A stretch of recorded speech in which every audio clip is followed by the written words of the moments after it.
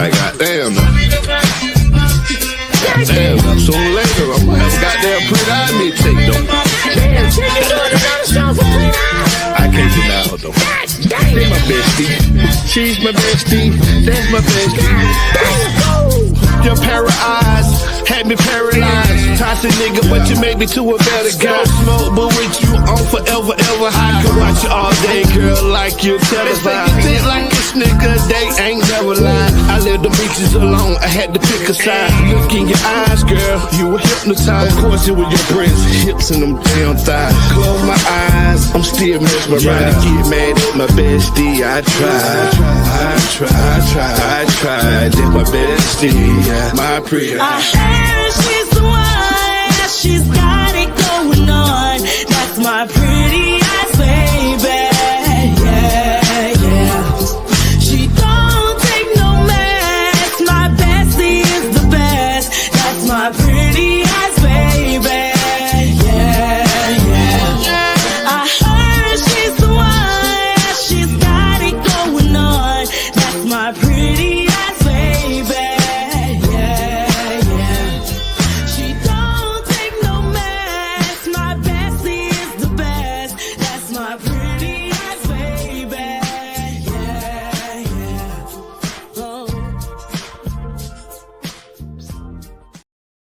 Put your eyes on me, I'm Pretty Eyes T.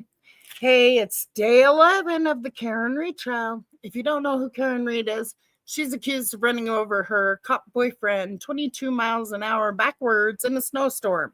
They all were having a night of drinking.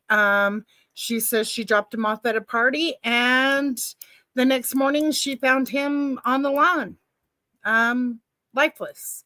So anyways, it's day 11 and we're about to get started. So hope you join me.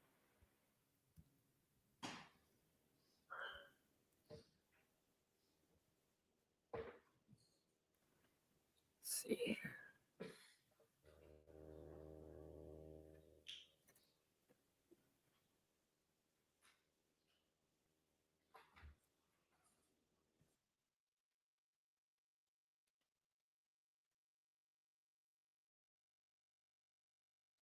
Come on. Good morning, jurors. I have to ask you those same 3 questions. Were you all able to follow the instructions and refrain from discussing this case with anyone since we left yesterday? I wasn't. Everyone said yes or nodded affirmatively. Were you also able to follow the instructions and refrain from doing any independent research or investigation into this case? Everyone said yes or nodded affirmatively. Did anyone happen to see, hear, or read anything about this case since we left yesterday? No. All right, Mr. Brennan, your next witness, please. Thank you, Your Honor. The Commonwealth calls Connor Keefe. Connor Keefe.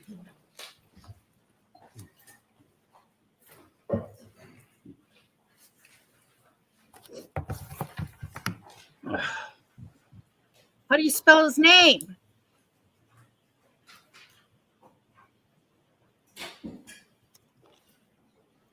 And what's he going to testify to?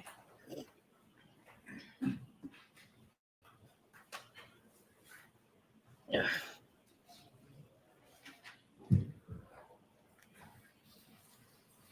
Come on, sir, follow me. Yeah. Come on. Hurry it up, sir.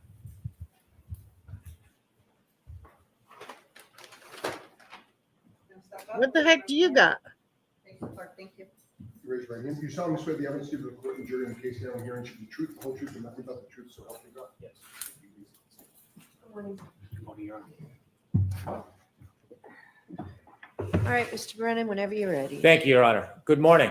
Good morning, sir. Could you please introduce yourself to the jury? Spell your last name for the record. Sure, my name is Connor Keefe. The last name is Keefe. Mr. Keefe, where do you work? I work for the Massachusetts State Police. What's your position with the Massachusetts State Police? I'm assigned to the Norfolk District Attorney's Office. Are you a trooper? Yes, When did you first start beginning working as a Massachusetts State Police trooper? 2017. Did you go to basic training? Yes, the academy. How long was the academy? Approximately 6 months. Did you have any further Oh, so training you're after the a correct academy? one. On the job training? Yes. Yes. In various specialties. What's your role at the Norfolk County District Attorney's Office? I am assigned to the homicide unit where we investigate homicides, unattended deaths, suicides, stuff like that. And I'm also a digital forensic examiner at the district attorney's office. Did you have a role in investigating this case? Yes. Were you assigned investigator in this case? I wasn't the main investigator, but I was involved, yes. Did you deal with any of the digital forensic evidence? Yes. Specifically, regarding the digital forensic evidence, did you meet anybody to obtain a phone? Yes. Who did you meet? I met Jen McCabe and Kerry Roberts. When you met with them, did you have to obtain anything from them? I obtained a consent form and their cellular device. After you received their devices, where did you bring them? They were brought back to the forensics lab located at the Norfolk District Attorney's Office. And what, if anything, did you do with either or both phones? I conducted a forensic extraction on those devices. An extraction, is that a copying an image of the phone? Yes. Is that different than analyzing the phone? Yes. Were you involved in analyzing Kerry Roberts' phone? No. Were you involved in analyzing Jennifer McCabe's phone? No. Was your role limited to attaching it to grade key and doing the extraction? That is correct. And did you do that? Yes. In addition to the phone extractions, if you take us back to January 29, 2022, were you involved in going to 34 Fairview Road in Canton, Massachusetts? Yes. Do you know about what time you went there? Approximately 5:30. What was your role at 34 Fairview Road that evening? You, I was asked by my supervisor, Lieutenant Brian Tully, to assist in processing the scene at 34 Fairview Road in Canton, Massachusetts. When you arrived at 34 Fairview Road, was there anybody else there? Yes. Who was there? Lieutenant Tully, members of the Massachusetts State Police CERT team, the Special Emergency Response Team. Are you part of the CERT team? I am not. Did you see what the CERT team was doing? They were conducting an area search very front of the lawn and the street or road in front of 34 Fairview. Did you have any role in that actual so searching you're of just evidence? as corrupt. No, I did as the not. rest. What was your role, limited role that night? To process any evidence that was discovered during the search. When you say process the evidence, can you explain briefly, what does that mean? Sure, I was had evidence bags, and if a piece of evidence or an item was found, I would place that item into the evidence bag And why would you do that? to secure it. How would you become aware if there was a piece of evidence found? The CERT team would alert the supervisor, Lieutenant Tully, or myself that there was an item or a piece of Very evidence, shifty. and Lieutenant Tully would then take a photograph of it, and then I would secure the piece of evidence in a bag, evidence bag. Do you know if those photographs were time-stamped? I believe so. Your role was to put the evidence in the bag and return it to the evidence room? Correct. Did you do that? Yes.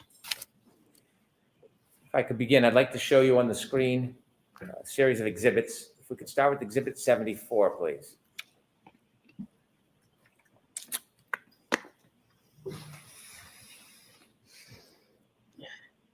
Trooper, do you recognize that item? Yes. What is it? That is a black Nike shoe. Did you see that item that night? Yes. How come this is 74A, coming through please. him instead of 74B? Tully? Thank you. Is that the same sneaker? Yes, sir. After you were alerted to that sneaker, Are they did you trying not to place call that Tully? sneaker Are they into trying not to an call evidence bag? Tully? Yes. Did you bring that item with you today? Yes. Do you have gloves? Yes, sir.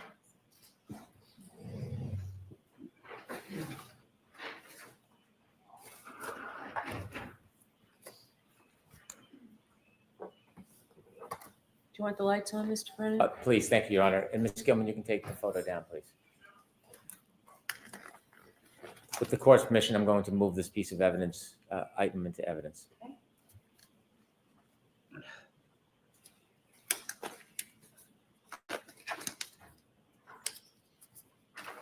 You're all shifty creatures. Let me ask you a few questions before you open it. Could you stand and show that bag? There's red tape on it. What's that for? To secure the bag closed. If the bag is open, is it then retaped? Yes. Do you write on the outside of the bag? Yes. Why do you do that? To memorialize the date, time when the evidence was collected. Could you open the bag and show us what's in it? Yes, sir.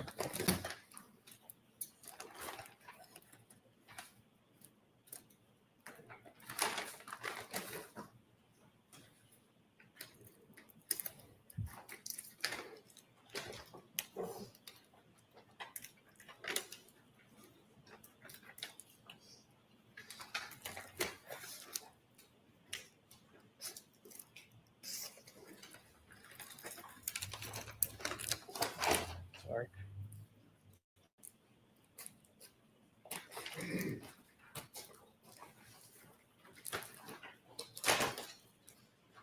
You gotta be smarter than the scissors there, dude. But again, you're a corrupt official, so I think everybody in the DA's office needs to get out. With the court's permission, can he show the item? Yes. Thank you.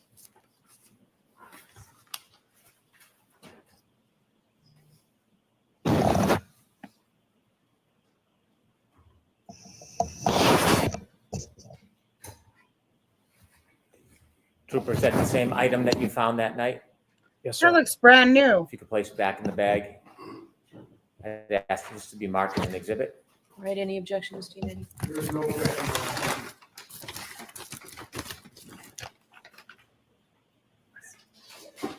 Exhibit 77. Sir, you mentioned there's writing on the outside of the bag.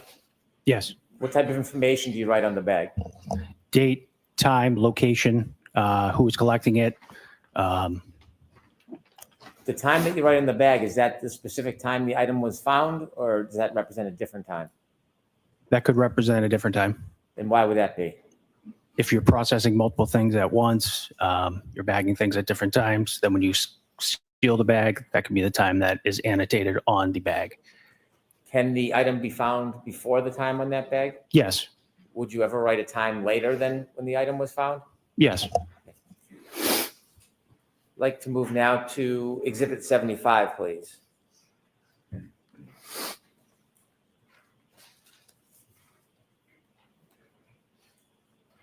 And preferably 75A, please. Do you recognize that item? Again, they Yes. say you have to be Is criminally that one of the minded items you bagged that night? Yes. And if we could turn to Work in law 76A, please. enforcement. Do you recognize that item? Yes. Is that an item that you bagged that night? Yes. Do you have both of those items with you? Yes, sir. Could you produce those, please? Ms. Gilman, you could take that down, please. Thank you. 570. Yes, sir. With the court's permission, I'd ask the trooper to open the bag and show the jury.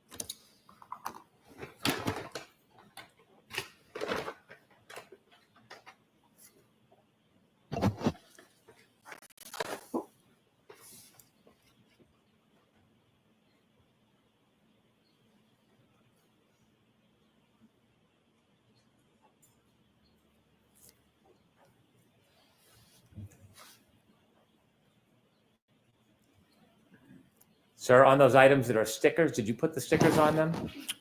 I did not. Do you know where the stickers come from? I do not.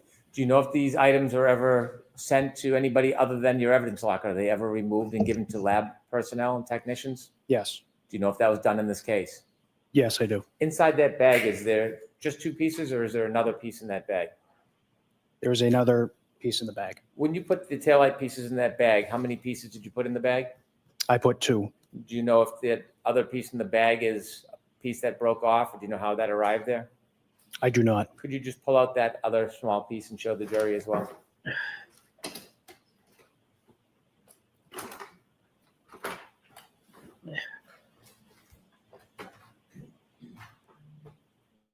This is all the stuff that Tully brought in.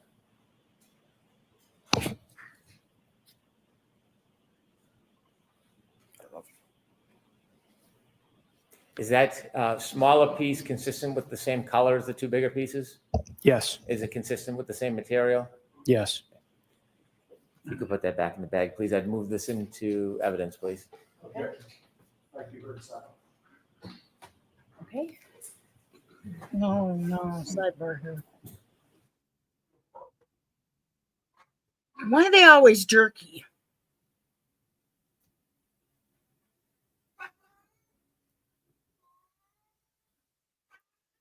So Yanetti's gonna cross. Yanetti's gonna cross.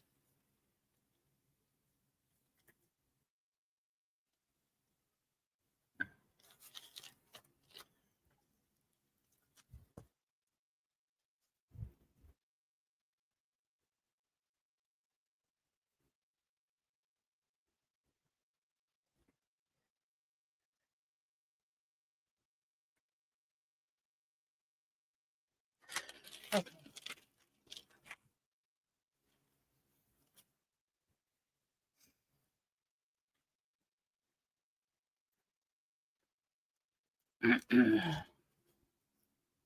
Well, let me see. Can I get past this?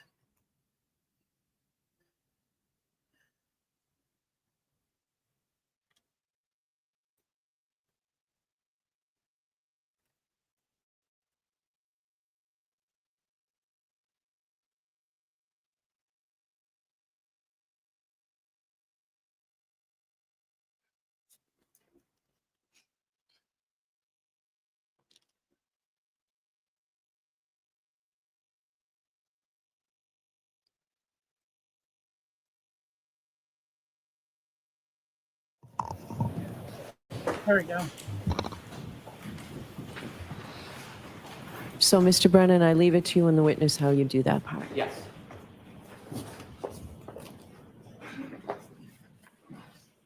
Sir, in the small chip piece, you don't know how it became chipped? I do not. I'd ask you to remove that chip.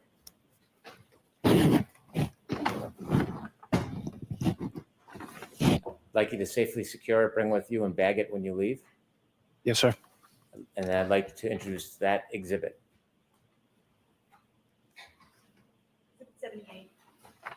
So we're going to mark the little chip. You'd Mr. like to mark Yannetti it? asked to Okay. mark that. Yes. Then we're going to submit that for identification. So the small chip that I Madam asked you to Clerk. secure. Madam Court Reporter has an envelope for that. Thank you very much. Exhibit 78. Thank you.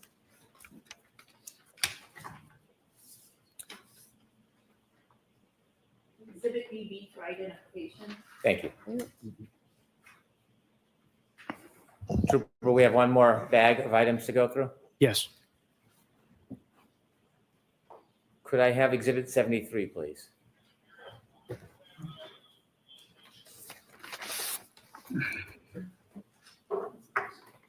Sir, if you could look at exhibit 73 on the screen, do you recognize that? Yes. And what is it? A piece of clear plastic.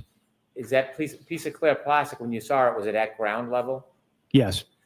Did you bag It that doesn't item? look like ground Did. level to When you bagged me. that item, was there Anymore. another item along with it in the same bag? Yes. May I approach, Your Honor? Yes.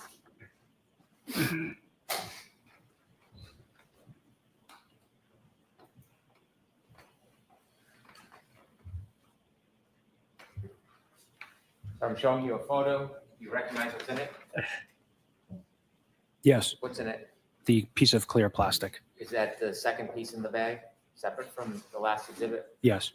Fair and accurate depiction of how you saw it that morning? Yes, sir. I'd move this into evidence as an exhibit, please. There's no objection, Mr. Yannetti?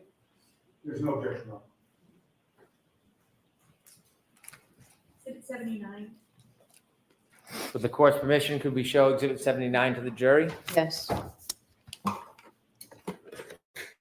Ms. Gilman, would you be able to close? Thank you.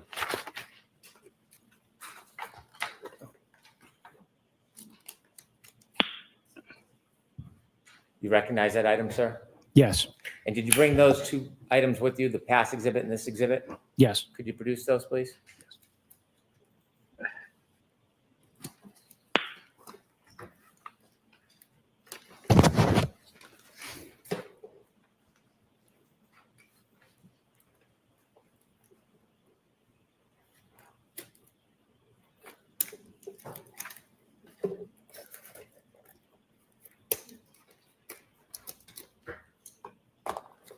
Are these different in color than the last pieces you showed?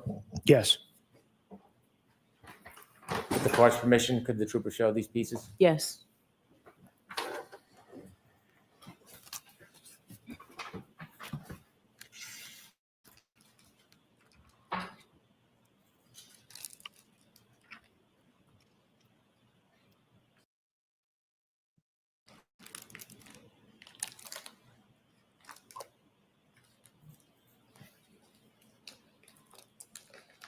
Thank you, trooper.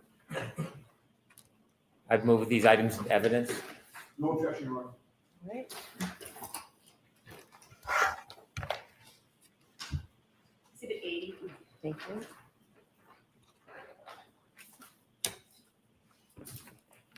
Thank you, Trooper Keefe. Thank you, sir. All right, any questions, Mr. Yannetti? Please, Your Honor, thank you.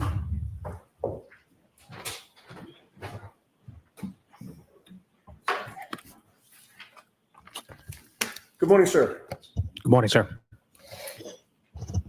Trooper Keefe, you testified that you received the cell phone of Jennifer McCabe and of Kerry Roberts. Correct.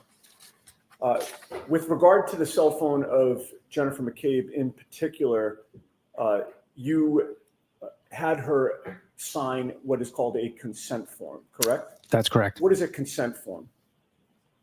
It allows the trooper or law enforcement to, with the owner's consent, we are able to conduct an extraction of the device. Okay. And on that consent form, there is a description of the item itself. Yes. In this case, it would have been an iPhone 11. Yes. And there also is an identifier with regard to a specific phone called the IMEI number. The International Mobile Equipment Identifier. Okay.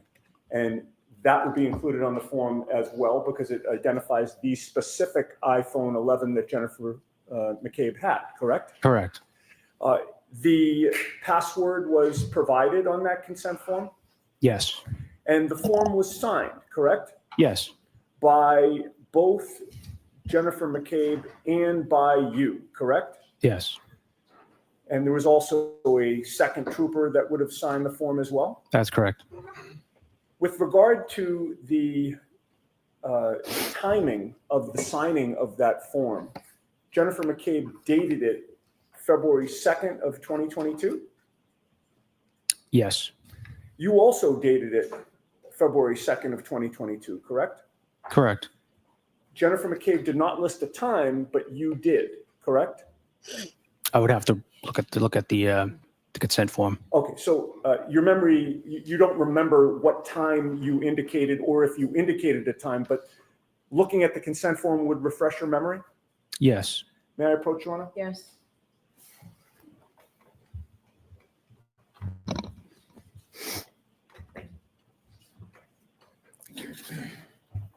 Now, I just ask you to read that silently and then look up at me when you're done, Trooper.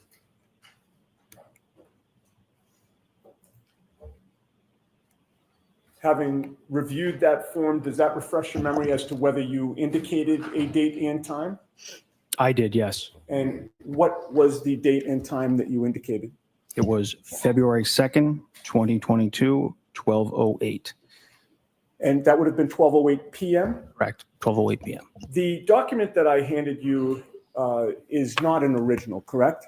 No, it's not. Does it appear to be a precise copy of the original, however? Yes. May I offer that into evidence, Your Honor, Is please? there an objection, Mr. Brennan? No, subject to redaction. Okay. So don't put it up on the, I will not. Exhibit 81.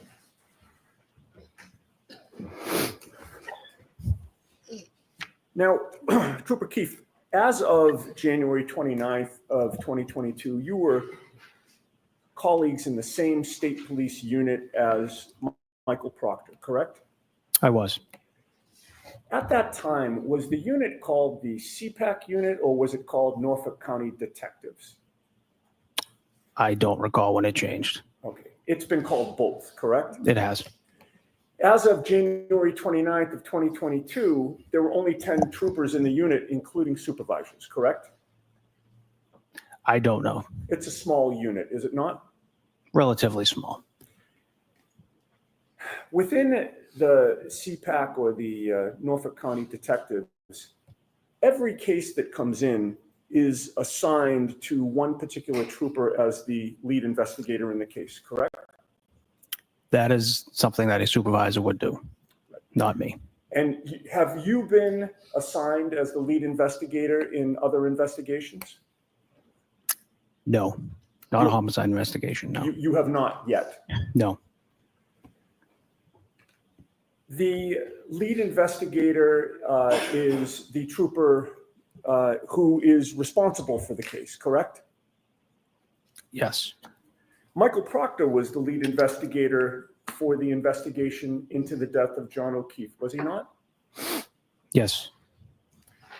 If somebody asked within your unit while this case was going on, whose case is it or who has that case, your answer would have been Michael Proctor, correct? Yes. The two of you have worked cases together in the past, correct? A few. You've worked on this case with Michael Proctor, correct? Yes. And in fact, within your work on this case, you actually partnered with him for certain assignments within the case, did you not? You'll have to be more specific. Sure. So for instance, on October 21 of 2022, you and Michael Proctor interviewed Sarah Levinson together, correct? No, I don't recall that.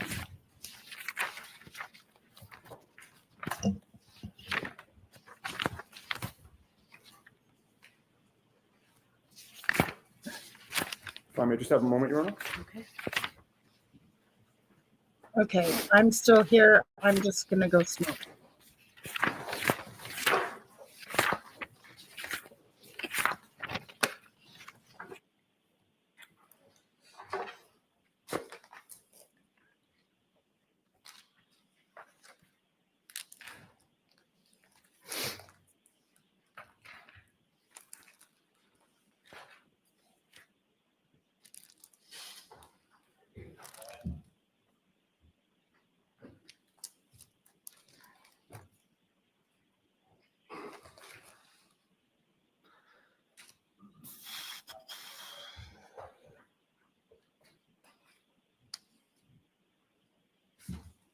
Okay, Trooper, do you not remember interviewing Sarah Levinson on October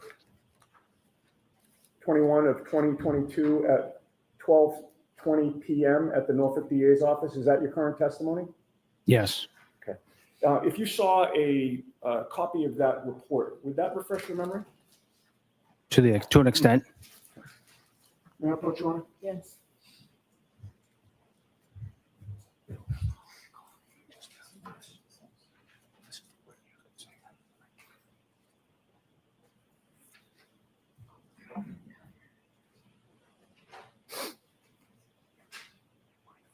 No, not at all.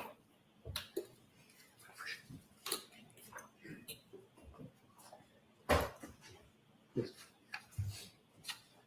Yeah.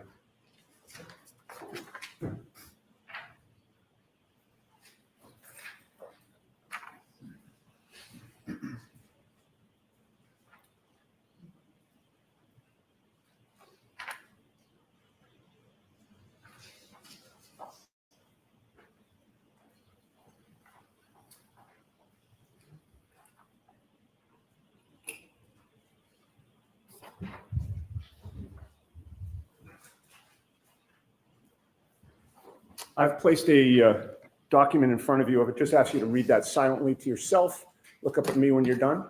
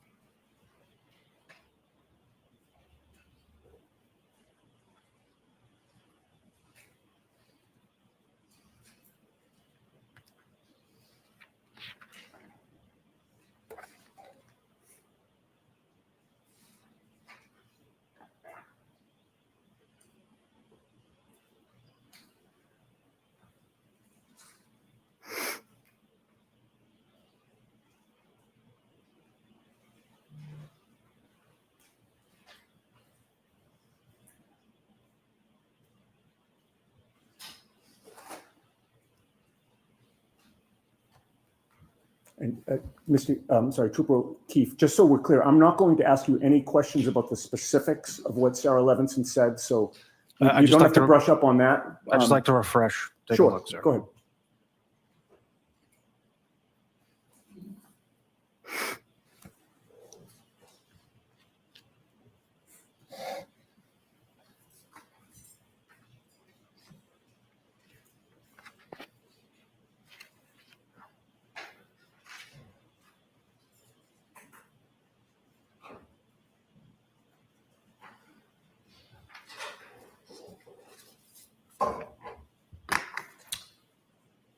Having reviewed that report, does that refresh your memory as to whether or not you participated in an interview of Sarah Levinson with Michael Proctor on October 21st of 2022? Yes, I don't recall the specifics, but So when you say yes, is it your current testimony that your memory is refreshed that you were actually there? yes, Okay. And the two of you would have participated in that interview together, correct? yes, But you did not write the report, correct? no, I did not. Michael Proctor wrote the report, correct? Yes, he did. He was the lead investigator writing the report, correct? Yes, he wrote this report. He chose the language to use in that report, correct? I did not have any input on how he wrote this report. Right. You had no input. You weren't standing over him while he was typing it, correct? Correct. Now, other examples of, and actually, let me take that back from you if you don't mind. I may approach Judge. Yes. Thank you. You're welcome.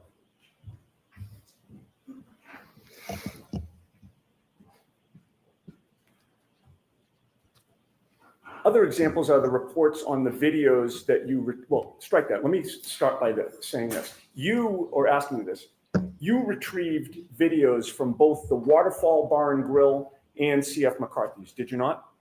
That's correct. You and Sergeant Buchanan retrieved the videos from C.F. McCarthy's, correct? Yes, But lead detective or lead investigator Michael Proctor was the one to analyze the video and write a report on it, correct? I would have to see that report, sir. Sure.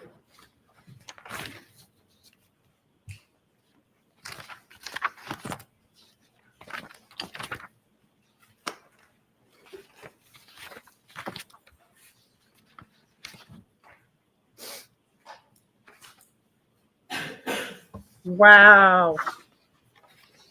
Hey, cool Pepsi. If I may approach? Okay. Wow.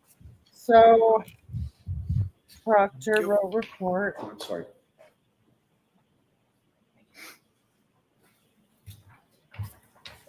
And again, if you read that silently to yourself and look up at me when you're done.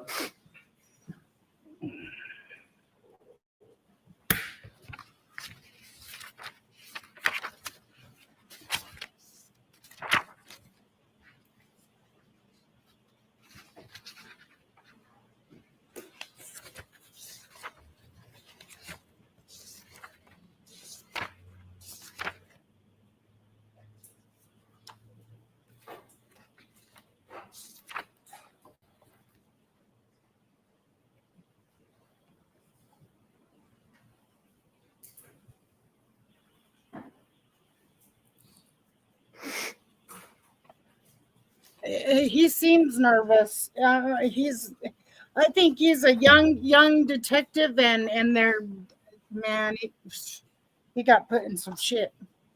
Either he's corrupt too, or you know, but he's like, but it's weird that this is the guy that Carrie Roberts was like, is that Connor Keith? Did he write that? Like, does it matter who wrote it? Okay, having reviewed that report, does that refresh your memory about Michael Proctor being the one to write the report on the analysis of the waterfall video? Sir, I only obtained a copy of the surveillance video. Right. I did not do any analysis on the video. That's my question. It was Michael Proctor who did the analysis, correct? Yes. And that, by the way, I said waterfall. Is that C.F. McCarthy's there, or is that waterfall? This is C.F. McCarthy's. Okay, I meant C.F. McCarthy's. He was the one to review that video, correct? Yes. Again, I only got a copy of the surveillance video. Sure. I did not do any And analysis. with regard to the waterfall bar and grill, that was another circumstance where you and Sergeant Buchanan were the ones to retrieve the video, correct? Yes. But again, lead investigator Michael Proctor was the one to analyze the video and write the report on it, correct? Dirty. Yes, I would have to see that report as well, sir. Oh my God. Now, another member of your unit was Trooper David DeChico, correct? Yes. Within your unit, did Trooper DeChico have a nickname for a first name? Objection. May we approach? Don't be making faces there, bud.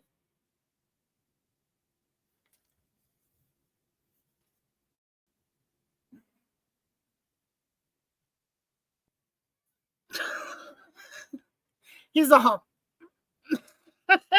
It's like, oh shit, the cool kids gotten me in trouble type deal, you know? Or the bad kids got me in trouble, whatever, you know?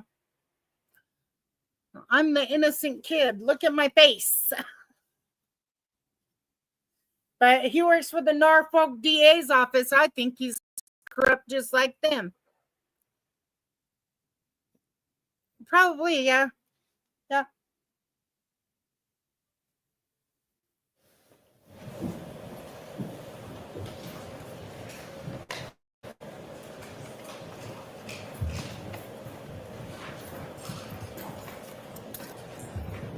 I'm wondering if he's the one that told Jen McCabe that she could delete stuff off her phone before.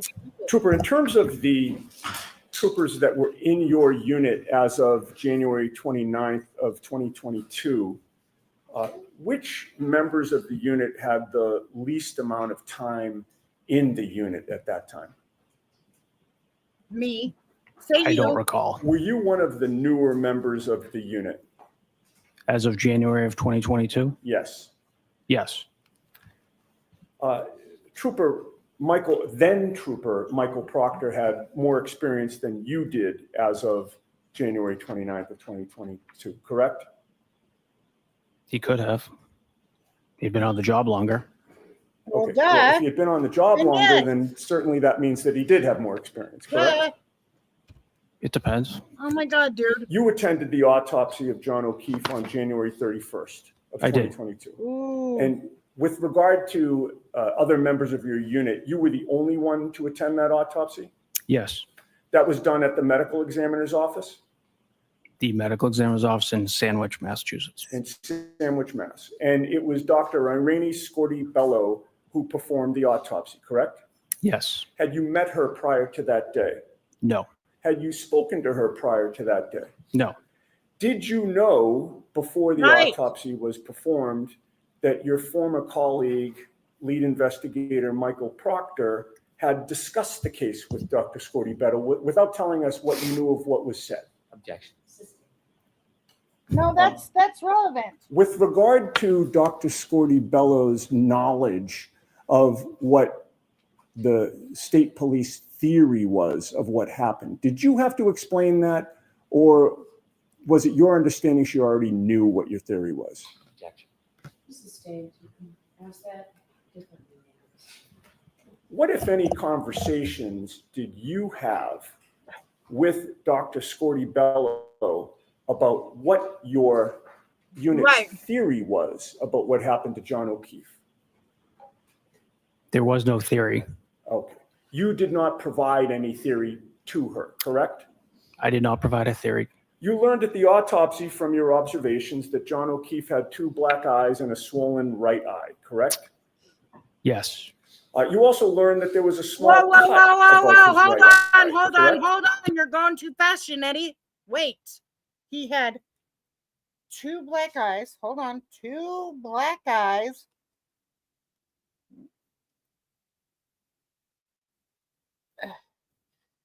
Swollen right eye.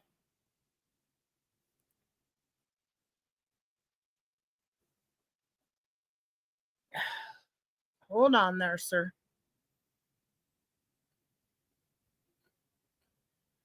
Okay, let's see.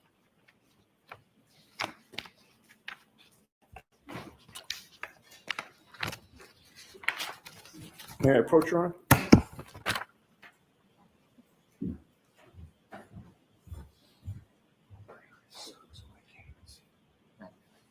Two black eyes and a swollen right eye. That's crazy.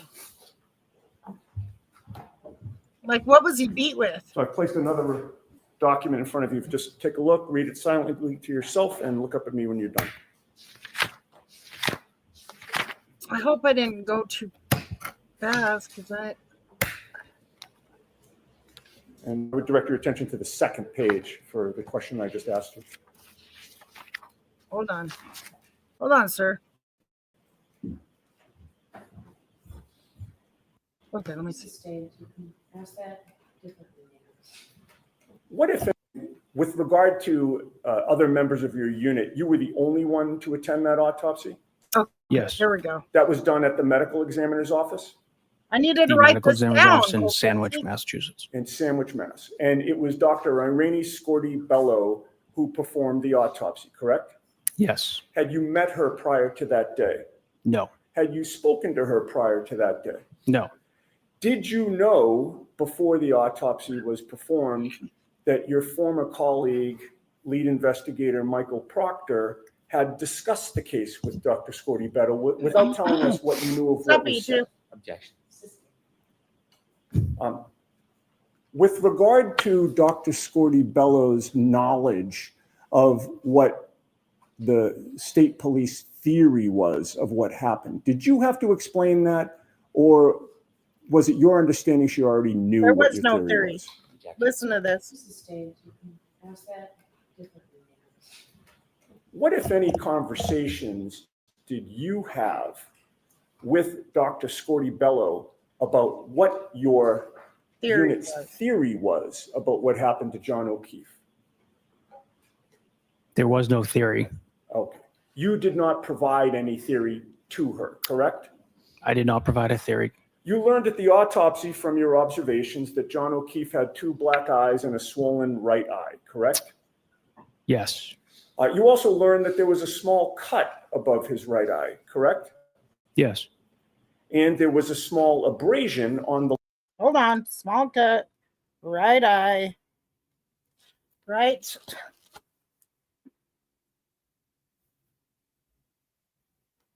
Small abrasion.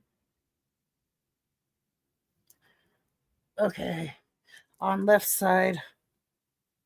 Left side. the left side of his nose, correct? I would have to reference the report for the exact Okay. words. Okay. If I may have a moment. What is your name? Connor Keith. 22. Why we're doing that?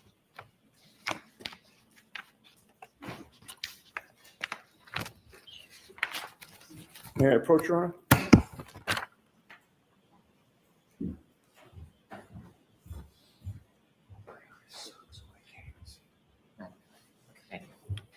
want this one back?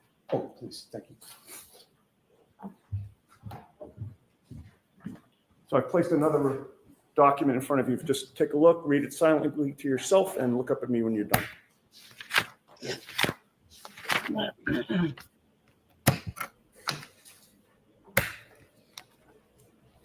And I would direct your attention to the second page for the question I just asked you.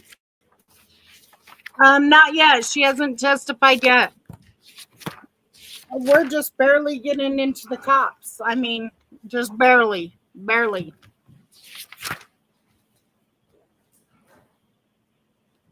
Having reviewed that report, Trooper, is your memory refreshed as to whether you observed a small abrasion on the left side of John O'Keefe's nose? He'll get to the abrasions here in a minute. The arms on the arm.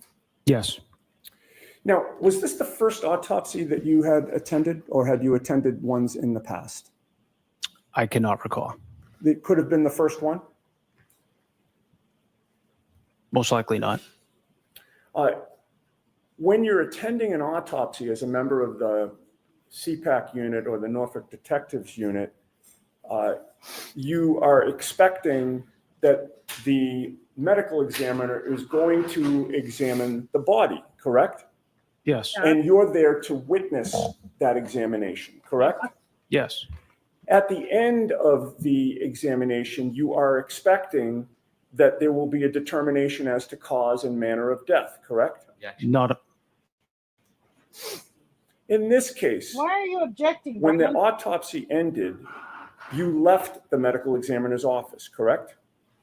Yes. When you left, your understanding was that the cause and manner of death was still undetermined, correct? Objection. You knew when you left that Dr. Scorti-Bello had seen the scratches or bites or injuries to John O'Keefe's arms, correct? Objection.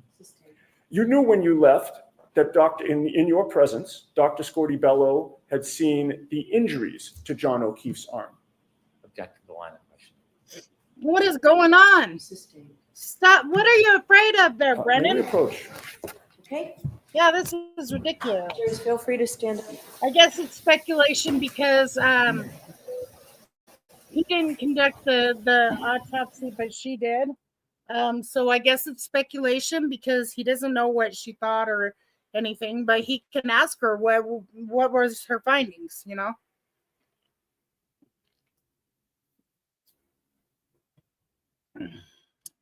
And he forgot about the laceration, the cut. I mean, the 3-inch abrasion to the back of his head, and the slight, you know, and like a round, like another abrasion from like being dragged. They forgot that part too.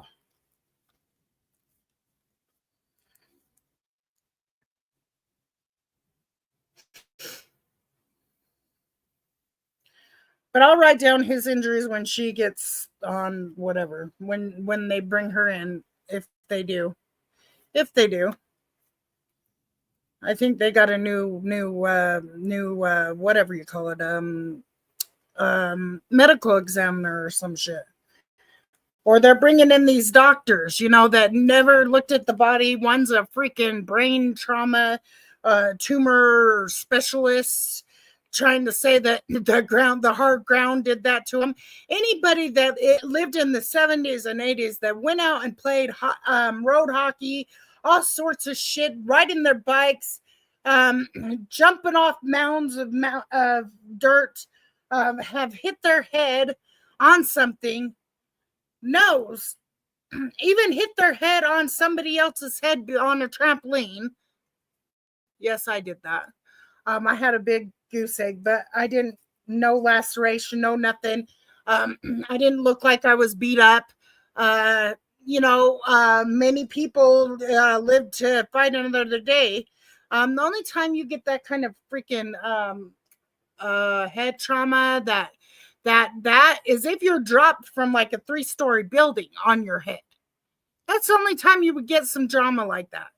Some bad trauma like that. I mean, I seen a dude's face. He was all beat up. Oh, and these guys used him as a battery ram against him. Were you watching Dr. Oh. Scorti-Bello as That's she was conducting the autopsy? Yes. Did she appear to be looking at John O'Keefe's body? It's the same thing, just ask them different. It's What what he direction were her eyes facing when she was examining John O'Keefe's body? I don't recall. Okay. Was she looking at the ceiling, Trooper? She was doing her job conducting the autopsy. And She was in order to looking do at the that, body. I'm sorry? She was looking at the body, I assume. Thank I'm not you. in. She wouldn't be explaining And it to you. Looking Though. at the body, you saw her looking at the body, correct? Yes. And looking at the body included an arm. Okay, sir. Hey, sir. Hey, dummy. Dummy in the Norfolk DA's office. You you look like a punk kid that I could just. Anyways, with your little smug look, I mean, they're really rubbing off on you. Well, anyways, sir, she should be explaining to you what she's finding and all that other dumb shit. I've seen enough shows. I've heard enough what do you call you? Homicide detective that have witnessed thousands of freaking autopsies.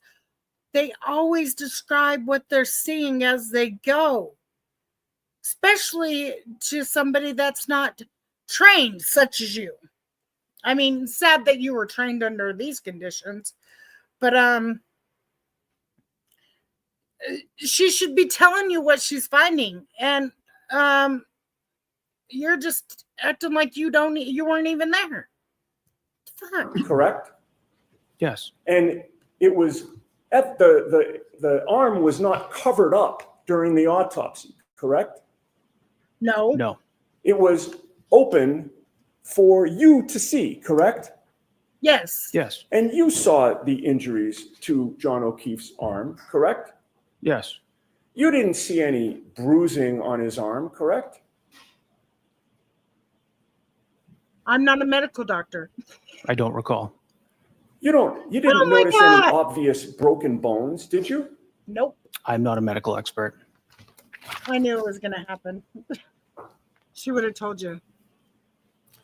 And it is common practice for the state police to attend autopsies when there's an undetermined death, correct?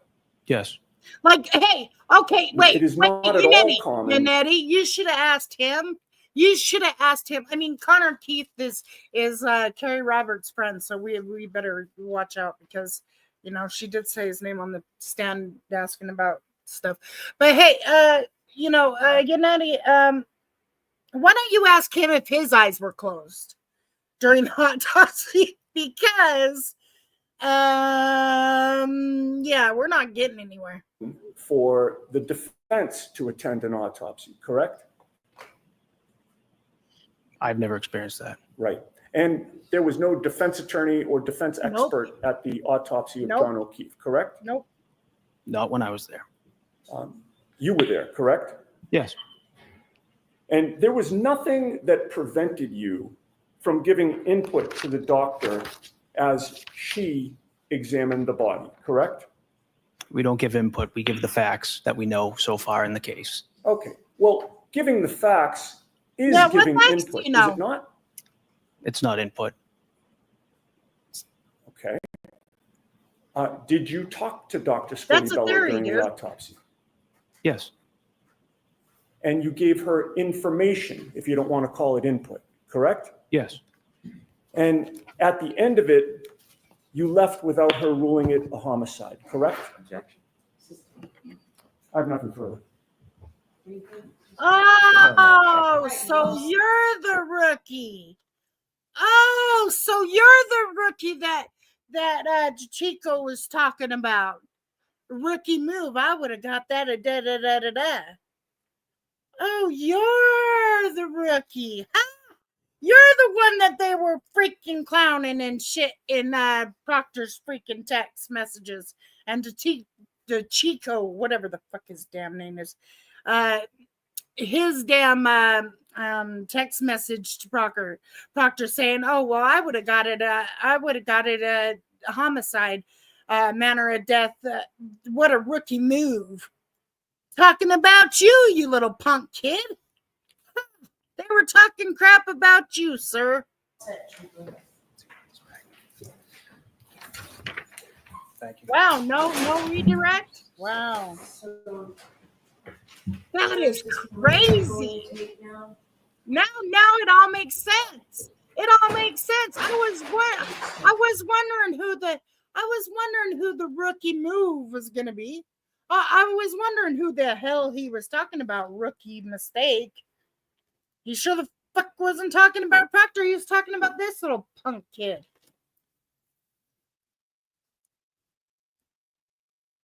Says only gave facts in case during autopsy. Okay, now I believe they're going to bring up this other stupid 2:27 a.m. BS lady. I think that's who they're going for now. All right, we're going to take a break. Yep, The lawyers and I that's it. work that we have Jessica here. Hyde. It's a little bit Jessica longer break than Hyde we is normally next. take, and it's a little bit earlier, but we did get coffee for you, so we'll take a recess now for the next. We didn't rewatch her testimony because she's boring. All right, so the court, please. And from the first trial, you know how I kind of glanced over everything? The new guy there. Yeah. Yep. They were talking shit about him. Saying, oh, he was just joking around with me. No. He was talking about that punk kid, rookie kid right there. That dummy. Okay, she's a digital forensic something. Forensic examiner. So I want to talk a little bit more about what we talked about at sidebar. And I read the decision from Maryland, just cursory while we were waiting for the witness. And that was a March decision. And I can't stress enough that this should have been brought up before today. So I'll hear you about your concerns, Mr. Alessi. I'll hear the Commonwealth's response, then I'll go finish reading everything else you gave me. So what are your concerns about Jessica Hyde? I don't know if she's Dr. Hyde or what, but I remember she testified the last trial, so you have transcripts. Understood, Your Honor. I first want to just get quickly the evidentiary basis. This is straightforward judicial notice. There are two separate decisions which require two separate. One's a Massachusetts case, so that's easy enough. Okay, so and that's a shall. It's an SJC case, so yes. Yes. Okay. So now to the Maryland case. So that's governed by federal, Massachusetts Rule 39A. And that is records of courts of other states or of the United States. The Act provision is the records and judicial proceedings, and of course, a court is judicial proceedings, of a court of another state or of the United States shall be competent evidence in this Commonwealth if authenticated by the attestation of the clerk or other officer who has charge of the records of such. I remember they've been having So I problems have with with me, Your Jessica Honor, Hyde's that testimony. State v. Herrera, Maryland Since the case. last I have the trial. certified copy with me from the clerk. All right, so we can mark that for identification. Thank you, Your Honor. May I approach? Yes. Sit CC for ID. Okay, thank you. So, assuming Your Honor determines that the seal is the seal, it is a mandatory. I'm guessing that she'll take up the rest of the Shall day. be competent evidence. It shall Oh, this be is going to be a boring in day. evidence. I And thought it was going to the be full of extent the shenanigans. Commonwealth seeks to argue relevancy or materiality That argument is precluded, Your Honor, and the best evidence of that preclusion is the immediate section below in Rule 39, which is notice of foreign law, which is not this, but it says there, the court shall upon request take judicial notice of the law of the United States or of any state, territory, dependency thereof, or of a foreign country, whenever it shall be material. So the drafters of this rule knew how to. Hold on, let me shut you up for a minute, Leslie. I can't believe Yannetti didn't ask him about Jen McCabe being able to delete whatever off her phone before he seized it, because he let me delete my kids' text messages off there. What? Put in a qualification or condition when Why? they introduced Why didn't he? materiality in B, but they didn't do it in A. Okay, so focus on what it is you think Jessica Hyde should be prohibited from testifying about. Oh, Your Honor, I am not seeking to prohibit her from any testimony under this rule. What I want to do is to have it admitted in evidence, have it published, and question her on what she presented to the court in the Maryland case, what was presented, her report, because it was deemed not reliable. And that is what. In one area, right? One specific area? Well, you can call it one The area. decision. Right. Oh, yeah, just what's in the decision. But She's a sneaky snake. It's FLH free. She's a sneaky snake. So it came out like her analyzing is not right. Something about an Apple key or something like that. Right. But what the court also got at was Apple source codes, that she didn't have the Apple source code. Nobody in the country has the Apple source codes, right? Exactly. That's the excuse she gave last trial. Is they let her delete. She didn't take anything off her phone except for they let her delete her children's messages. And the only children message that I could think of is with her daughter about, saying that she picked up, or to tell them that she picked up Colin at 12:20. Your Honor. So what is it that, so you want to put in her report Instead and of question Dr. her about a proceeding in Maryland? I need to know exactly what you're asking If I could me proceed to allow. give you the answer, Your Honor, I Quit will interrupting explain it. him. It's a very short answer. Okay. What I want to do is, with regard to her 227 timestamp and her anticipated testimony on that, where she uses a tool, Celebrite, to determine and come to a conclusion about that timestamp, she is not using Apple source code to find out where that's located specifically in the phone and what it means. She is using a surrogate to do that. And I want to cross-examine her on the topic using this decision to say, in Maryland, you tried to do the same thing with regard to FLH. You tried to use a surrogate approach and make an opinion about whether that is in fact what's in the phone. She can't do it, and that means her testimony. Yeah, she's paid. on She's a paid 227 expert. is not reliable. I'm not looking to exclude Her it. methodology is not reliable. Her Tell me. reliability for the conclusions I anticipate she's going to make on Okay, let me So say if she is something not, about her testimony last time. It wasn't that great. It kind of put me to sleep. It wasn't like straightforward. They, because what's, and they got so bright in this dumb bummed up issue is, Ian Wolfen, whatever the free Whiffen, he did his own little thing, whatever he did. She's saying like it's not the database, blah blah blah, yada yada. I mean, she goes around it about a whole different way. Within, at least he was honest about his shit. Okay? He was truly, truly honest about his shit. Like, yeah, I didn't include it in the report. Yeah, you're right. I didn't include it in the report. Yes, it would cause reasonable doubt. This, that, and the other. One part of Cellbrite detects it, the other whatever you call it, before they upgraded, doesn't detect it anymore because of my research. You know what I mean? Like, he at least was honest.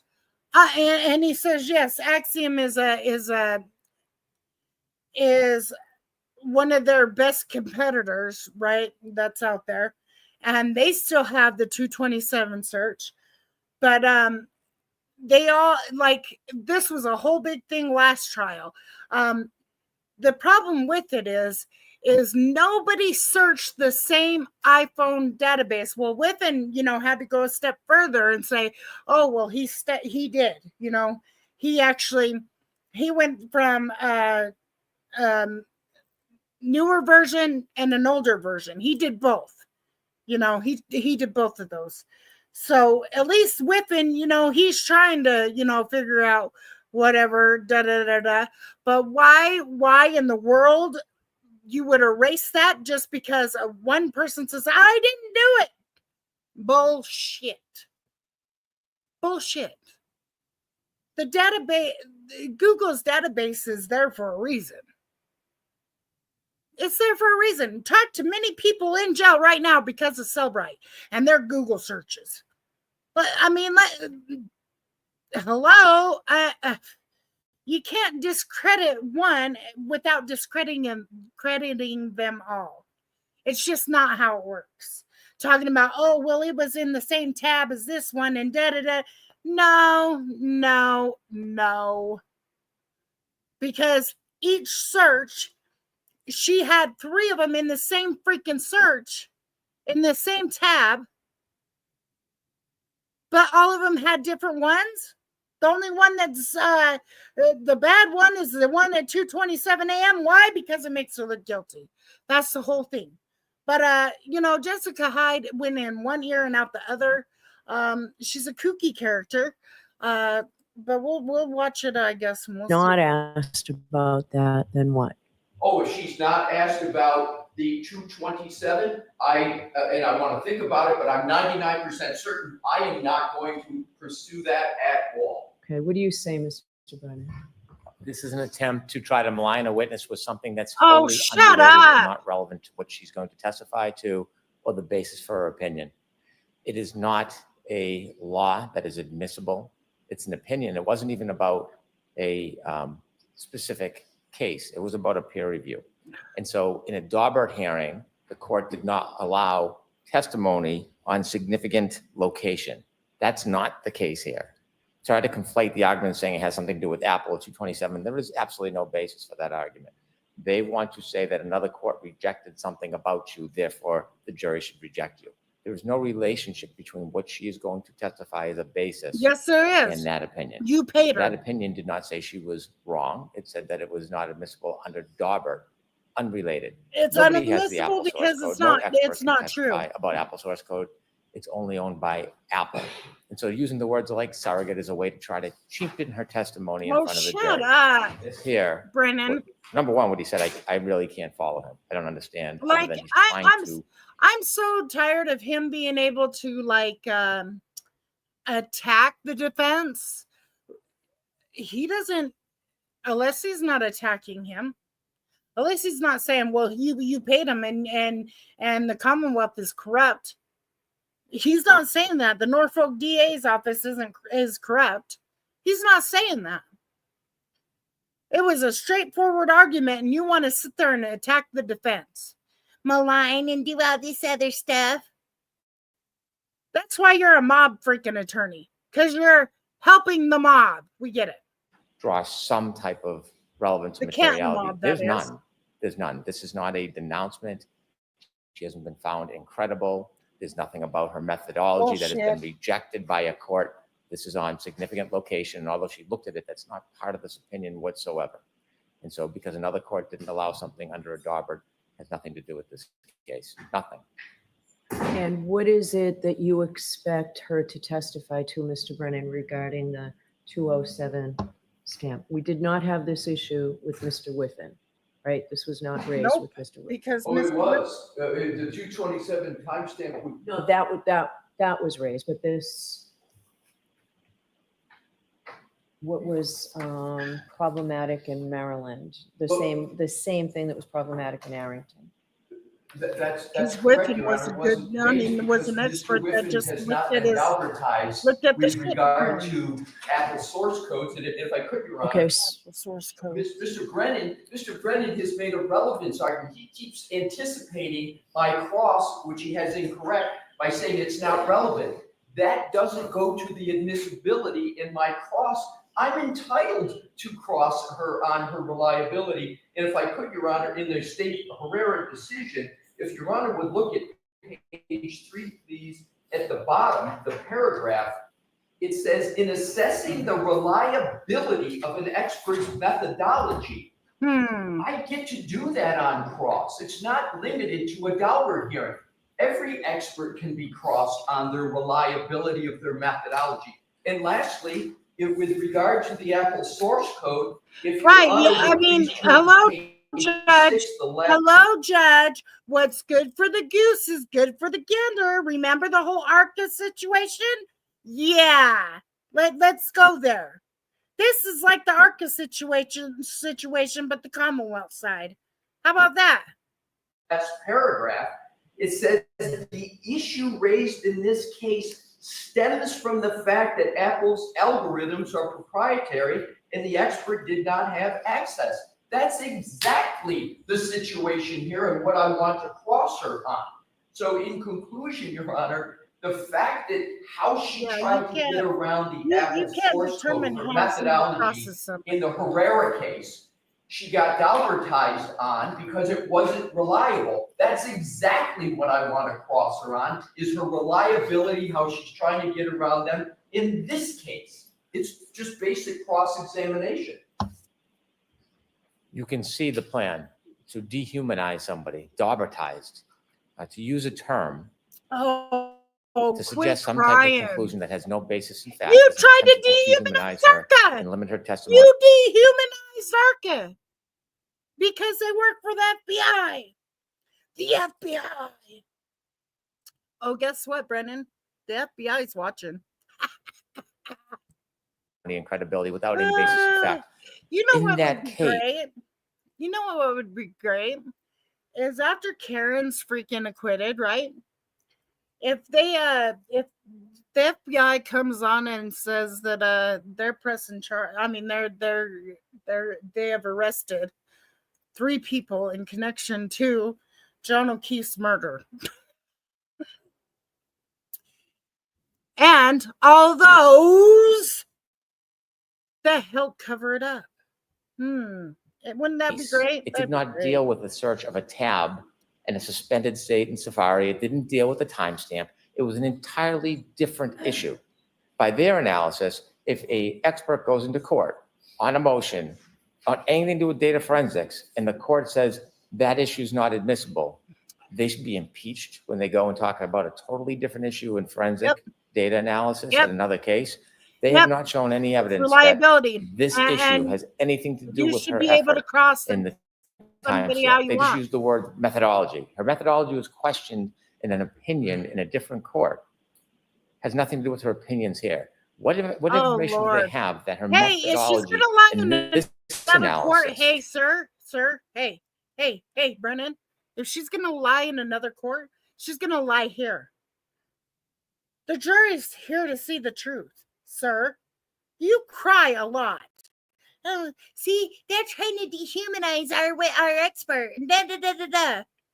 Well, if you would have had Guerrero up there, Guerrino, it would have been the same thing, sir.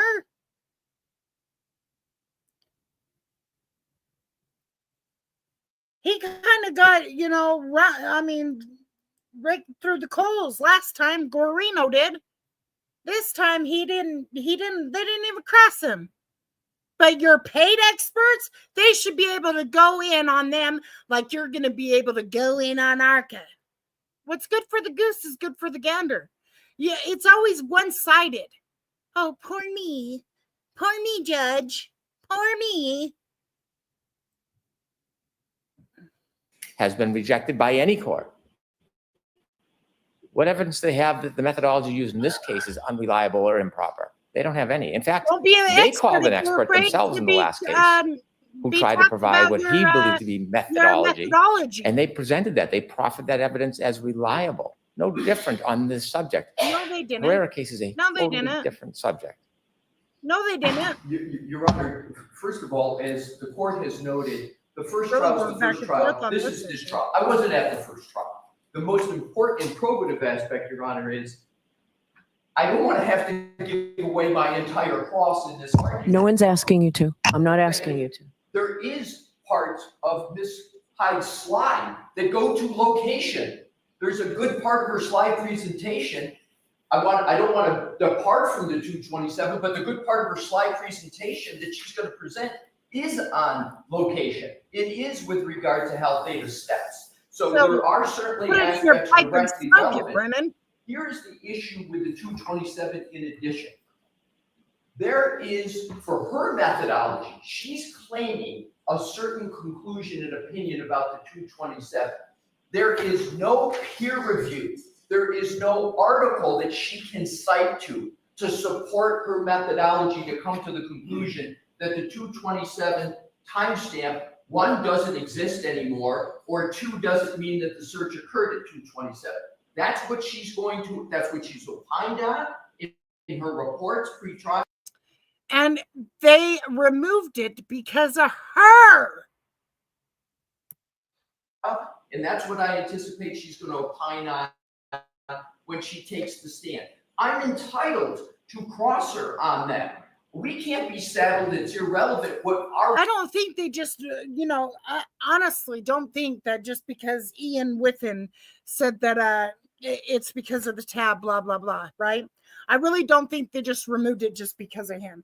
I think they also removed it because of her. Like there was two people that were questioning it. Actually, three, because the defense witness, when he first came across it, he was like, what, why does it say deleted? Like he's never seen something like that before, right? And then he went about it, looking into it, doing all his little expert stuff, right? Because they removed it. He was confused. He was freaking confused. Why in one Cellbrite it shows up, but in the other Cellbrite it doesn't. Like he was confused, right? And so Ian got back to him. Well, he already figured out the problem. And I think it's because her is the reason why they removed it. Our witnesses said in another proceeding, it's what this witness is going to talk about in this matter, and I'm entitled, and my client's entitled to have me confront this witness on what she's going to testify and her methodology. So I'm entitled. So my point is, Your Honor, this decision, how do you impeach an expert? But one of the fundamental ways you do it is, and I don't mean to dehumanize her, I won't even use the term galvanize anymore. She's been deemed unreliable. Attorneys who do experts all the time, that's the verb you use to shortcut it, but I won't use it. Right. It's just intention weird. to dehumanize her. It's just weird. Like, okay, there's dispute about this 623 and 624. She used to have Carrie backing her up, right? Saying that she heard Karen ask Jen to Google hypothermia, blah, blah, blah. And so she put how long to die in the cold. Well, if she said Google hypothermia, why are you putting how long to die in the cold? Why wouldn't you put how long? I mean, can you survive out in the cold? How long, does it,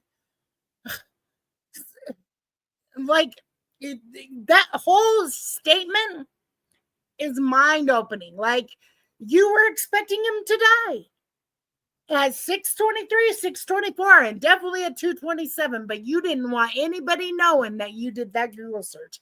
That's why it's deleted. That's why you had your IT husband freaking IT husband help you delete it. And if you didn't make the Google search, I bet he did on your phone. Why would he do that? Why would he do that? Come on, give me a break. Like, give me a effing break. You didn't fall asleep the whole night. You were up and down. And I believe that they're going to talk about her Apple Watch and her heart rate and all this other stuff, blah, blah, blah.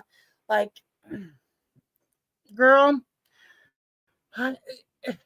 this is crazy. Anyways, is to impeach her it's going to on be a her long day of reliability. testimony. So in conclusion, Your Honor, the Herrera case, she was deemed not reliable. That's common. I've seen many cases where like tons of Google searches are deleted from the database, not just one. That's why I was throwing people for a loop, is because why was just one deleted, but these other two are showing up? Yet the other searches she did during that time. But, also what's funny is they said that they were listening to Raining Men in the party, but yet she's Googling It's Raining Men at 2:00 in the morning. Well, were you home or were you still there? Which one was it? Were you home or were you still there? It's just weird. See, you and any expert that's been deemed that, you get to attack that. If the Commonwealth and they're covering believes the case for is them. not Why? relevant, if Ms. Hyde believes it's not relevant, let Ms. Hyde This defend. is the sad part.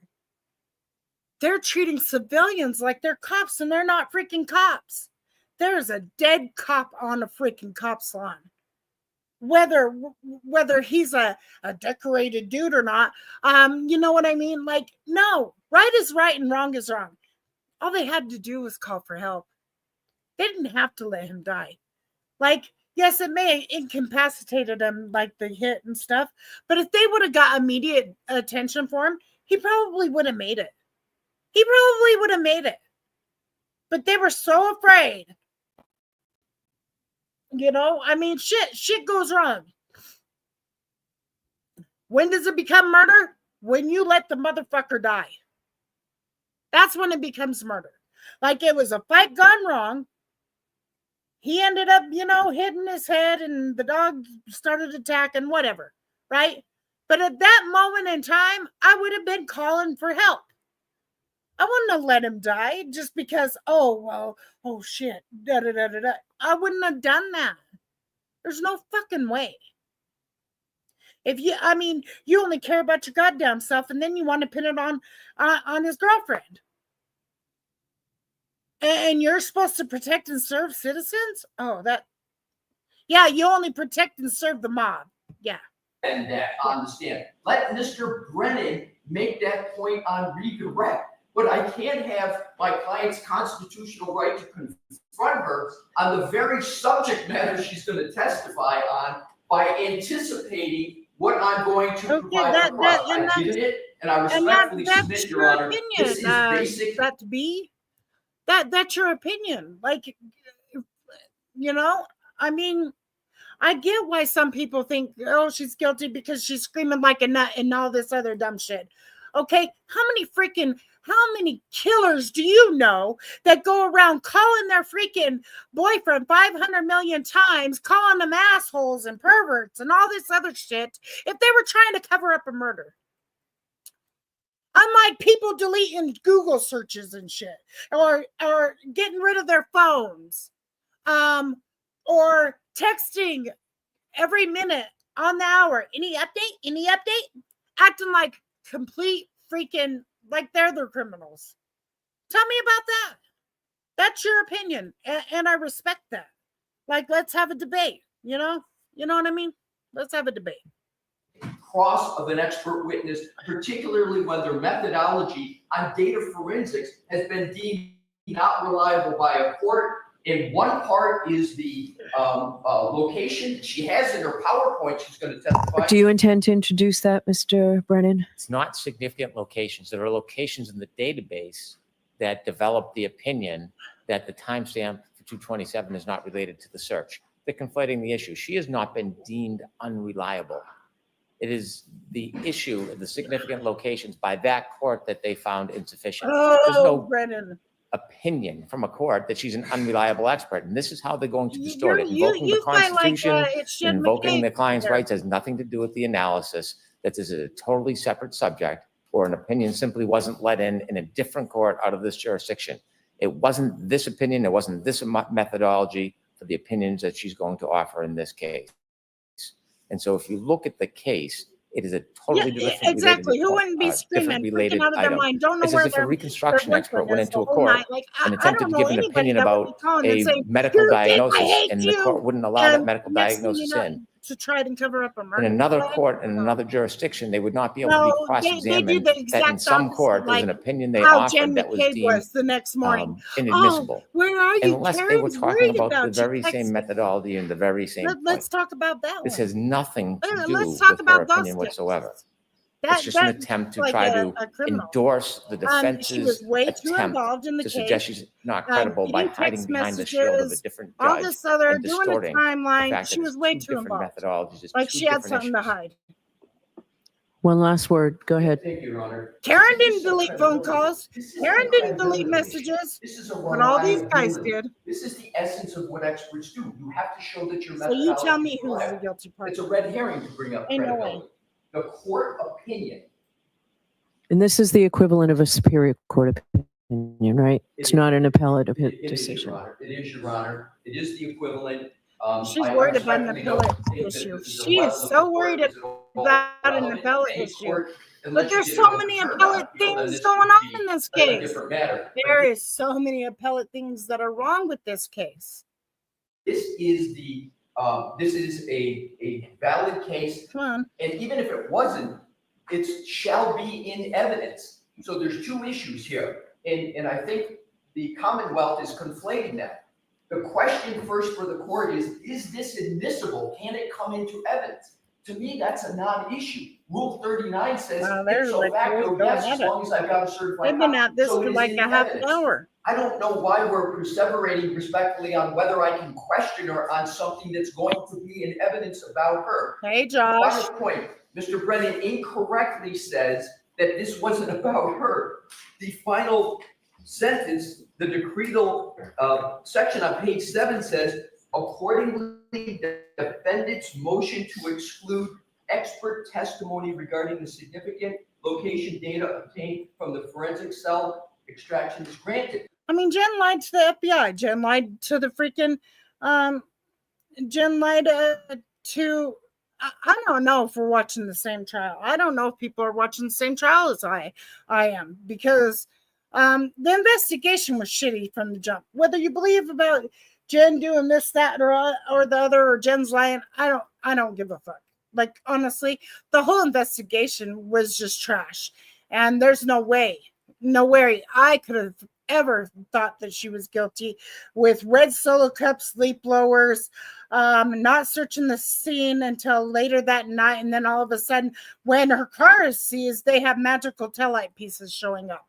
And finding taillight pieces, weeks later, driving by, doing this, that, the other. I'm sorry. It would have been not guilty for me. But I'm sorry, Jen is not a credible witness to me. She's not. She's not. She's the only expert, and her name is mentioned throughout this opinion. It's all about Ms. Hawk. And I'll conclude my last point, Your Honor. Right, like why bring up the ex-girlfriend and all this other stuff and saying, oh, well, Karen was jealous, Karen was this, that, trying to make her the jealous ex-girlfriend, or jealous girlfriend. Well, when you're telling somebody the directions, saying, oh, it's by Bella's mom's house or Ashley's house, your ex-girlfriend's house, it was already stuck in her head. Like what? And bringing up another ex-girlfriend that lived around the way, like, oh, come to my house. Oh, I never told her to come to my house. Like all this stuff, like it just mounds and mounds and mounds of evidence, like with reasonable doubt. Period. The arm wounds. I'm sorry, no tail light freaking did that. None. Zero, zilch, nada, zip. I started, and that is Ms. Hyde's methodology with regard to her PowerPoint. Right, to You save heard him Mr. for Brennan's himself. answer. He is going That to did it for include, me. he has It was the included lead in blower her for me PowerPoint. too. Cold Pepsi, last trial, he was like, maybe the third day in or something shit. And they brought him on, and then he was like, "Why would I? You need probable cause for that." And just like smug, like he was just yesterday when he was on the stand.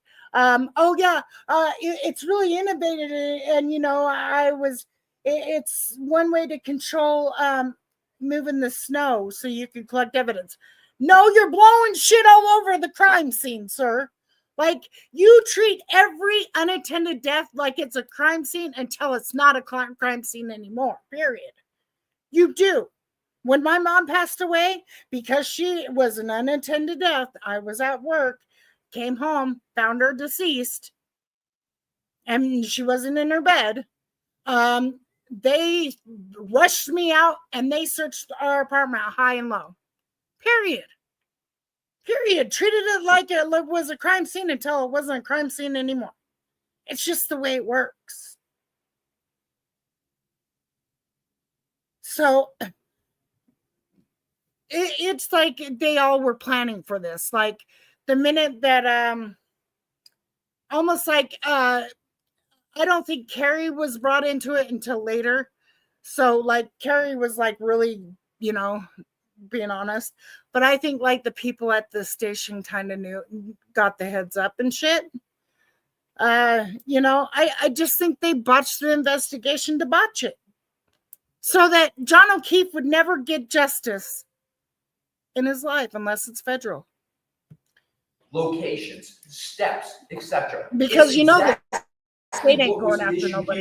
You know they ain't. 227 timestamp, she has no, and this will be developed further on cross, she has no. When I seen leaf blower and red solo cups, I went, okay, what?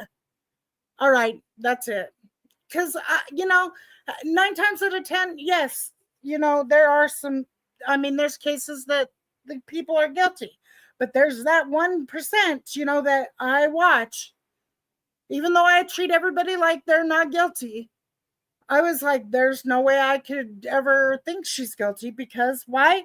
This is a botched investigation, period. They botched it from the jump. When they brought in that freaking the leaf blower and the red solo cups, and they got it from a deputy chief, that is crazy to me. The one that lived across the way, and they didn't even get ring camera footage from him. I mean, this is ridiculous. When Lally first brought the case forward, they said they had ring camera footage. Oh, until they didn't. So they lied about the whole damn thing, whole shit and caboodle. And they're sitting there typing, and then the text that came out this trial. Oh, well, if she pleads out, it'll end. If she don't, it'll be an episode. And it's an episode. Here we are, episode 2. Peer-reviewed article episode to say that 11. how she is determining that 227 timestamp should not It is be sad. in the And they data. can do this to anybody. She has nothing to support that, just like she had nothing in this case with regard to data forensics. Final point is, if the Commonwealth believes that this is irrelevant to what Ms. Hyde did, let them come back on redirect on that. I shouldn't, in anticipatory, have my cross-examination struck before I even get to pursue that with the witness. And I believe once I pursue it with the witness, it will become evidently clear that it's a proper basis for cross-examination. All right, and Mr. Lessie, have you thought about if the Commonwealth does not get into the 227 timestamp, whether you think you're still entitled to do this? Your answer, Your Honor, my answer is I would be entitled, but I would say this: if they don't get into 227, I won't go after it. I won't pursue it. I won't pursue use of this opinion. We necessarily would have to on some basis because in order for the witness to explain to the jury her opinion that Ms. McCabe did not delete any Safari browser searches, Oh, she would bullshit. have to identify She the did. search She where did. it is in the databases and how she can tell, how she knows that it wasn't deleted by a user. Right. The same with the second Right. part of the phone calls. But I would be so if I mad. could that avoid this- talking about 227, I would. But I it is would be more pissed off that my son didn't get a proper investigation from the start. I would be pissed the fuck off. Whether I like his girlfriend or not, I would be pissed the fuck off. And I think they got in her head early. I mean, his mom's head early. They already knew that she didn't care for Karen too much. So yeah, they got in her head early. is necessary for the basis of her opinion. There's just no way Her around it. dad loved Karen. And again, this his is dad something loved that Karen. After That's what's sad. a defendant expert may or may not testify. And I don't think could be he addressed believes at that she's point. guilty. There was no burden on the defendant. I'm not being presumptuous, although there was a offer of proof earlier on similar evidence. But not knowing the court's wisdom on whether I'll be entitled to rebuttal, I do not want to lose the opportunity to address points that were made in the opening that have absolutely no basis in fact and have not been proven in any way to this point in the case. So I asked earlier whether the defense intended to call Mr. Green, and you believe that you do, right? Your Honor, we have not made a decision on what data forensics expert we're going to call, but if I could just 10 seconds. Okay, but then answer my question after your 10 seconds. But I will. Mr. Brennan can't have it both ways. He can't say, yes, I need to address the 227 timestamp, and then deny me the ability to cross-examine fully on this expert's methodology and to impeach her and to get at her reliability and her competence, which is a key issue of crossing an expert. Her competence has been determined in this decision. And it is her, because it was her report that was the basis for the court. Oh, they might not call Mr. allow Green? her to testify. That's new too. They can't have it both ways. You can't say, I need to do it indirect, but no, I want to handcuff the defense on cross-examination. Now to answer your question, Your Honor, we are going to have a witness that is going to address the 227 issue. Okay. Whether it's Mr. Green or somebody else, we haven't determined. My point on that, Your Honor, is we shouldn't be limited in our cross-examination of the Commonwealth. No, I'm just thinking it in terms of whether this might be appropriate for rebuttal. be the Green That's Yeah. And Your Honor, my point would be, that's obviously going to be Your Honor's decision ultimately. But again, the Commonwealth can't have it both ways. They're the ones who are triggering this issue. And I say triggering in a They always legal cry. sense. They are putting at issue the 227 timestamp with this issue, with this witness. If they weren't doing that, I wouldn't be having this discussion at all. But they're putting it at issue. I have the right respectfully to cross-examine on the issue that they're putting in issue. And they shouldn't get rewarded with sort of having a pre-authorization of rebuttal to deal with it. They should have to meet their burden of rebuttal depending upon when the evidence comes. But I don't believe just because we may call a witness, that should dilute my ability to cross-examine this witness on an issue they're raising. I'm not So- raising it. you can see why I wish I had more notice on this, right? Your Honor, I have no good answer for that. So I will do what I can in the next half hour. I might need more time on this, frankly, but we'll see. She's here. Your Honor, may I ask one quick? May I, Mr. President? I just want to know, is she here? She is, Your Honor. Can she stay another day if need be? I think she'll do what the court directs her to do. She would have to leave by Friday. She cannot be here. Well, may I approach? Yeah, why don't you come up? Oh, let's worry about them. Oh, even though they inconvenienced Arca. Jesus. Okay, I need a cigarette after all this shit. Come on, get started, lady. Put us back in session and be seated. Jurors, I appreciate your patience. So your next witness, Mr. Brennan? The Commonwealth calls Jessica Hyde. Let's see what happens.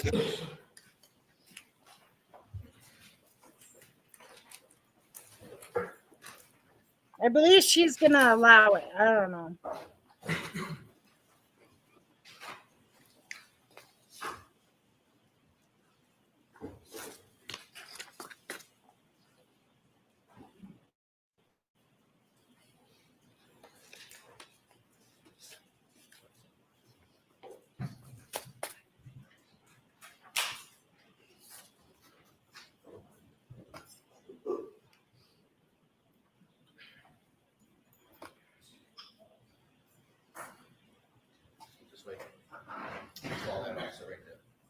Follow me, please. Okay, let me go small. Take the card and raise your right hand, please. You solemnly swear the evidence given to the court and jury in the case now and hearing should be the truth, the whole truth, and nothing but the truth, so help you God. Yes, I do. Good morning. Good morning. Good morning, Your Honor. All right, Mr. Brennan, whenever you're ready. Thank you. Good afternoon. Good afternoon. Could you please introduce yourself to the jury and spell your last name for the record? My name is Jessica Hyde, Jessica space HYDE. What do you do for a living? I'm a digital forensics examiner. I'm also an adjunct professor at George Mason University, where I teach mobile device forensics in their graduate program. I also own a digital forensics company that does training, services, and research. In addition to teaching at Georgetown University, do you teach in other ways? Correction, I teach at George Mason University, I'm not sorry. Georgetown. But thank you. I also teach, my company writes and develops training courses. I teach a mobile forensic analysis course and a data structures course there to law enforcement, civilians, et cetera. Do you engage in any other type of academics or research? I do. I do other research as part of some volunteer activities I do in the digital forensics field. So I'm the chair of DFIR Review, which is a body that reviews practitioner-created research so that it can go through peer review. I often do reviews as a member of a reviewer for Forensic Science International Digital Investigations Journal, which I was a previous associate editor of. What does peer Oh, I'm review, so sorry. what does peer review mean? Peer review means that when a study is done or a research paper is done on a topic, that an assessment is done of it. There are three types of assessments that can be done.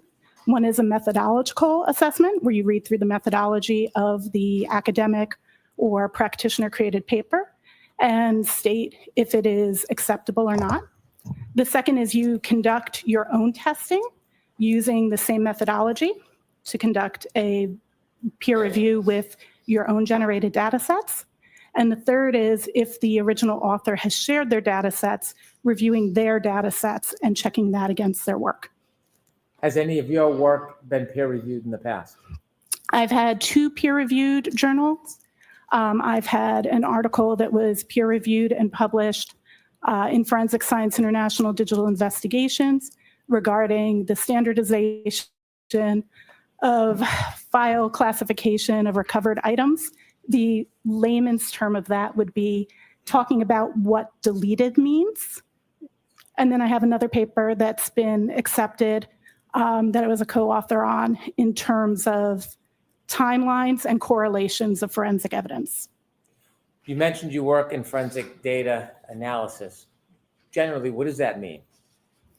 It means that evidence of digital forensics devices, be them mobile phones, computers, Internet of Things devices, and do analysis to provide meaning and context to the data that's recovered from them, as well as performing data recovery of those same computer-related devices.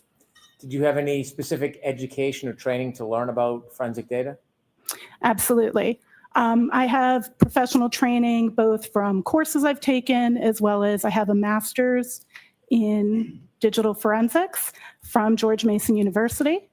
A master's degree in that. I've taken multiple courses, advanced mobile analysis, iOS forensics courses from SANS, computer forensics courses from SANS. I have multiple certifications. I hold the GIAC GCFE, which is the GIAC Certified Forensics Examiner. I also hold the NWC 3CFE, which is a Certified Forensics Examiner. Do you, through your company, teach other forensic examiners how to study forensic data? Correct. I teach government agencies, both federal and state and local, how to do digital forensic analysis, as well as private sector digital forensics examiners. How do you teach private digital forensic examiners? What's the method? I've developed an online virtual course that we teach virtual live, so I'm always there when I'm teaching, but I also have a team of instructors. So for example, the mobile forensic analysis course that I developed right now this week is being taught to a police department in Texas right this moment. Forensic data analysis seems like a broad field. Is there certain parts that you focus in? I personally specialize in mobile phones and Internet of Things devices. I want you to just give us some very basic, very general and brief background. When you're looking at a forensic device and you're analyzing it, do you rely on any tools? That is a really interesting question. Reliance on tools is not precisely what we do. We utilize tools to extract data from a device, and then we utilize a variety of tools to attempt to parse results from those devices. But the forensics examiner has to take the additional step to both understand, validate, and provide meaning to those results. Is there any shortcomings or dangers in simply relying on a forensic tool for a result or an opinion? There is absolutely a danger in just relying on parsed results. When an algorithm is used to determine what data is stored as, it doesn't tell you what that data means, and that's where you need a forensics examiner. Tools don't necessarily understand how the data got there and what causes the data to exist, and that takes deeper and further human analysis, as well as, you know, if you think about it, if on your phone you can go to the Google Play Store or the App Store and you can actually download millions of apps. There's like 6 million apps between the two stores. Digital forensics tools maybe support generously 1,000 applications. So in order to be able to parse and understand the data from applications that the tools don't know how to support, you need a forensics examiner who knows how to dig into that data, conduct testing, and determine the meaning of the data. Were you asked by the Norfolk County District Attorney's Office to look at and analyze a phone that was related to a person by the name of Jennifer McCabe? Yes, with a very, very specific scope to a specific date range.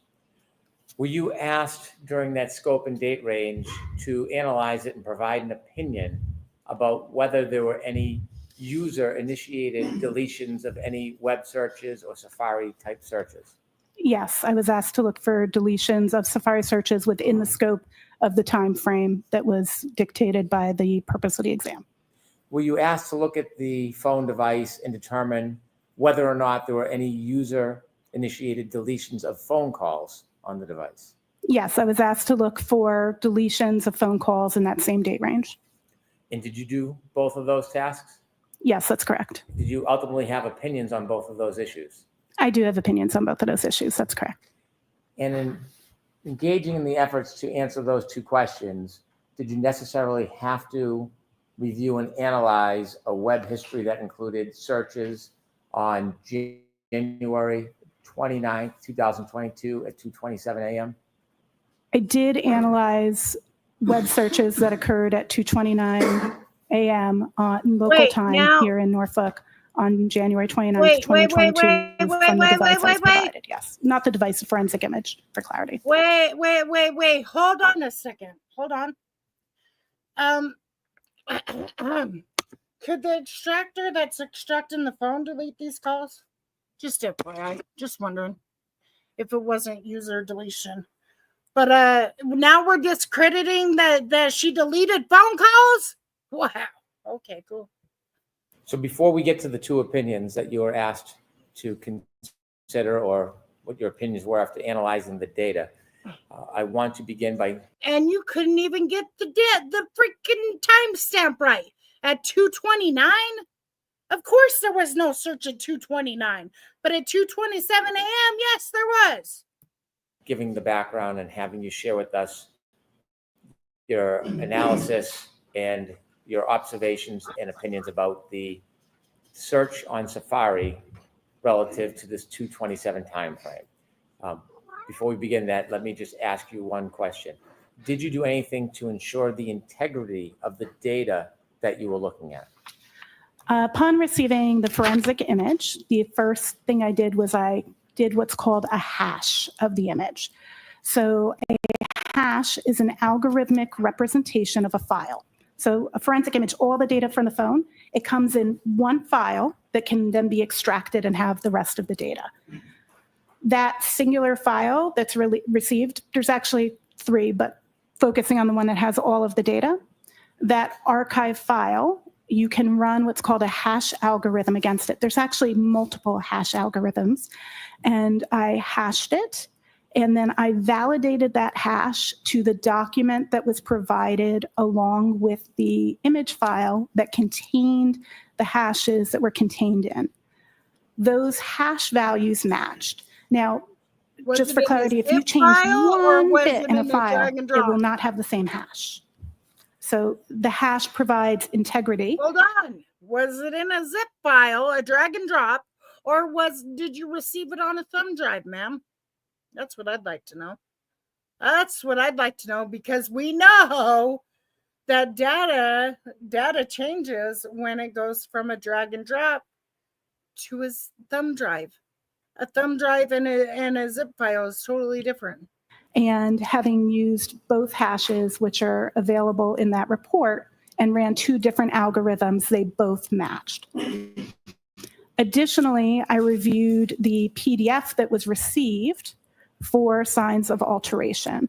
The PDF that comes with a Gray Key report is not signed by Adobe Acrobat. However, I was able to take that PDF and then examine it just like I would a phone. So I'm using the same techniques on the phone. Using a tool called EXIF tool, I was able to learn a lot about the creation of that particular PDF. And what I was able to learn about it was that it was created by, it's labeled it as being produced by Grayshift using a particular code-based application to create the PDF called PYF PDF, standing for Python Framework PDF. It is on, it's a program that you can download, and developers who create tools like Magnet Forensics, who owns a Gray Key, utilize that script, which is why it says it's produced by it, to create the actual PDF. That's what the evidence there in the data tells me. It also contains a time of when that is created, and that time was February 2nd, 2022 at global UTC, that's the global constant time, think what's in the UK, at 22:49, which local time would be 5:49 p.m. So that says that it was created approximately 2 hours and 45 minutes after the document said the image started, and it correlated with the document information. So that provided some level of certainty that that document was factual. And on top of that, I further opened the file of that PDF in what's called a hex editor, which lets me see like every byte, every 1 and 0. And from doing that, I looked for tag markers that are made sometimes in some modifications of PDFs called XMPs, which is Adobe's format of markup.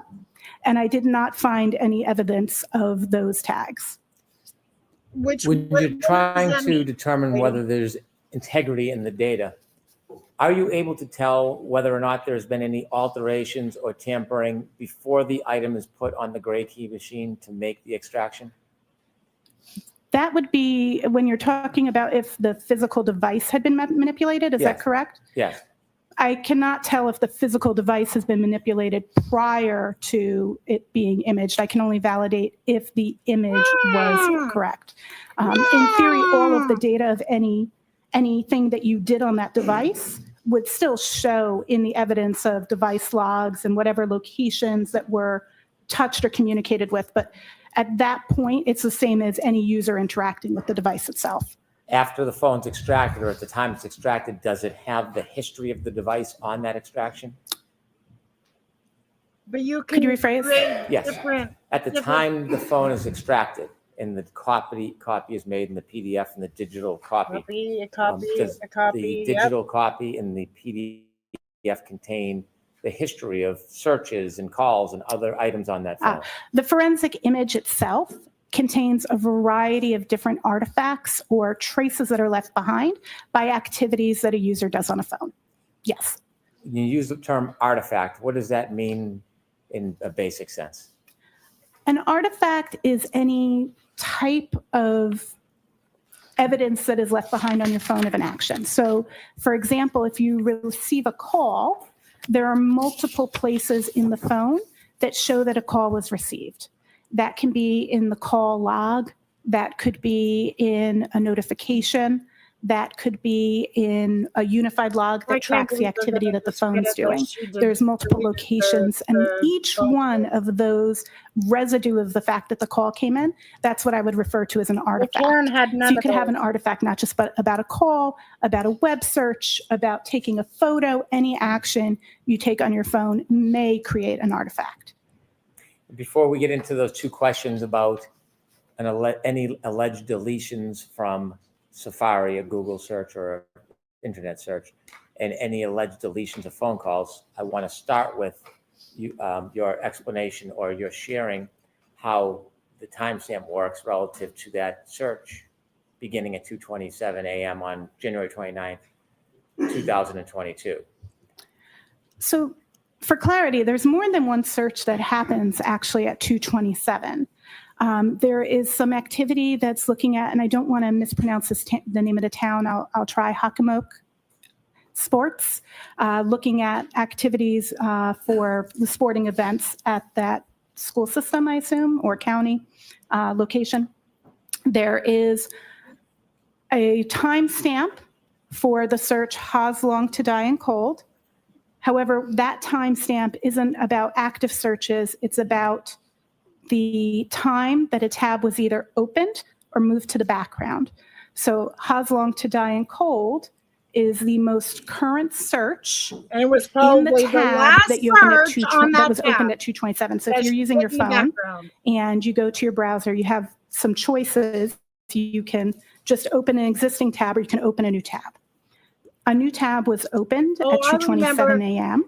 and that search was done there. She did a Another tab actually at 2:20. I remember she did the little thing, and it was how her search came up was how long to digest food instead of "how's long to die in cold." I remember this. 27 was moved to the background, and its last search at the time it was moved to the background was for I believe it's "Raining Men," the YouTube video. So those two searches both exist as what's called browser state searches, but that's browser state isn't about the time that it was searched. It's about the time that the browser tab that you opened either went to the background or if it's never been moved. BS. Because I could probably pull up all my damn searches and guaranteed I probably had some in the same fucking tab. Or I had multiple tabs open. And then I closed the browser. It's not going to pop up with the same fucking timestamp. You're just nuts, okay? Nuts. To the background, the current search. So the time in the instance of the "It's Raining Men" video is the time that that video was moved to the background and the new tab took over as the tab that's active. And that tab, the last search done in that tab is "How's long to die in the cold," because that database holds the current search. It constantly gets updated, and the time that the tab was either opened if it's the first time it's opened or moved to the background if it's an existing tab. Did you put together an exhibit that would help explain some of the different databases? I did put it together an exhibit that would show that. I did. Let me show you my work.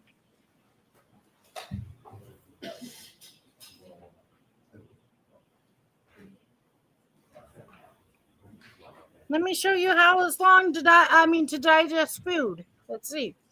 Handing you piece of paper. Do you recognize that? I do. This is table 1 from the first report I created on this case on the phone that I was told was for Jen McCabe. Is that the exhibit that will help you explain? It will. I move this to evidence. Could we approach you? Or I've been good at that if you want. Uh-oh. Uh-oh. Uh-oh.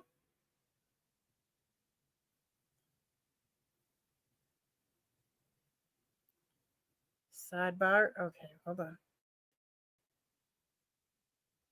Let's go ahead and go right past that shit.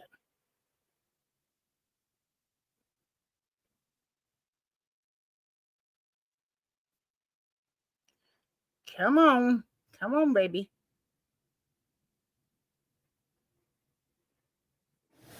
There we go.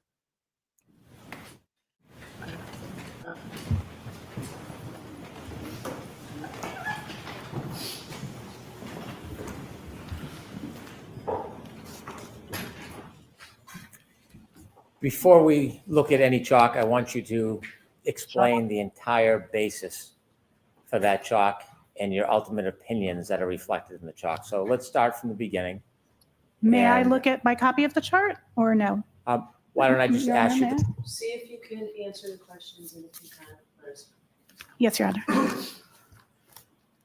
When you looked at the phone to analyze it, were you trying to determine when a particular search was made, specifically the search, how long to die in cold? Correct. I was looking for 2 searches, both how long to die in CIKD and how long to die in cold. So as a forensic examiner, how do you begin the process to try to identify and determine when that search is actually made? So the first thing we would want to identify is what application was being used at the time to make the search. So looking at that date time stamped, it was able to, on that date, be able to determine that Safari was the application that was being used as the Google browser. And then you would begin looking at the artifacts for Safari, both those that are parsed by the forensics tools, but then further looking into the data. Does that make sense? Safari is the browser. Google is the search engine. Not you just, oh my God. I don't even know technology that well. I mean, I did work I was a technology, whatever you call it, a troubleshooter.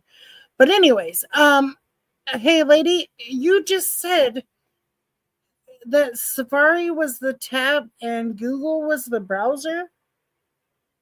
Do you data structures that hold that data itself, and then ultimately conducting testing to determine why a certain artifact exists? So you mentioned the beginning step is the forensic tool or tools. Did you use forensic tools to get information or parse any data regarding this potential search at 227? Yes, I used multiple forensics tools. Can you share with us the multiple forensic tools that you used? Absolutely. I used Celebrate Physical Analyzer. I used Magnet Axiom. I used just the tools I used at first. I used iLeap. There are further tools I used later, but those were the 3 that I started with. What tools did you use later? Later, I used specifically, I've used Sanderson's Forensics Toolkit, the forensics browser in Sanderson's Forensics Toolkit, which helps exploit SQLite databases. And then I further reviewed in a tool called Rabbit Hole. To begin with, Celebrate, is that a tool that you're familiar with? Yes. Is it a commonly used tool in the industry? Yes, commonly used mobile forensics tool. Is it reputable? Highly reputable. Why did you use Celebrate? I use Celebrate because on any mobile exam, I'm going to validate what is captured by Celebrate and Magnet Axiom because they have the most robust parsing of what is in my tool arsenal. And then I would also follow up with iLeap closely behind because iLeap has a lot of artifacts that aren't supported by either of those tools. Using a variety of tools is going to give you different coverage, and each tool has a different perspective on how they view and display data. Sure they You don't. said you also used Magnet Axiom? That is correct. Is that a leading forensic tool as well? Yes, that is also a leading forensics tool. Are you familiar with that company? I'm very familiar with Magnet Forensics. I was actually their director of forensics for 5 years, then continued to consult for them for an additional 2 years under my company Hexordia, and my company continues to be a reseller of Magnet's products. You mentioned different tools may present information a different way. Do those tools change the underlying data at all? That's a great question. So when we're talking about the results that a tool shows, the tools Girl, maintain come the on. integrity Start of that worship. original forensic image. And that's actually something we verify as we continue through our exams to make sure that the underlying data hasn't been changed. There are some tools, I did use some other tools, I apologize. I also used ArtX and Mushy. But I'm sorry, ArtX is capital A, lowercase rt, capital E, lowercase x, and then Mushy is M-U-S-H-Y. You're welcome. Anywho, I'm sorry, can you repeat the question? I got this, the spelling threw me off. I mentioned, or I asked you about using multiple tools and whether or not the use of different tools changes the actual underlying data. So the actual underlying data is always maintained, and we do validate that. Some tools allow you to see parsed results and then allow you to dig deeper into looking at the actual files and data structures. Those would be tools like Cellebrite, Physical Analyzer, and Magnet Axiom. Some tools show you the parsed results and tell you where they got them, like iLeap. It shows you the parsed results and tells you the file location, and then you would open that up in an external tool. And then some of the tools I used are not tools that parse the results, but are tools that allow me to manually look at the data structures. So they directly allow me to look at the data structures. so they And all of the manually tools I let you use in this delete. instance are tools that do not change the underlying data. Is it important or critical to go beyond the tools presentations and actually analyze the data yourself? It is absolutely critical. Actually, in the NIST Scientific Foundation's paper from the National Institute of Science and Technology that states the foundations of digital forensic science, it states that it is the examiner's duty to not only verify and validate tool results, but also to provide meaning to forensics parsed results. Does software update regularly? The software updates all the time. Typically, we get an update about once a month. And to be honest, it's not enough to keep up with how many new apps are developed and how many new phones come out and how many of your applications get updates, new features, for example, maybe in Instagram or Facebook. So the tools update very, very regularly. When you use the Cellebrite tool to analyze the 227 search, did the search "How Long to Die in the Cold" have a timestamp on it? There are actually multiple artifacts for How Long to Die in Cold. Remember earlier we defined an artifact and we spoke about it was one of the types of traces. So there are multiple traces for that How Long to Die in Cold. Only one of them is associated with the 227 timestamp, but there are other instances of evidence of that was parsed by Cellebrite. Is there any danger for an untrained eye to rely simply on the software when looking at a search like this, "How Long to Die in the Cold," and seeing the 227 timestamp? Absolutely. There's a really scary danger that an examiner who has not dug into the artifact and tested to see what it means may assume erroneously that 227 timestamp is the time that what is there is searched. The search in that field of that artifact is going to always be the most recent search in the tab, but that timestamp actually means either the time that tab was backgrounded, or if it's the first time the tab's been opened, when it was opened. So you could erroneously implicate a search was done hours or some time period or even days before it actually occurred. Some of us leave our tabs open forever. In your teaching, examiners and students, do you teach about this specific concern and concept? Yes, I teach about this concern both in my mobile forensic analysis class, my mobile forensics course that I teach at George Mason University in their digital forensics master's program, and in the data structures course where we specifically learn how to analyze these databases in question. In your experience, how common does an untrained examiner make this mistake? I wouldn't be able to speak to how common an untrained examiner does it, but regularly my students get those questions wrong on earlier examples I give them in class to kind of indicate to them that they could easily make mistakes without understanding meaning, and I use it as a teaching aid. So teaching, 90, 100 easy students a year, I regularly see that in untrained examiners that I'm teaching in my class, but I wouldn't be able to say that across the discipline. You mentioned that Celebrite showed the search on the report as How's Long to Die in the Cold with a timestamp of 227. Is it 227:40? Yes, that's correct.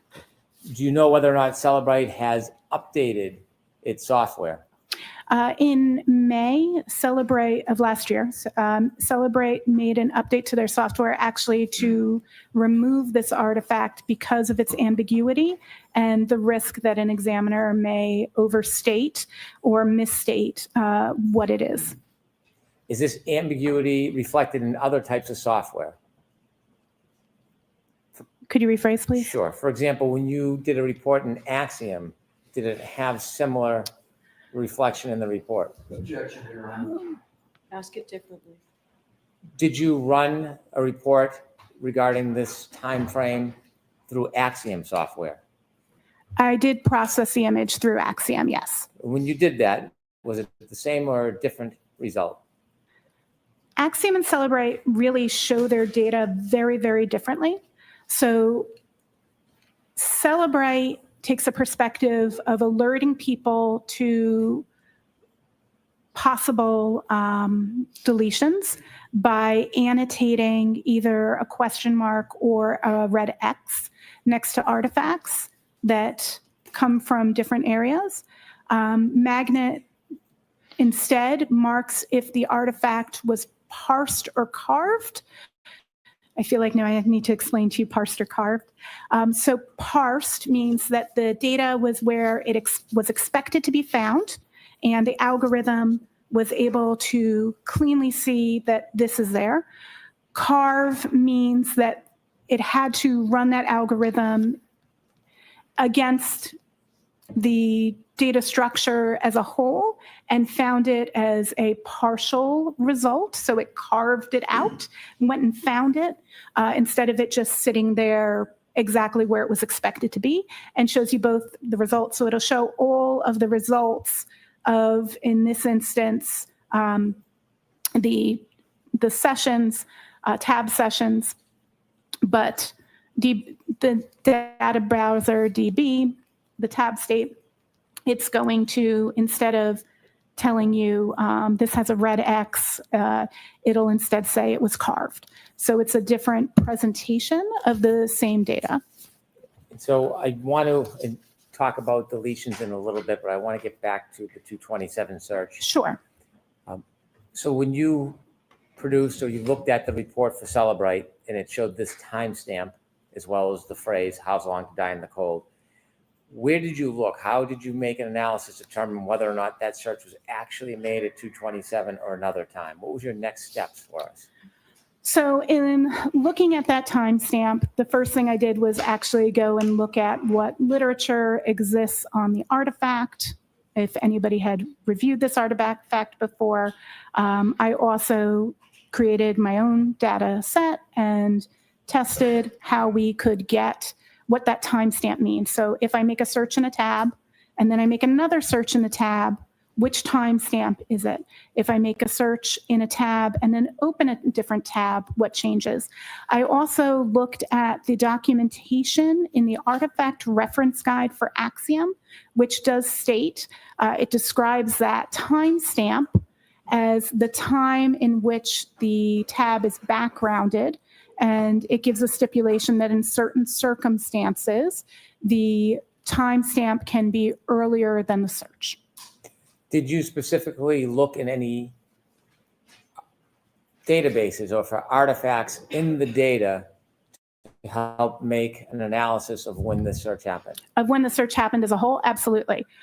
So there are multiple databases that I looked at that show search information for Safari. So I looked at the plist, mobile Safari plist. I looked at the browser state database. I looked for the history database. I also looked at the Knowledge CDB. The Knowledge CDB is a little bit different. That isn't a database for Safari. It's a database for all of Apple, so it can predict your behavior. So it takes in information that Apple wants to take in, including browser history, and it saves that information so it can make predictive information. I also looked at the caches in the Safari, which is the things that Safari is trying to make quick reference to. This would include suggested terms for commonly searched items. When a URL or a search through Safari is typed in, or if it connects, does it leave a trace in different parts of the computer or the phone?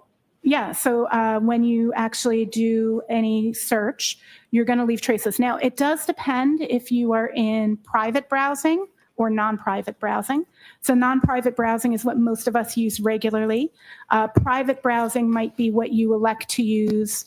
Well, some people would elect to use it if they're doing searches they wouldn't want their spouse to see, like maybe they're looking at porn, or maybe you're doing something secure like looking at your banking information. You may intentionally use a private browser. For Google users, this would be the equivalent of incognito in Google Chrome, and you may intentionally use that. And so the artifacts for that are more limited than the artifacts for non-private searches. So some of these artifacts only exist for non-private searches, and some exist for private searches. In this case, this phone, was it on non-private or private?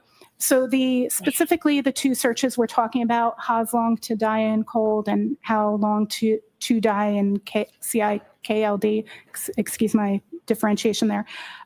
Both of those searches were done in non-private browsing. So they weren't hidden. What about the 227? I don't understand the question, yeah. Was there any applications on to mask those searches? Not to the best of my knowledge. I did not see any. We began with the 227:40 Why are you timestamp. looking down, lady? The next recording on that tab, do you recall what time that was? I believe the next, and I'm trying to remember the chart from memory, if that's correct. So I believe the next thing we're looking at is the 6:23 suggestion from Apple search terms for how long to digest food. Am I matching what you're seeing on your chart? Well, let me ask you. Okay. When you saw that, do you look on the same tab or a database? Where do you find that information? Lady. Fair, understood. So all of those. That don't make sense, lady. It was how's long to die in cold. I mean, I could do it. Let me Google search this real quick. Hold on, because you keep on saying that that Apple brings up whatever. No. How's long? How's long to die in cold?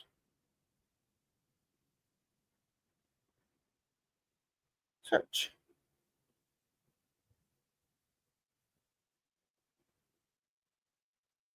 Hypothermia. It brings up hypothermia. Does not bring anything up that has how long to digest food. It doesn't know.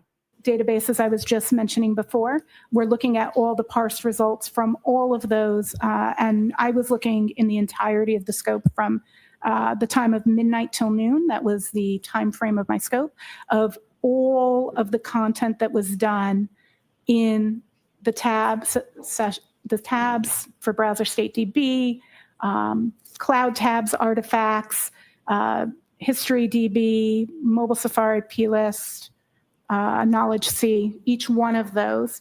And then I was combining them to timeline out the activity. At 6:23:51, did you look into how long TIDIE in CIKD?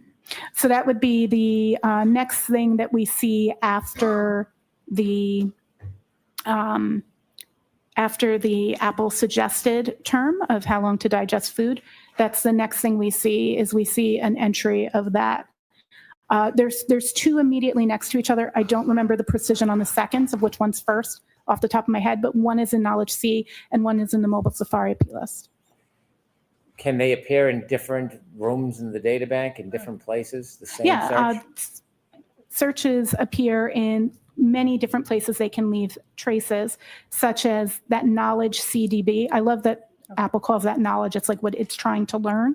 So the Knowledge CDB, what Apple's trying to learn about you, as well as in that Mobile Safari P list, as well as at the moment of that search, which I don't have the device in that moment, but just so there's an understanding, that open tab, the URL would have been updated, or URL is the website, would have been updated to that search at that moment. Had we imaged it at that moment, it would have been how long to die in CIKD. And finally, at 6/24/47, did you identify any artifacts with that search that appears with the timestamp of 2/27/40? Did you find the same? Correct. At 6/24, we have two timestamps in the same two locations for Ha's long to die in cold, the Knowledge C and the Mobile Safari P list. So based on your analysis in that issue, did you come to an opinion whether or not the phrase "how's long to die in cold" was actually searched at 2:27 a.m. on January 29, 2022? There are no artifacts. So the answer is yes or no? Can you repeat the question, Yes. please? And so based on your analysis of the phone and the data using all of those softwares, did you come to an opinion whether or not the phrase "how's long to die in cold" was searched at that timestamp tab of 2/27/40? Yes, I came to an opinion. And what is your opinion? Objection, Your Honor. Rephrase the question as to the opinion. I'm sorry? I'll see you at sidebar, Mr. Leslie. Oh, my Lord, have mercy.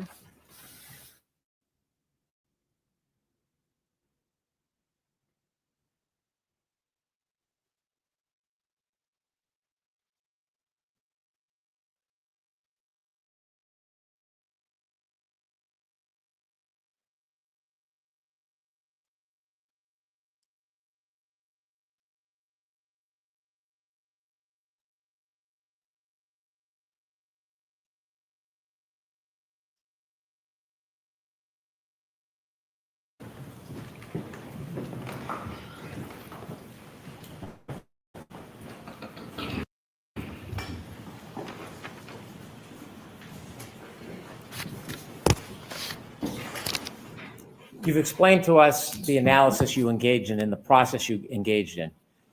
In forensic data analysis, is there a methodology that you use, not just looking at the printout of the programs, a methodology you use that is accepted in the industry for experts to analyze this data and come to your opinion? Absolutely. Beyond looking at what was in the tool results, I further looked at those databases independently and conducted testing of the artifacts. And in addition to what you did, can you share with us how and why this methodology is accepted in your practice as forensic analyst? This methodology is accepted by NIST and by organizations like the Scientific Working Group of Digital Evidence. I'm intimately familiar as both a member of the Scientific Working Group on Digital Evidence, who helps work towards the building and development of these consensus-based documents of procedures to be followed in digital forensics analysis, and as a member of the National Institute of Science and Technology, NIST, Organizational Scientific Area Committees, OSAC, Digital Evidence Subcommittee, where we also produce guidelines such as the data set guidelines for generation of the guidelines for data set generation, which is how you do your actual testing and creation of data sets. And I was also a part of the subcommittee that drafted that. So I'm intimately familiar with the accepted policies and procedures because I am also a member of the groups that help author these, as well as review them and look and use them. Are there articles and guidance in the industry about this particular practice of analysis? For analysis, just for clarification, you're talking about for analysis of Safari artifacts, of mobile forensics, of browser state DB, just for clarity on the question. Let's work our way through it. How Sure. about through Safari?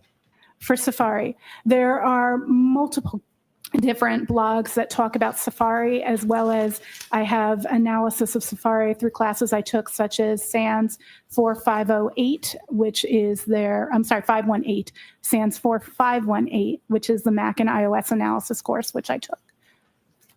How about the specific guidance regarding searching the different databases for artifacts?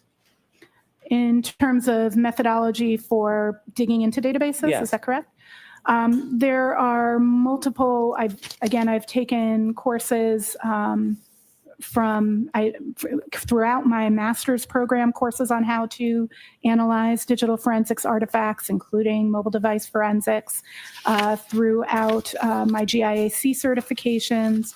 I've taken multiple instructor-led courses on how to do these, as well specifically that cover mobile Safari history in mobile forensics at GMU in his master's program as part of the SANS 4518 class. And in terms of data structures, I've taken study on how to analyze databases like SQLite and PLIS are covered in those courses. There are books on study on this methodology? There are multiple books on digital forensics, many of which I've read, and including books specifically on analysis of SQLite databases, such as Sanderson's SQLite Forensics, which is probably the most authoritative because not only was it written by Sanderson, who makes a tool, it was tech edited by 3 renowned forensics examiners, as well as Dr. Richard Hipp, who created SQLite itself. The methodology, the technique you use to look past the reports and actually look at the data to make your determination and arrive at your opinions, is that methodology regularly accepted within the forensic data community? Absolutely. Again, using the methodology from the consensus-based documents from the community, from the scientific working group digital evidence on best practices for analysis, as well as specifically for the SQLite databases I was looking at. I do that deeply verifying and in accordance with the understandings from Sanderson's book. Now, you share with us that you had an opinion regarding the timestamp and whether that it was applicable to the search term, "How's long to die in cold?" That's correct. Now, I want to ask you, to a reasonable degree of forensic data, scientific certainty, what is your opinion about whether the phrase "how's long to die in cold" was made at the time of the timestamp 2/27/40? It's the last time, Mr. Massey, on this issue, okay?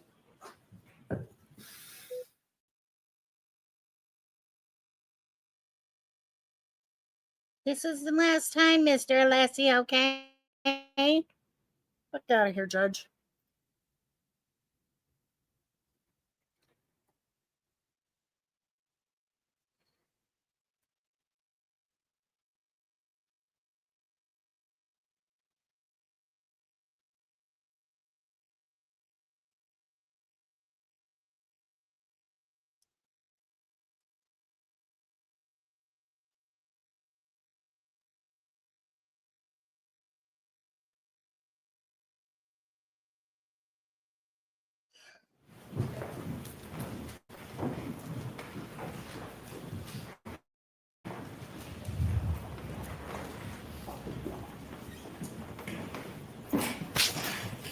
All right, go right ahead, Mr. Brennan. I'm now going to ask you for your first opinion. So you shared that you have an opinion about whether that timestamp 2/27/40 was, whether or not that was the time the search "How's long to die in the cold" occurred. Can you tell us, to a reasonable degree of scientific certainty, your opinion about whether that search, "How's long to die in the cold," occurred at 2:27:40 a.m. on January 29th, 2022?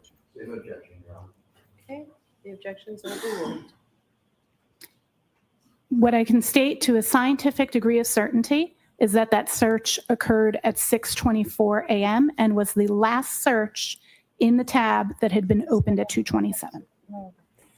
Do you have an opinion to a degree of scientific certainty whether there was any other searches similar to How's Long to Die in the Cold that evening on that tab? Yes, Your Honor. I'm going to May I first inquire, you meant morning, I I'm assume? sorry, that morning, yes. Just clarifying, I did Yeah. not look at evening searches. And can you repeat? I apologize. I disrupted my own train Do of you have an thought. opinion to a reasonable degree of scientific certainty whether there were any other searches on that tab before the final search at 6:24:47, How's Long to Die in Cold? overrule. Just ensuring that I have the question correct. Please. You're asking if what else occurred in that tab prior? Yes. That I cannot say with a clear degree of certainty. Did you develop a chalk that I I showed you did. earlier? Yes. Like to approach? Yes. Again, I show you. Same document, you recognize it? Yes. What is it? It is the exhibit that I created that was labeled Table 1 in the first report I had delivered. And does that provide information that will assist us in understanding your opinion? Yes. I'd move, subject to redaction, that this be introduced into evidence. Your Honor, I have no issue with regard to the redaction aspect, but consistent with my prior objections. I would object to it. Okay, I'm going to allow this into evidence. Your rights are safe. Thank you, Your Honor. Exhibit 82. Madam Clerk, 82? Exhibit 82. Thank you. With the court's permission, I'd like to show Exhibit 82 to the jury. Okay?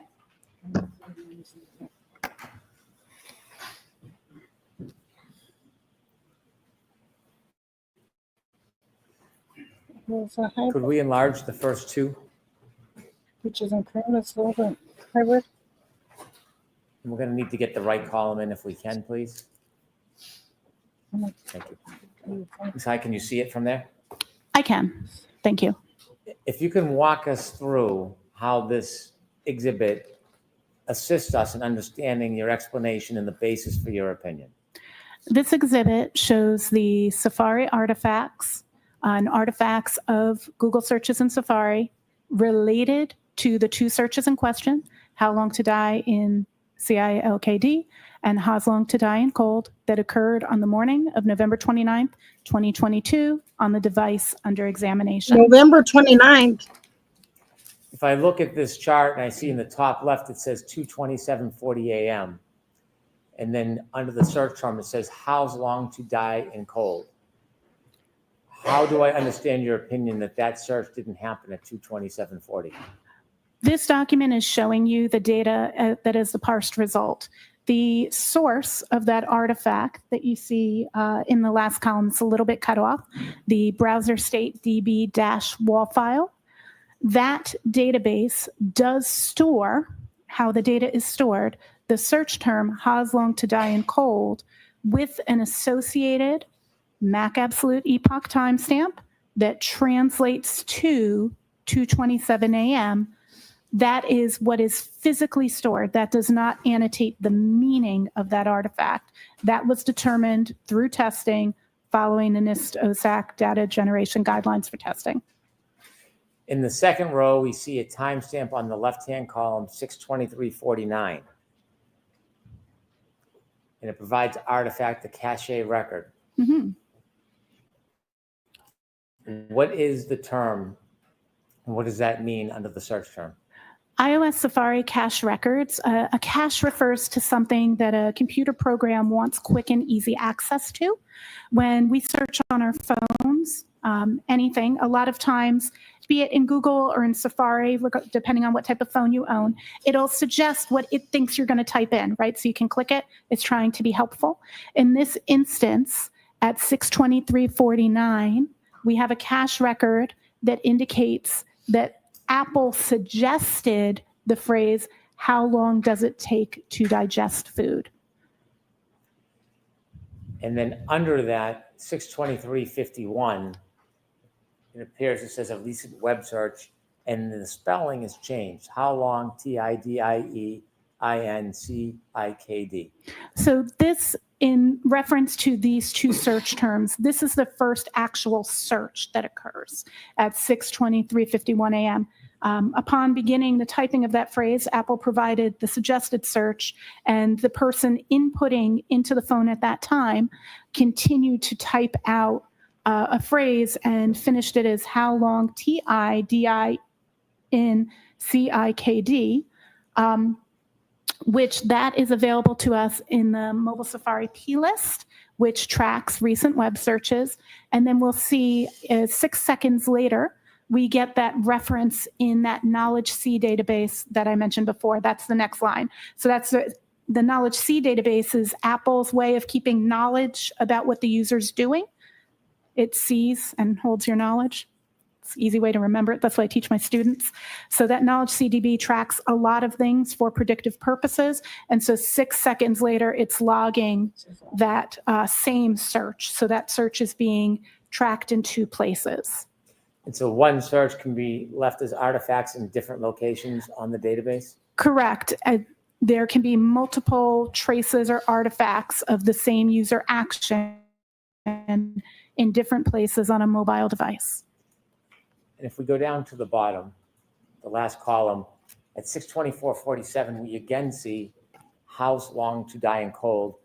And if you look in the first column, it's the same phrase. Is that a coincidence that it appears at the bottom at 6:24:47 and also appears up at 2:27:40? As mentioned before, through testing of the artifact for Browser State DB, that artifact will hold the most recent search that happened in the tab. So it is logical that HOS long to die in cold was searched at 6:24:18, tracked in that Mobile Safari plist, repeated in Knowledge C. Knowledge made its tracking in Knowledge CDB, and then that table for Browser State DB, which again has the time that the tab was opened or the last time it was backgrounded, and updated just the website that was visited. So the website, that is why we get that 2:27 time. That's actually, as far as the data storage is, the first thing I have in there, because I want to put it in chronological time order for exhibit purposes, is actually the last thing to happen because it's the update to what's in the tab. You offered that the how long to die in cold is the last thing to happen. Do you have an opinion to a reasonable degree of scientific certainty the time when that search was made? Objection, Your Honor. To a reasonable degree of certainty, I can say that HOS long to die in cold was searched at approximately 6:24 a.m. Now, moving on from the 2:27 search, there are 2 other issues that you were asked to analyze. We talked about them at the beginning. Let's begin with whether or not you looked at the data and analyzed the data and came to any opinions about whether that phrase, how long to die in cold, was user deleted on that device. So there's 2 really key elements as to if that was user deleted. If the question is, did I come to opinion? Yes. And can you explain how you came to an opinion that we'll ultimately share with the jury? The first line in that exhibit, the ending of that, if you remember, it said browser state.db-wall. That's important. So we'll talk about that in a second. But the first thing I want to bring up is kind of how the database works, because I didn't just look at the tool result. I extracted that database and I did a deeper analysis on it using Sanderson's tool, because that information was in that -wall file. So when a SQLite database, which is a specific way of storing, very, very common on mobile phones, actually one of the most common, when that database stores data, it has 2 versions. The most recent version, and the version in use here, uses what's called a write-ahead log. So before data is committed, it is written to a write-ahead log. I'll kind of explain it. So let's say we're in a restaurant and we're sitting at a table and we're ordering food. Our table is the table. Data is going to come to the table, and that's going to be our food. So when we order food, let's say we've got a chicken sandwich, a burger, and a pizza coming to the table. The chicken sandwich, the burger, and the pizza, the kitchen puts it in the warming area. It's the write-ahead log. The server grabs it from there. It's where data sits before it goes to the table, just like your food goes to that serving station before your server brings it to your table. Server brings it to the table. That table's got its burger, its chicken, and its pizza. Another table orders waffles and pancakes. They think it's breakfast. The waffles and pancakes are made by the kitchen. They're put on the serving area. Waitress comes over. This pizza has pepperoni. I don't eat pepperoni. Can you send it back? Waitress picks up that pepperoni and sends it back. That's a deletion. Pepperoni pizza was just removed from the table, right? We're deleting it. We're moving. We said it's not what we wanted. The waitress is removing it. She brings it back to that serving area. At that moment, that serving area has the deleted pizza, but also the waffles and pancakes that are waiting to go out to the table. That's how a write-ahead log works. Any changes that are happening sit in the write-ahead log until the database is closed, and then when it's reopened, all those changes are made, both additions and deletions.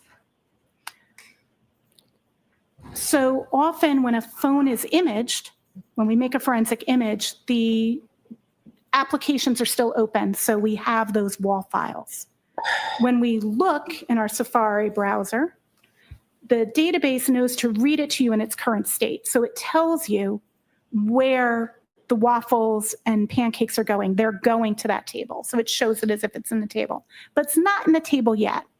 So if when we parse the data and we look at the restaurant and we don't look at the back kitchen, we would only at that time see the chicken and the burger, right? Pizza got sent back, waffles and pancakes haven't come out yet. So when we get the data, we get two files. We get the restaurant, that's the database, and we get the serving area, that's the WAL file. Just because it's in the WAL file does not mean it's deleted. It means that that record wasn't where it naturally sits yet. It could be that WAL file can contain deleteds and food or data that hasn't yet been delivered to the database. So the WAL file consists of both.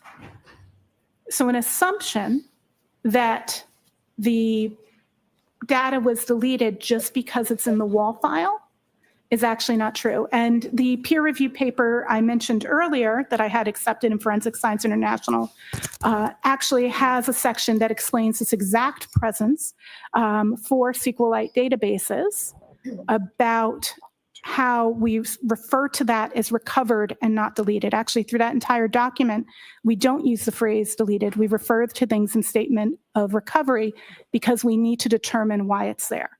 So we can't say that it's deleted just because it came from the WAL file. Some tools will automatically indicate to the examiner that they need to dig deeper into that. I did do further analysis by looking at the WAL file. That particular item, and it's a little bit more complex, actually exists on multiple pages because it moves as the database is being created, but all of them have the same unique identifier. So it's the same entry. It's not more than one search of Ha's long to die in cold.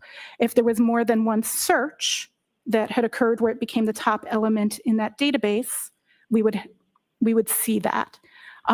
There are, as I mentioned, other carved from the database, from the WAL file elements such as the search for the YouTube video, It's Raining Men, because at some point that was the last viewed item in a tab when that tab was retired right before, also at 2:27 a.m., but a couple of seconds before the Ha's long to die in cold search. So we can see that that table is put to the rear. The newest tab that's open, which is why it's in the WAL file, it's the most recent thing because it's like our waffles and pancakes hasn't been delivered to the table yet. So it can sit in the WAL file for that reason. That doesn't indicate it's deleted. The second reason is there is no user interaction in the interface to delete a tab. You can open and close a tab, and open and close tabs are tracked in that database, but you cannot delete a tab. There's no, if you were to pick up your iPhone, I know you don't have them right now, but if you were to pick up your iPhone and look, that wouldn't be a physical option you have in the interface. That don't make any sense. So it could not be deleted by a user through the interface for that most basic You could reason. delete a search. So a user, could they delete a tab if they wanted to? There's no actual option to delete a tab. For your web history, you could clear the cache, for example. Most of us are familiar with clearing the cache in your web history. You might do it because you don't want your kids to see what you searched, or maybe your kids don't want you to see what they searched, so they'll delete it. But you can't delete the tab history. It's just what tabs are there. The device is tracking that. When you looked at the software, whether it was Axiom or Celebrite, when you look just at the report, not the data itself, do either of those reports have any indication noting that that web or that Safari search is characterized as deleted? Tools Celebrite denotes it with a red X, which means that it is recovered. Axiom indicates that it is carved. In the same paper that I referenced earlier that I authored, there's a chart in there that shows the distinction between how different tools, some will use red X's, some will use question marks, some will list carved or parsed. So every tool chooses to do that differently. That does not mean deleted. It means it needs further analysis. Should an examiner who looks just at the reports of the software assume that if it is marked as recovered in Celebrite or carved in Axiom, should an examiner should never assume something's deleted without doing a manual examination. The manual examination, is that a method that's used, that's generally accepted in the forensic data field? The NIST Science Foundation paper, as well as the dataset generation guidelines, both speak to conducting testing to verify and validate, and it states clearly that an examiner is to verify and validate findings and to determine meaning. So given that you've used multiple tools to look at reports regarding this phrase, how long to die in cold, and have seen indications or characterizations of recovered and carved, and in addition to the fact that you actually analyzed the data, did you arrive at an opinion to a reasonable degree of scientific certainty whether or not the user deleted, any user deleted the phrase, how long to die in cold? Yes, if it's how's long to die in cold. Sorry, trying to clarify. Pardon me. Did you come to an opinion to a reasonable degree of scientific certainty whether any user deleted the phrase, how's long to die in cold? Yes. And what is your opinion? My opinion is there was no deletion that occurred by the user because it is not something a user can delete. Finally, I want to ask you about your analysis of the phone records on this phone attributed to Ms. McCabe. Did you go through an analysis of the phone logs and the phone records on the phone? I analyzed the call logs and the phone logs on the device that I was given, that I was told belonged to Ms. McCabe, yes. Would a suggestion or a claim that a user deleted irregularly a number of phone calls, would that be accurate or inaccurate in your experience? It is inaccurate in this instance. Can you explain to us why and how you came to that conclusion? Yeah, this is actually really interesting because of what it appears in the forensics tools and additional artifacts that I looked at that are not parsed by the forensics tools. So the call logs, when you look at it, it appears, I don't remember if it's 8:57 or 8:59 a.m. in my mind at the moment, but approximately either 8:57 or 8:59 is the earliest phone call we see on the 29th of January. We see no call logs before, but we do see FaceTime logs before.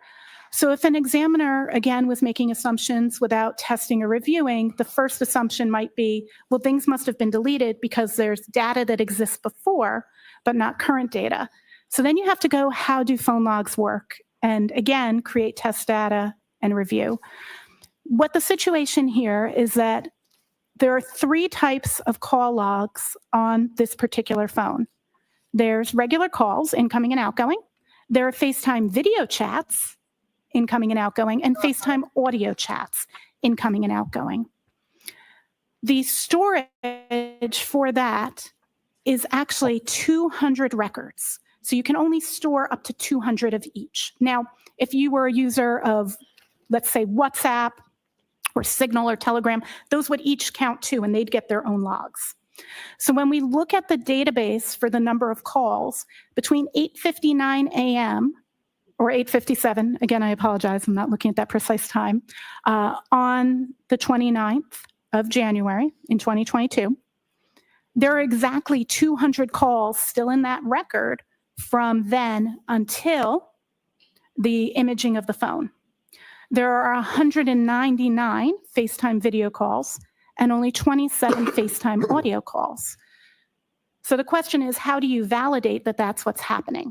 So we actually have call logs that we can pick up in other places for recent call logs in the last 7 to 30 days, depending on the exact version of the device and how the biomes are running. We can actually see incoming call logs, the number they go to, and if they're incoming or outgoing in the biomes. So we actually can see the history going back for the entirety of that day on January 29th till midnight. Again, my scope was from midnight until noon. So we can actually see all of the calls. They're just not all on call history state DB. Now, the call history state DB, from a user perspective, that button on your phone doesn't say call history. It actually says recents. And what it's determining as recents is the most recent 200 of each category. Now, how did I determine this further? There is a running log that exists in a phone. It lasts about 3 days. It's called the unified log. The unified log tracks multiple things that are happening on the phone. In manual analysis of the unified log from this phone, I can clearly see each time a 201st call comes in, the 200th call gets deleted. So it's constantly just the last 200 calls. It may not be typical that we see 200 calls in 3 days, but on this device, we do see 200 regular phone calls in the 3 days between 8:59 a.m. on the 29th and when the phone was imaged. Do you have an opinion to a reasonable degree of scientific certainty whether there was any user deletions from the phone call log? I'm not trying to hear. Yes. And what is that opinion? The opinion is that I can see that it's done by the device itself utilizing unified logs, that the system is deleting the 201st call every time a new call is received or outgoing. She doesn't use her phone that much, though. I have no further questions. All right, can I see Councilor Sidebar regarding scheduling? But I bet she was making 200 phone calls as much as she was inserting herself. This is crazy.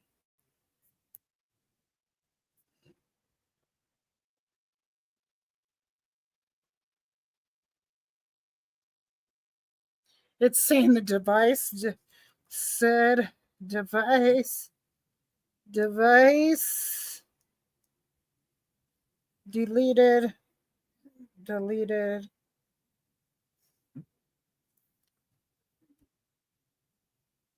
phone calls, not user. Phone calls, not user. Device only stores 200.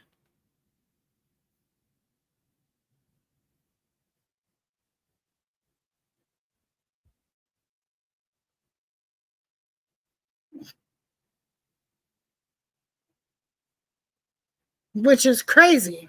Anyways.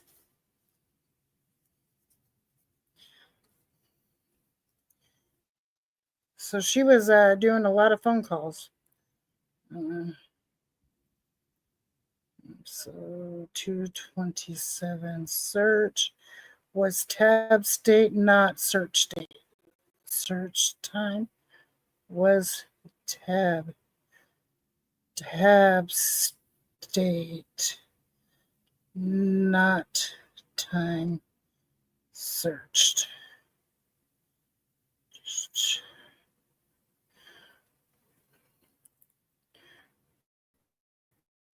Therefore,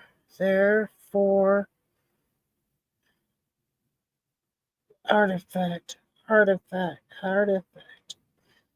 marks it is deleted.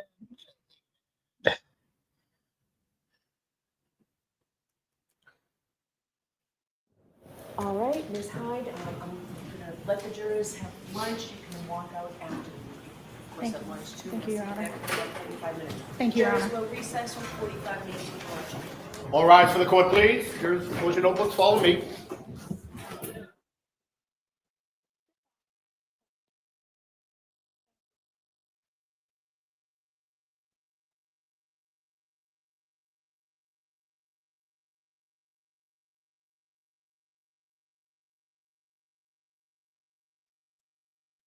I am going to try and keep all sidebar conferences to a minimum, but the lawyers are just doing their job. All right, go ahead, Mr. Leslie, fill in the witness. I just need a witness. Yes.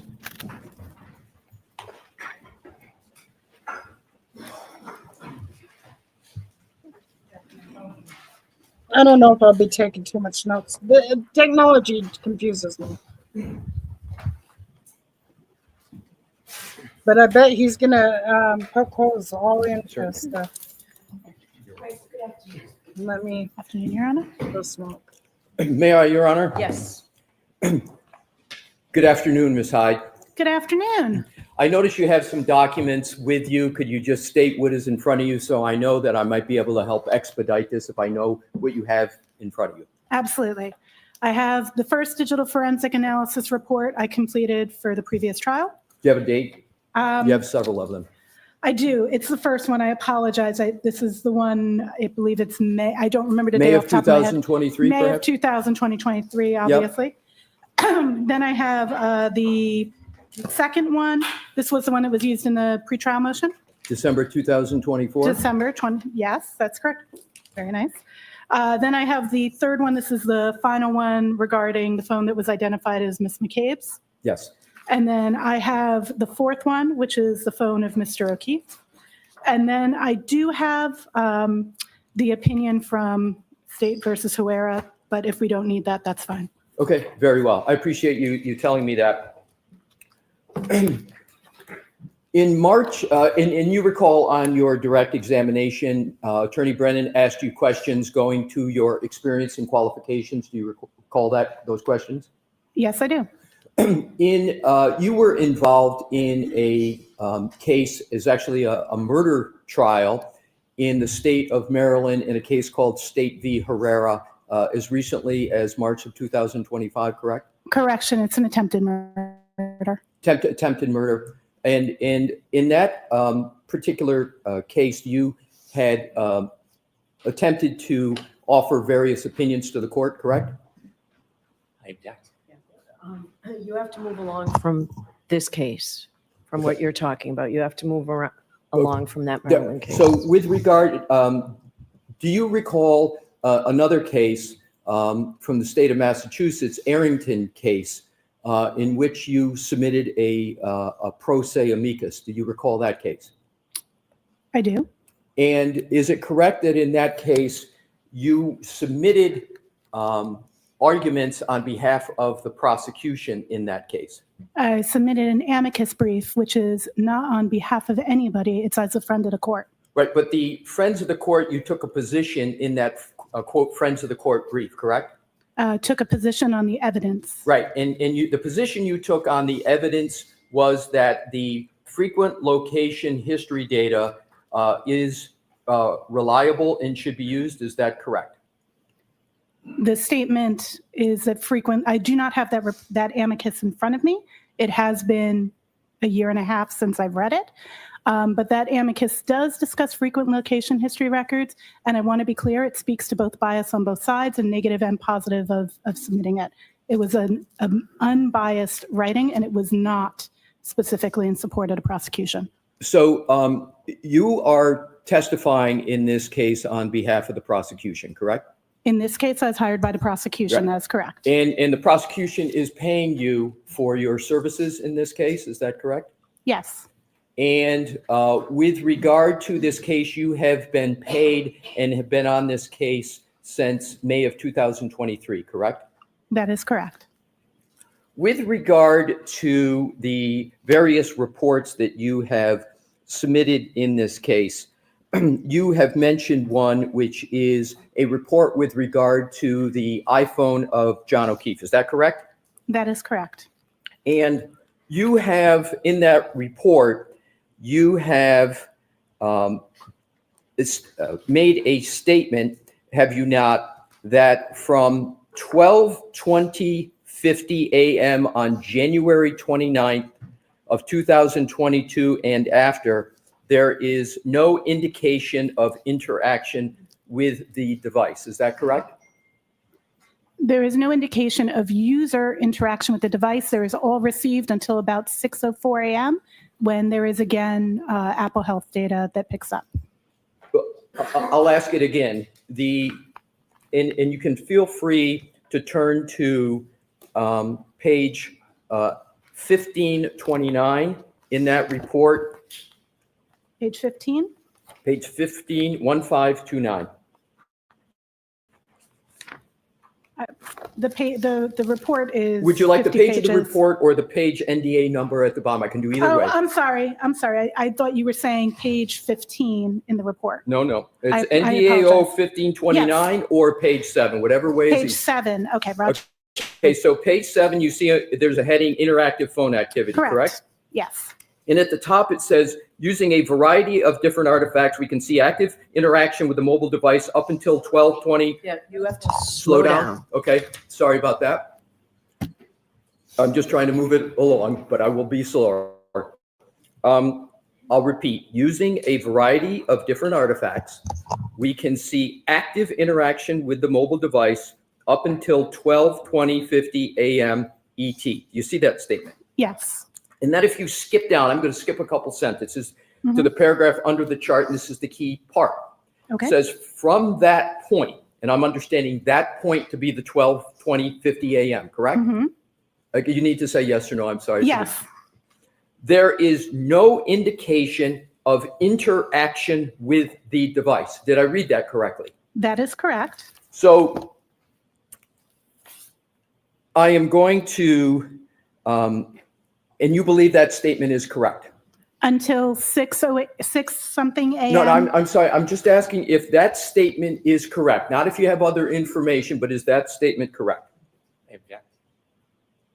Can you answer that? Can you answer that, yes or no? Did I read that correctly? You read it correctly, Thank yes. you. If we could, Your Honor, have a document that is put up already in evidence and publish Exhibit 39. And it will be, thank you. And if we could go to slide 82, please.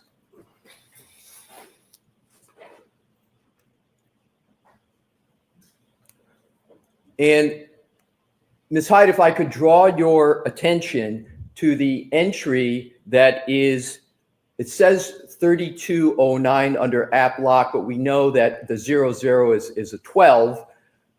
So it's 12:32:09 a.m. on January 29, 2022. And I'm going to read what it says in red. And this is a timeline of Mr. Whiffen. You know Mr. Whiffen? I do know Mr. Whiffen. And so he put in red, not us, he said device locked with lock button for the last time. Do you see that? I do. And you know that to lock a phone, you actually have to hit the side button with regard to an iPhone to make it lock. Do you know that? Yes, sir. Okay. And that is an interaction with a phone, is it not? I concur. So that means that that interaction with the phone occurred at 12:32:09, correct? I did not review that specific artifact. I cannot attest to Mr. Whiffen's exam, only to my own. So do you have any reason to believe that what is in evidence in this case, that Mr. Whiffen has produced, and that do you have any basis to contest the fact that the device was locked with a lock button for the last time on the phone of John O'Keefe at 12:32:09 as you sit here? I cannot contest it because I do not recall looking at that specific artifact. Don't you think it would have been appropriate to be accurate as a digital forensic analyzer on the topic of the last of an indication of interaction with the device? Don't you think it would have been appropriate to look at that 12:32:09 in any of the tools you said you used on direct? I did not correlate that artifact in my timeline. I understand you didn't, and my question is, you make a statement. Well, let me back up. Do you understand that in this case, as in many cases, that matters of seconds in activity can be determinative of a case? Do you understand that from your experience? Absolutely. So it's important, therefore, to get activity right for any data forensic examiner when they're issuing reports about activity, particularly of a decedent. Is that important? Absolutely. So isn't it correct that the statement that you make on page 7 of your report, that from that point, 12/20/50, there is no indication of interaction with the device, is incorrect? I cannot make that without going back and reviewing and validating the artifact you just produced from Mr. Whiffen. I would need to validate that in order to respond to that. But as you sit here, you have no basis to contest what Mr. Whiffen has stated, that there was a lock button on the side of the phone of Mr. O'Keefe a full 12 minutes after you say there was no interaction with the device. Is that correct? I don't. I would have to review that portion. Is there anything that had prevented you from reviewing that in that data before you wrote this report? Not that I can think of. I would have to go and re-review that. My question is, I don't know if that artifact, I have not reviewed that artifact, so I cannot speak to an artifact I have not reviewed. And I did not, that is not my report, that's Mr. Whiffen's report. So I cannot speak to that without going back and reviewing that evidence. Isn't the interaction with the device, a lock button, readily available to you in the data that you have and had in your possession when you wrote this report? Yes. Thank you.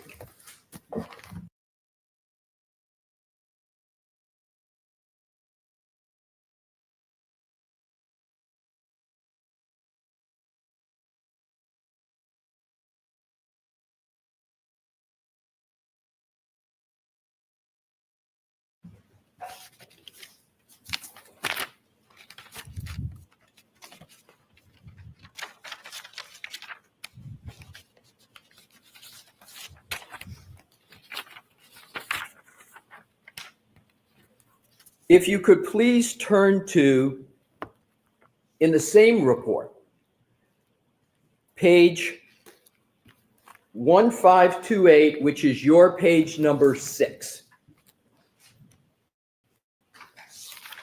And I just want you, please, to go to the, just put a placeholder in that. And if you can now just go to the conclusion, which is your page 50.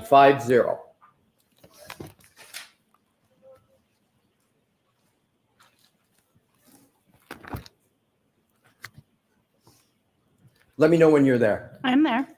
So in the conclusion, you state that starting at 12:01 a.m. on January 29, 2022, the mobile phone was in use with activity of Waze navigating to 34 Fairview Drive, Canton, MA, active interaction with the screen, steps, audio playing text messages and calls until 12:31 a.m. EST on January 29, 2002.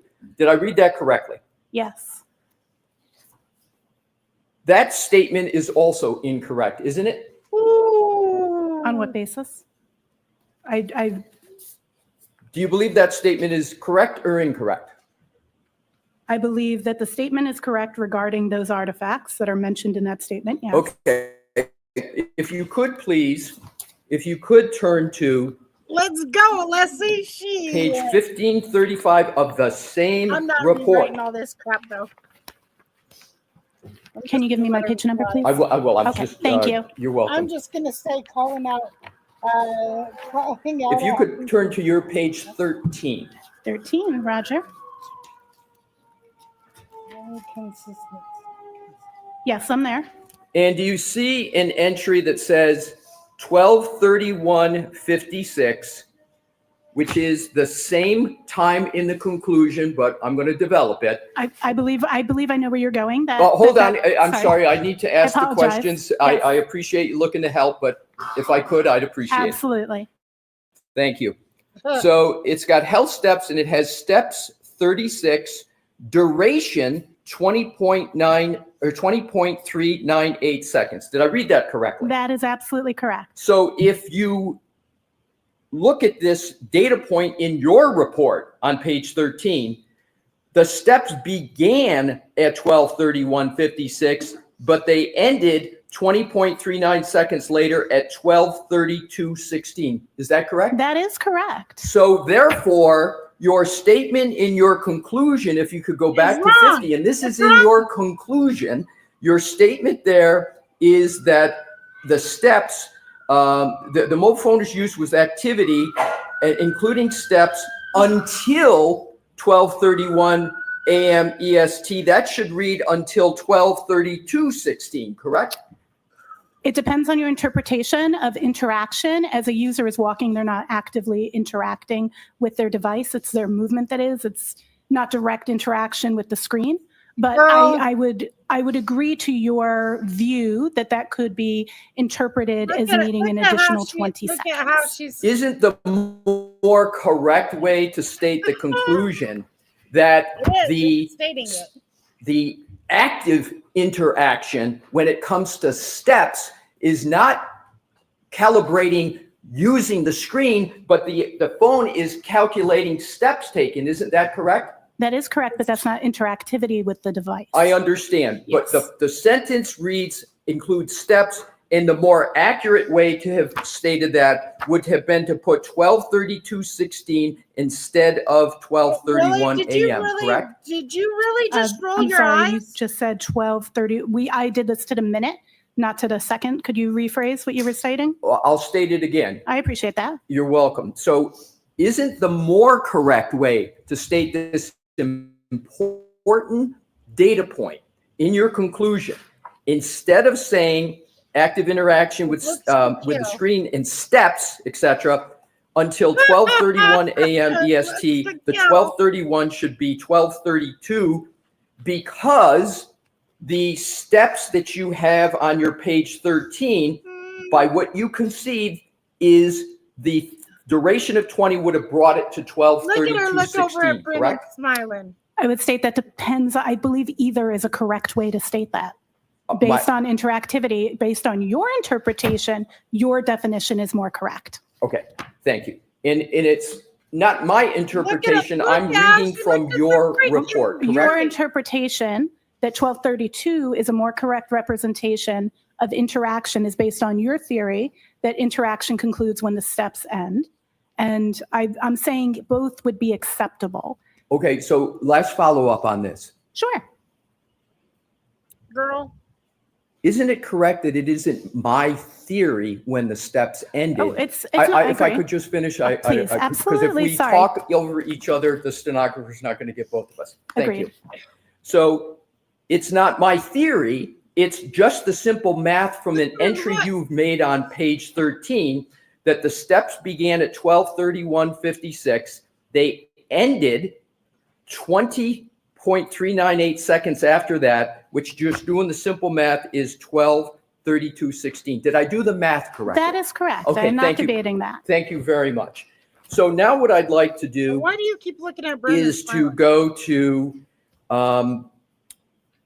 page 1528 of your report.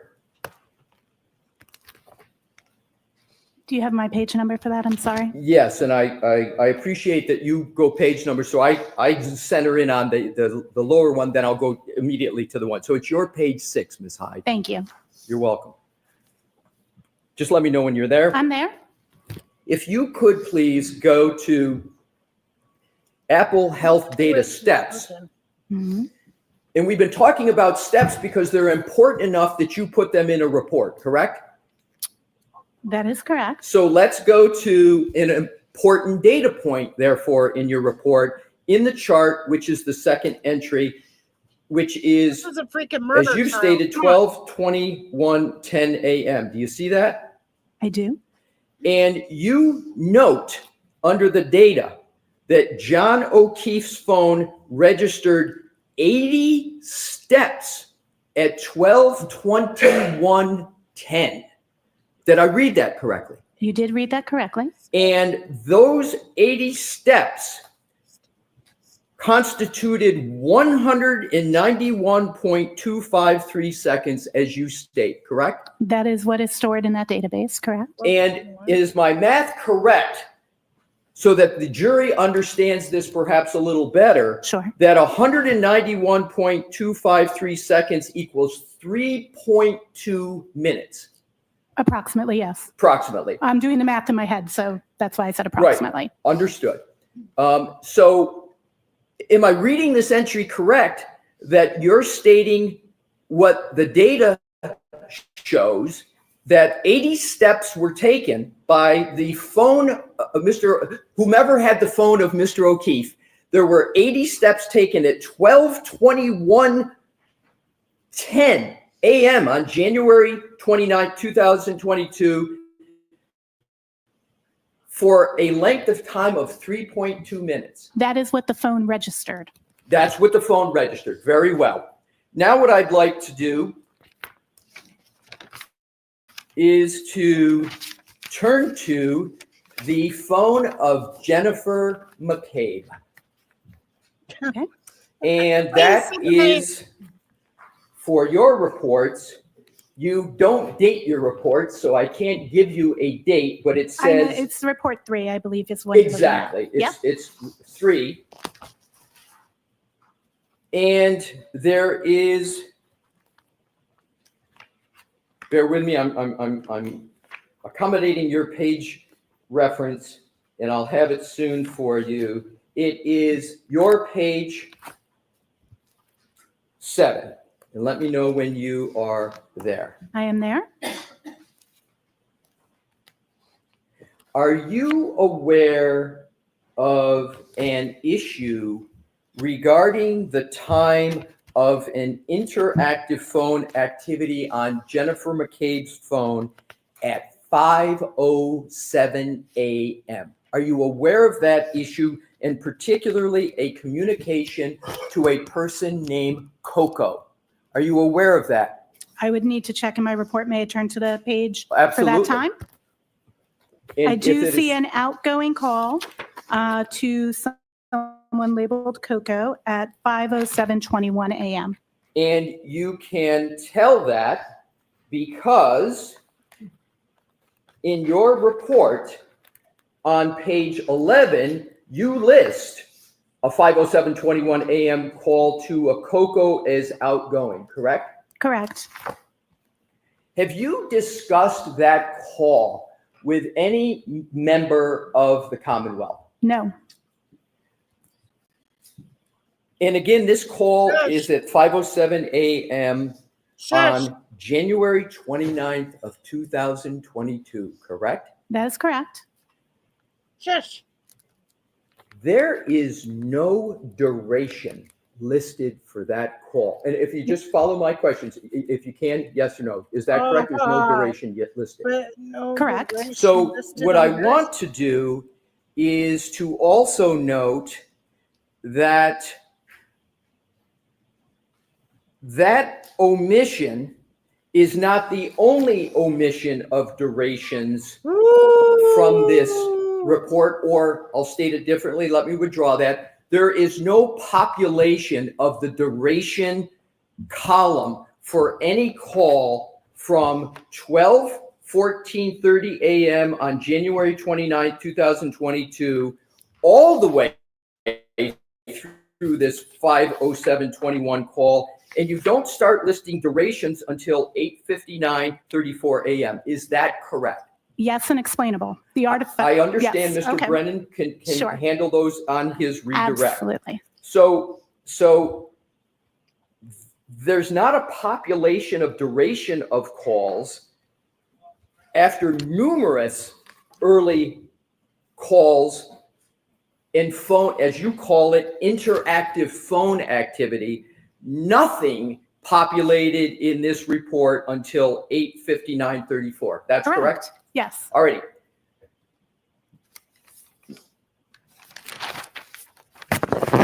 Now what I'd like to do is to turn to the 22740 artifact that was the subject of much discussion on direct. And I am going to refer to that as an artifact. Is that a parlance that is familiar to you? Yes. And if I refer to that as a timestamp also, is that a parlance that's familiar to you? Absolutely. So I can refer to 22740 as a timestamp and you would find that parlance acceptable. Yes. Thank you.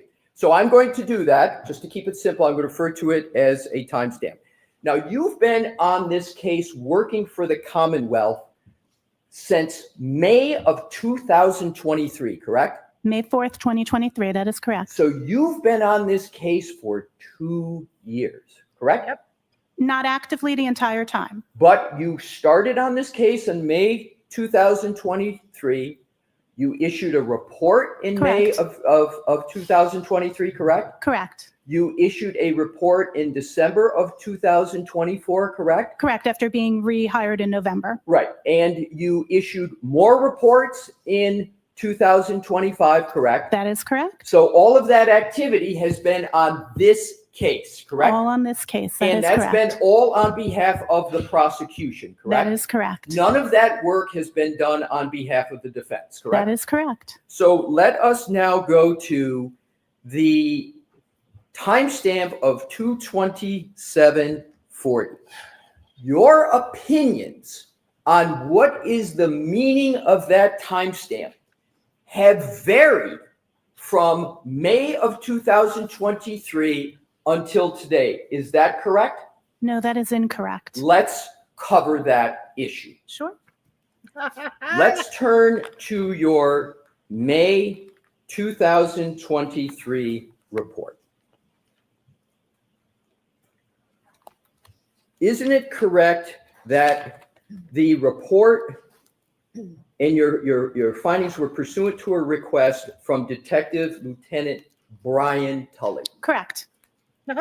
Brian Tully. And how many interactions have you had with Lieutenant Detective Brian Tully on this case approximately?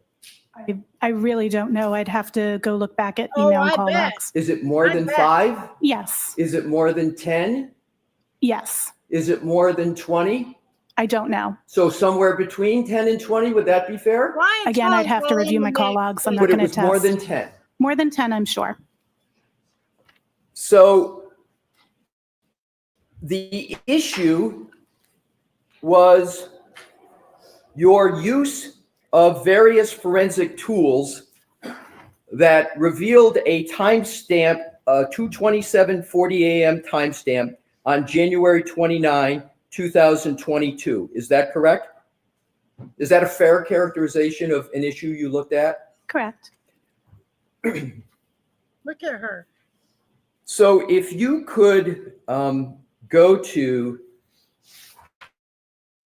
page 5 of that report. And I would ask that you go to the last paragraph that starts with "in the instance of the Google search," and let me know when you're there. I'm there.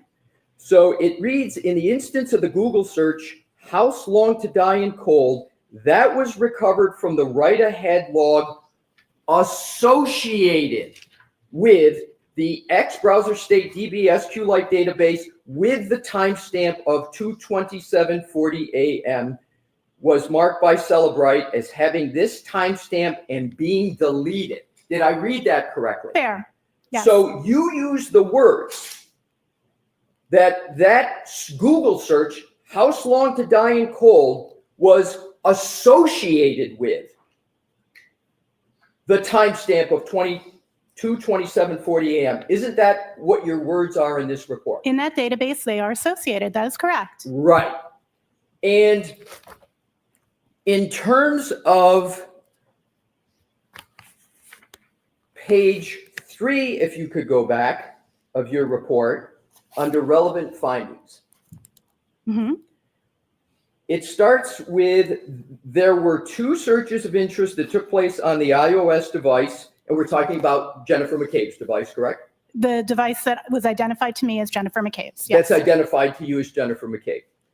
And it's what you talked about on direct examination as her device, right? Yes. It's not a mystery as to whose it is. It's not like you don't know, right? In direct, I also use the phrase identified to me as Jennifer McCabe's. Right. But your conclusion is the device you've been working on and analyzing for 2 years is the device of Jennifer McCabe. That is how it was identified to me. Do you have a different conclusion as to whose device it is? I always am very, very careful that I did not assess the ownership. That was information that was given to me, not information that I personally assessed. So are you uncertain as to whether the device you've been working on for 2 years is the phone of Jennifer McCabe? The device that I've been working on for 2 years is the device that was identified to me by the Massachusetts State Police, Detective Tolley, as belonging to Jennifer McCabe when I began working and received that device, as stated in the evidence analyzed section on this same page. So let's go, and we're talking about, again, to get back to the center of gravity. Where are you getting We're out of talking about a timestamp of 2:27:40 a.m., correct? That is correct. And when you issued your first report in May of 2023, the timestamp you were looking at was 2:27:40 a.m., January 29, correct? I was looking at multiple timestamps associated with the same 2 searches. Right. So what I'd like to do, you said multiple timestamps. What times are in the multiple category? What I was tasked to do was to look at the times, the Google search history, I'm sorry, not Google search history, the Safari history, which includes Google searches, associated with those 2 search terms within that 12-hour period. Hey, guess what? I bet you if you looked in Google, it would be there. Anyway. That was the particular task, not the task of looking at the 227, just for clarity. It was Right. deleted in one, and I but not appreciate deleted that, but in my another. question wasn't That's that. why they're- My question was, I thought I heard you on direct examination, which is why I repeated the question, what I thought I heard on direct, but I'll ask you the question. Sure. You looked at and talked about on direct 2 potential times for a Safari search, which includes Google, one of which was 2:27:40 and the other one was 6:23 a.m. Is that correct? I analyzed the meaning of those 2 timestamps. Right. So we're just talking about 2 times, 2:27:40 and then 6:23. Is that correct? So you are only talking then about the one that we're also talking about 6:24 a.m. Okay. So we Eastern time for clarity, because some of these records are in UTC, some are in local. Fair enough. So you've got my bad. 2:27:40, you've got 6:23, and you got 6:24 that you were looking at, correct? There are other timestamps that exist in the realm of what I was looking at, but those ones, correct, are the ones that are relevant in this report. Exactly. And that's what we're talking about. Okay, We're just talking about this report. Yes. And so if you look under relevant findings, at the very bottom paragraph, you say, second sentence, a Google search for how long to die cold at approximately 11:23 a.m. and then how long TIDIE in cold took place at 11:24. That is in UTC. I apologize for not having the timestamp format there, but that is the UTC time. The UTC time equivalent in Eastern local time would be 6:23 and 6:24. So to be clear, in your report, you wrote 11:23 a.m. and 11:24, and you didn't put UTC next Correct. to it, did They you? should. You are correct. That should say UTC. That is a typo. And there's a significant difference between 11:23 and 2:27:40, correct? 11:23 is UTC, so its equivalent in Eastern time would be 6:23. The artifact of 2:27 is already in local time, so that is in Eastern time. So what we would be comparing is 2:27 and 6:23 and 6:24 to be appropriate. They're taking into account the data storage and which ones are in UTC and which ones are in local time. I understand your explanation now, Perfect. but in this report, there is no UTC time down. You have 2 additional times in addition to the 2 times, 2 different numbers added to the 2, correct? The UTC was a typo. It should say UTC next to those. And the chart shows all of those artifacts in EST and is clearly labeled that they're all in EST. So you would agree that it's better stated to state it a different way than you have in your report? I would say that both are equivalent. I should have had UTC there. But yes, it's easier for the audience to speak in EST. I would say forensics examiners typically communicate in UTC, but we translate for our reports. And I should have either communicated that in EST or included UTC. I will definitely contend that. So in terms of your May 2023 report, your first report in this matter. Yes.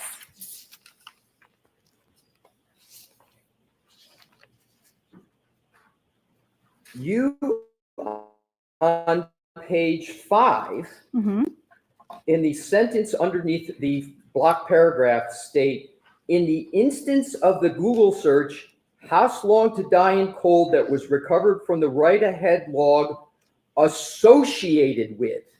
That's correct. The X browser stage with a timestamp of 2027:40 a.m. was marked by Celebrite as having this timestamp and being deleted. Did I read that correctly? You read that correctly. Now let's move ahead to page 7 of your report. Up at the top above conclusion.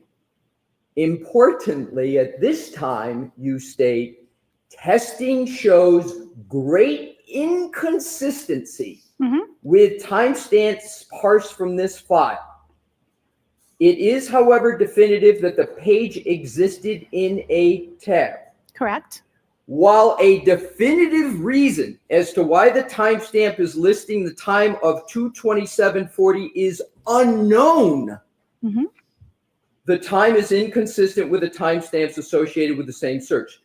Did I read that correctly? You did read it correctly. So as of May 2023, you said the definitive reason as to why the timestamp is listed as 2:27:40 is unknown, correct?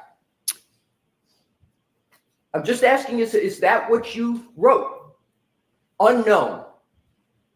I believe that the wording here is, sorry, I know I do use the word unknown. It says, while a definitive reason as to why the timestamp listing is the time of 02/27:40 is unknown. Sorry. So you use the word unknown, your word in your report. Yes. Okay, so now what I'd like to do is to go on to the first proceeding in this matter. Do you remember giving testimony in a proceeding about a year ago under oath? Yes, I do.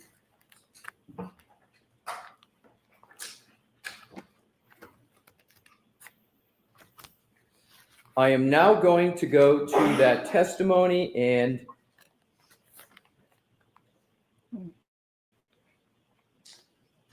if at any point you would like to have a copy of that, if your honor would like, I will do it, but I'm going to start and then we'll see how it goes.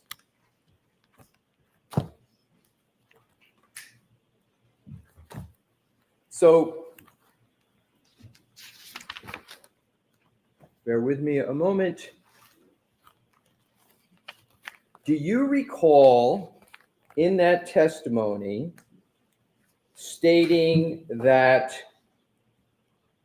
you processed the image In several forensic tools, I use Celebrite Physical Analyzer, and then you list many other tools. Do you remember giving that testimony? We have a page. I'm sorry, Mr. Brennan, I thought I'd given it 1-12. My apologies if I didn't. It's June 14, 2024, page 1-12. Thank you. You're welcome. So, do you recall giving testimony about the various tools you use for this timestamp? I do. And do you recall stating that those tools were commonly used digital forensic tools that are very standard? Do you recall that? I'd have to see the wording that I used at that exact time. Would it be helpful to refresh your recollection if I showed you that? It would be great. I would greatly appreciate that because I do not recall the precise wording, but I know that I Fair spoke to the enough. I'll tools get I that for used. you. May I approach, Your Honor? Now we gotta know that. Yes, Mr. Lessie, you offered a transcript. Do you have the whole I have the transcript? whole transcript if that helps. It might speed things along. Agreed. Okay. We have one, I'll provide it to Ms. Hyde. Ms. Hyde, I'm going to give you a transcript. Thank you. I appreciate it.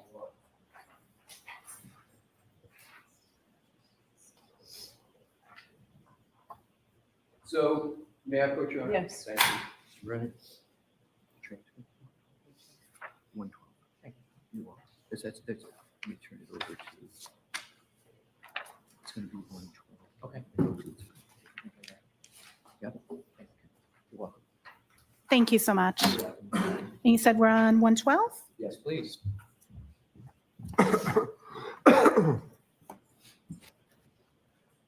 113, I see it. I see it's highlighted on the copy, so I Right, figured so that's the what I one. wanted to do, the reason I said 112 is that's where I Oh, started with my sorry. previous question. So I'm not going to repeat the question, but just to orient you, so you have a fair context for the questioning. Fair. So I started at the bottom, 112, now I'm moving to 113, and I'm starting with line 7. Do you see that? I do.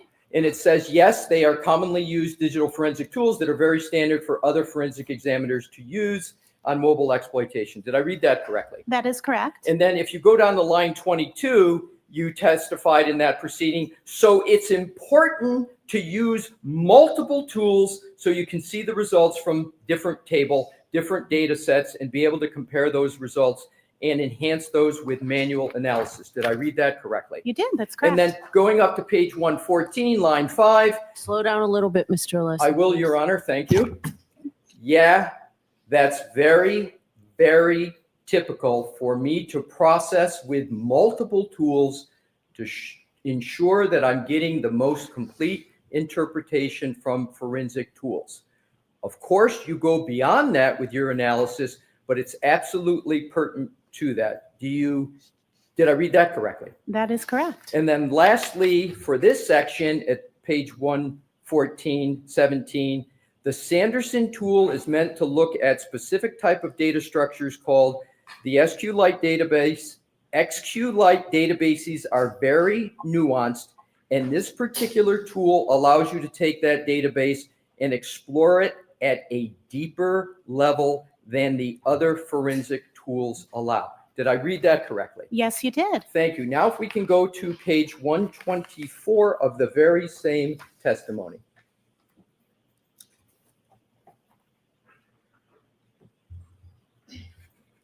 And feel free to go back a page just so you can see to page 123 that the topic is the 2/27/40 timestamp associated with house long to die in cold. Do you Can I see- have a moment just to review and get context? Absolutely. Thank you so much. Page 123:13, but if you need to go back further, feel free.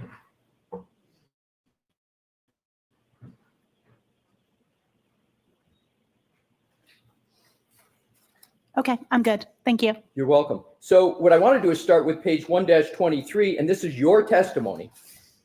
On line 16, I have them in the timestamp order that is associated with the artifact. You use that word associated again, correct? Did I read that Correct. correctly? Yes. And that's associated with the Google search house long to die in cold in a 2:27:40 a.m. timestamp, correct? That is correct. Now, if you turn the page of the testimony,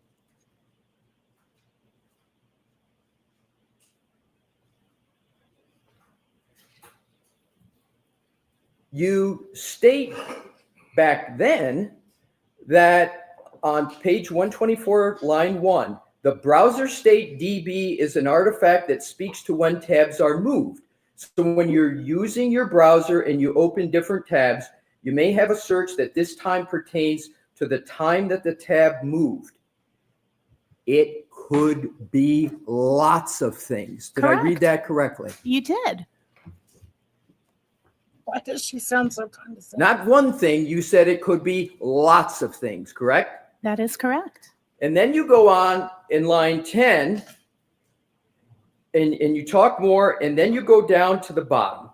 You go down to line 20 and you testified, we cannot tell by this particular artifact what time that search occurred. Did Absolutely. I read that correctly? It's specifically pertaining to that particular artifact that give in browser state DB that does not tell us what time a search occurred. That is correct. Right. So you stated, and it was your statement then, we cannot tell by this particular artifact what time that search occurred, correct? That particular artifact. Okay, so now let's keep going. Mm-hmm.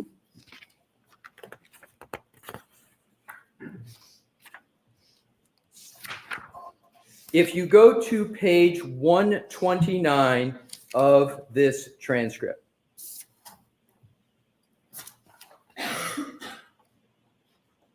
I'm there. at the top, Sure. line 1, 227 isn't necessarily one time when the tab was closed. That's in my report. I say it's undetermined. Remember, we were just reading your undetermined Absolutely. in your May 23 report? Correct. Because there's a lot of things that can cause that timestamp to be there, including tab being moved, tab being minimized. The next sentence. I don't know exactly what caused the tab to get that particular entry, but it's not, that timestamp is not indicative of the time of the search or any URL that's visited. But the first part of it is, I don't know exactly what caused the tab to get that particular entry. Did I read that correctly? You read 100% correctly. Thank you. Now, if we could turn to page 130 of your testimony. I need to object. What? I'll see both.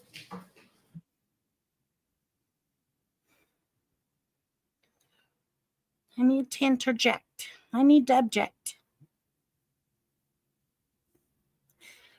Okay, let's go past this.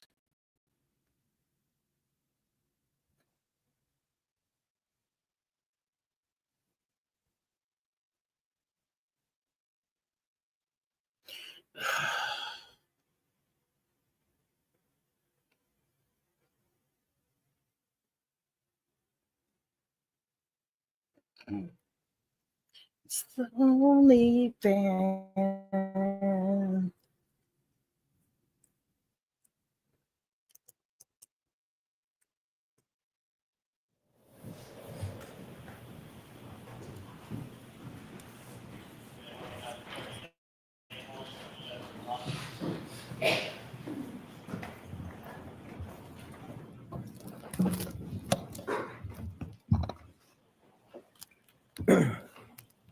Thank you for your patience, Ms. Hyde. Absolutely, sir. What I'd like to do is to go back to your testimony in the first proceeding, and we can go back to page 1-30.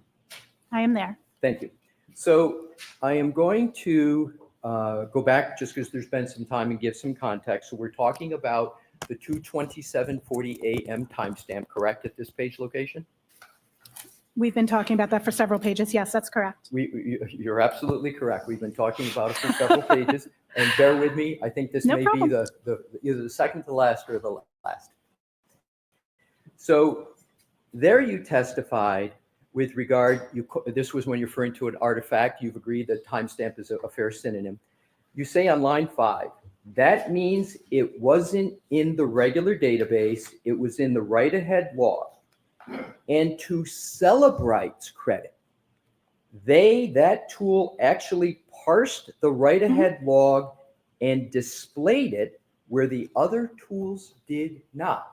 So did I read that correctly, number one? You read it correctly. So am I correct that here, what you're stating is Celebrite was actually showing the 2:27:40 a.m. timestamp at that time during your testimony in the first On proceeding? that date, that is correct. Okay, Yes. so I just wanted to establish that, and you were Absolutely. giving Celebrite credit for actually showing that timestamp at that time of 2:27:40 at the time of your testimony back in June of 2024, correct? That is correct. Okay, so now let's go to page 1-36.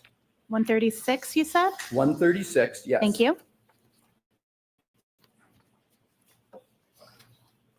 And on line 12, you note that so Celebrite and Magnet Axiom, Mhm. and then you elaborate, both Celebrite Physical Analyzer, which is a specific tool, right, of Correct. Celebrite, and Magnet Axiom, another specific tool, correct?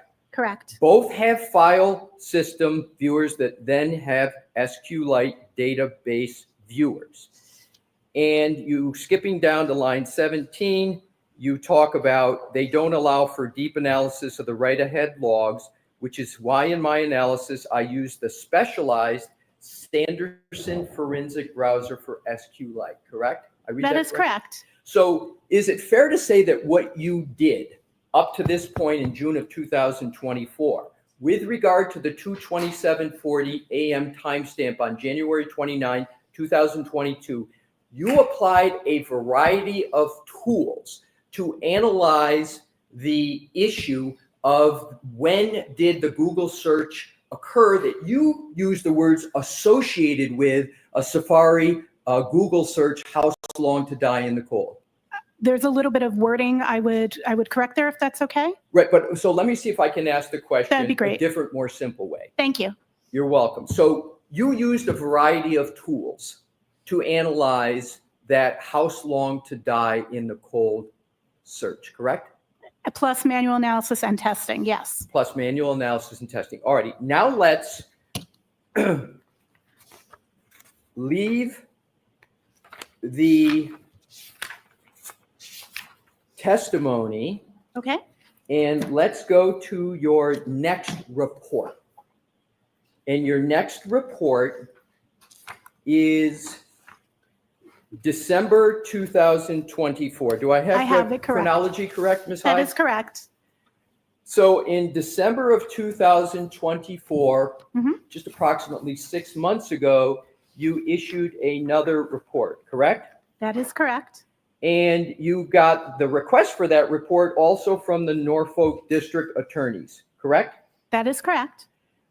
And you state in regard, well, that report regarded the analysis of the same timestamp, correct? Correct. To 2:27:40 timestamp. Mhm. And in that report, under relevant findings, you state, and this is December of 2024, so it's from your May 2023 report, it's approximately a year and a year and a half. Is that approximately from your May 23rd report? Approximately a year and a half? Yes. So a year and a half after what we just reviewed in your May 23rd report, and then just months after the testimony of June, right? So about 6 months after your 6 months later. June testimony that we just went through, you went and looked at this issue again, correct? That is correct. And isn't it correct that when you were asked to look at the same timestamp in December of 2024, that Celebrite removed the timestamp from their tools? Celebrite did remove that timestamp from the tool. That is correct. Okay. And that timestamp was the subject of extensive reports and testimony that you participated in the first proceeding, correct? That is correct. And even though that timestamp, 2:27:40 a.m., that showed up in Celebrate Tools, Magnet Forensic Axiom showed up, that was removed by Celebrate, correct? Celebrate no longer reports it. The evidence is still in the data. I want to be clear, just that it doesn't change the data. They just removed it from their automated parsing and reporting. Right, so they Correct. removed it from their automated parsing and reporting, correct? Yes, they did. That is correct.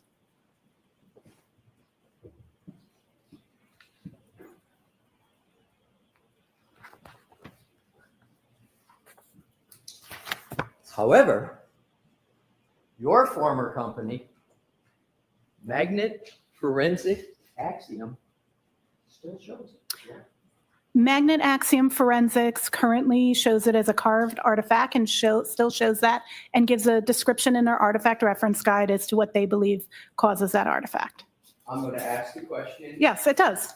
Magnet Axiom Forensics, where you used to be the director of forensics. That is correct. Still shows that timestamp, right? Yes, yes, But Celebrate doesn't in the automated that is correct. tools. That is correct in their automated parsing. And you would agree that Magnet Forensics is a very reputable company, correct? Correct.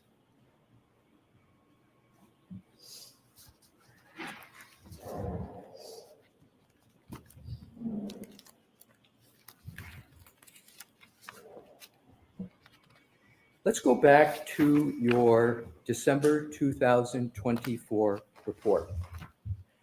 Do you recall just moments ago when we went through your testimony in June of 2024 in the first proceeding where you stated various times how it was, I'll use the term best practices, to use multiple tools to analyze the timestamp? Correct. And you used many tools back then to analyze that timestamp. And you testified to those many tools on your direct examination, correct? Correct. Yes. However, in December of 2024, when you returned to analyze the 2:27:40 timestamp, how many tools did you use to analyze that timestamp? Can you give me just a number? How many tools? At least 4. Well, in your report, let's go to your report, what your report says. Mm-hmm. So in your report, you state that under relevant findings, do you not, that review of data from Celebrite shows that the artifact of a Google search from a Safari suspended state tab with the search term house long to die in cold, and I'm going to skip over, in addition to my own previous report, no longer shows a last visited timestamp. I think that is not clear. The skipping there makes it sound like my report no longer shows that, and that's not what's That's a fair statement. That's a fair statement. Let me rephrase it. Thank you. You're welcome. In this report, Mhm. you speak about Celebrate release reports, correct? Are you referring to the Celebrate release notes The that come out? release notes at the bottom, Perfect. right? You referred to that? That's correct. And that release note states that Celebrate has removed the timestamp value from records, and I'm assuming that's a reference to Celebrate. Celebrate no longer parses that result. That is the statement in this report. Correct. Right. And so I'm going to go to page 4 of your report. For sure. I'm there. And I'm going to go down all the way down to the conclusion. In that report, is there reference to any company other than Celebrate in this entire report? In this report, no. Okay, thank you. Now let's go to your prior testimony in the first proceeding, where you said that it was important to use multiple tools. Absolutely. Do you still stand by your position that you've given today and that you gave in June, that it's important to use multiple tools? Absolutely. Now, let's go back to the issue of the extraction of Jen McCabe's phone.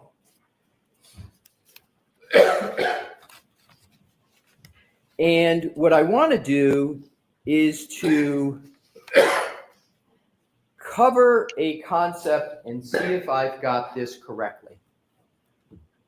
Are you familiar with the phrase Apple source codes? I'm sorry, can you please repeat? No worries, sir.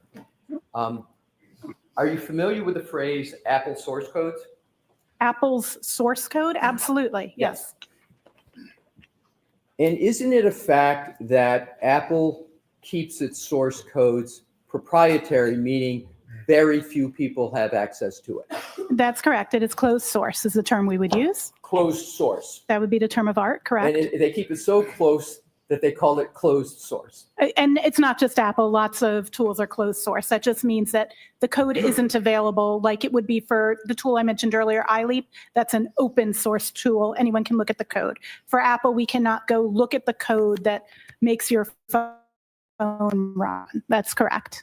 And isn't it the case, and I refer to that as the MB postulate, to shorthand it, but I don't need to have you refer to it that way. I'm sorry, could you repeat that phrase? I was unfamiliar with it. I'm going to skip it. Okay, I'll thank just you. go on. Basically, the concept that Apple has source codes that are closed sources. So I just refer to them as Apple's closed sources. Wouldn't the best information about when a search occurred, what it's associated with, wouldn't the best information be in the Apple source code to answer that question? It is acceptable in digital forensic science and in accordance with the NIST Science Foundation papers to conduct testing to determine how the functionality of something works. You do not need access to the source code to be able to speak to an artifact. My question isn't that. My question is, isn't the best place the best place to go is to the Apple source codes themselves? Or are you saying these physical analyzer tools are just as good, and the information they pull is just as good as an Apple source code? Those are very, very, those are incongruent statements.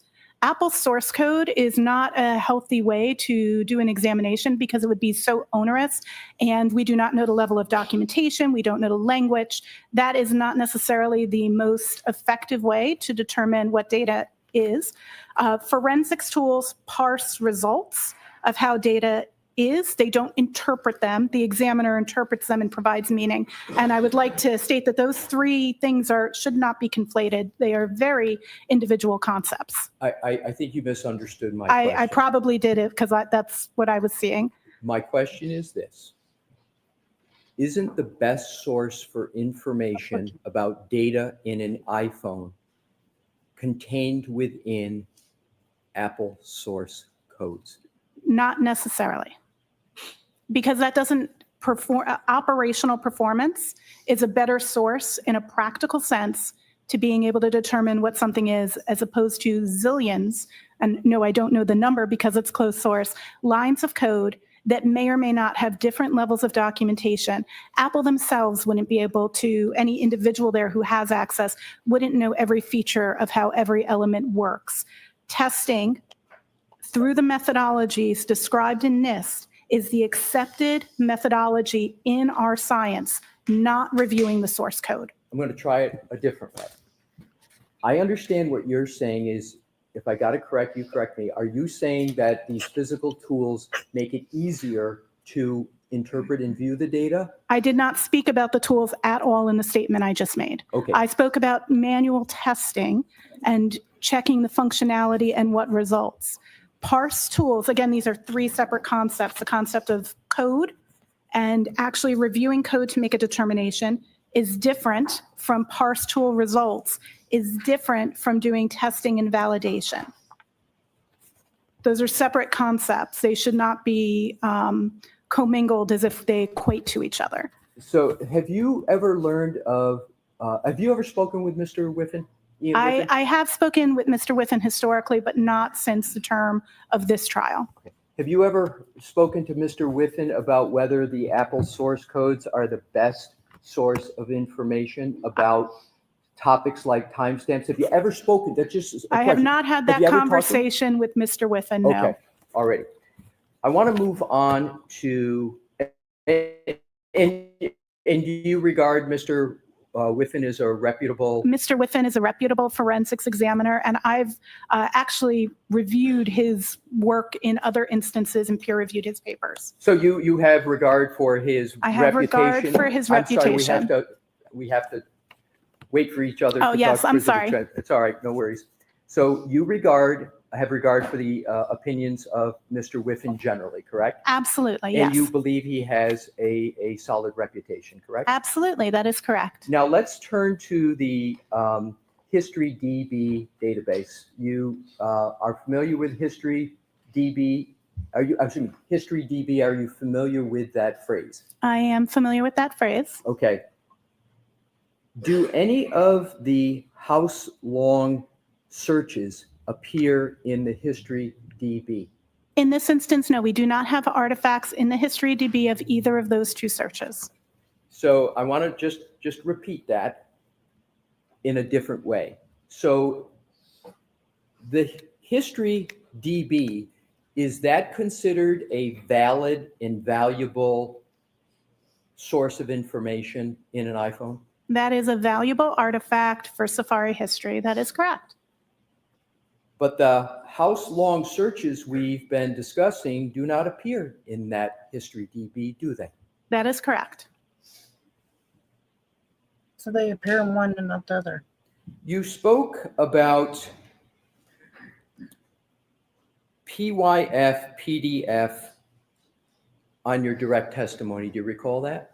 I do. It's the Python framework for PDF. It is a GitHub tool, one can download from GitHub to utilize to create PDFs using Python code. So a developer and a tool would integrate that to create a PDF. And the PYF, PDF can have the variables set, correct?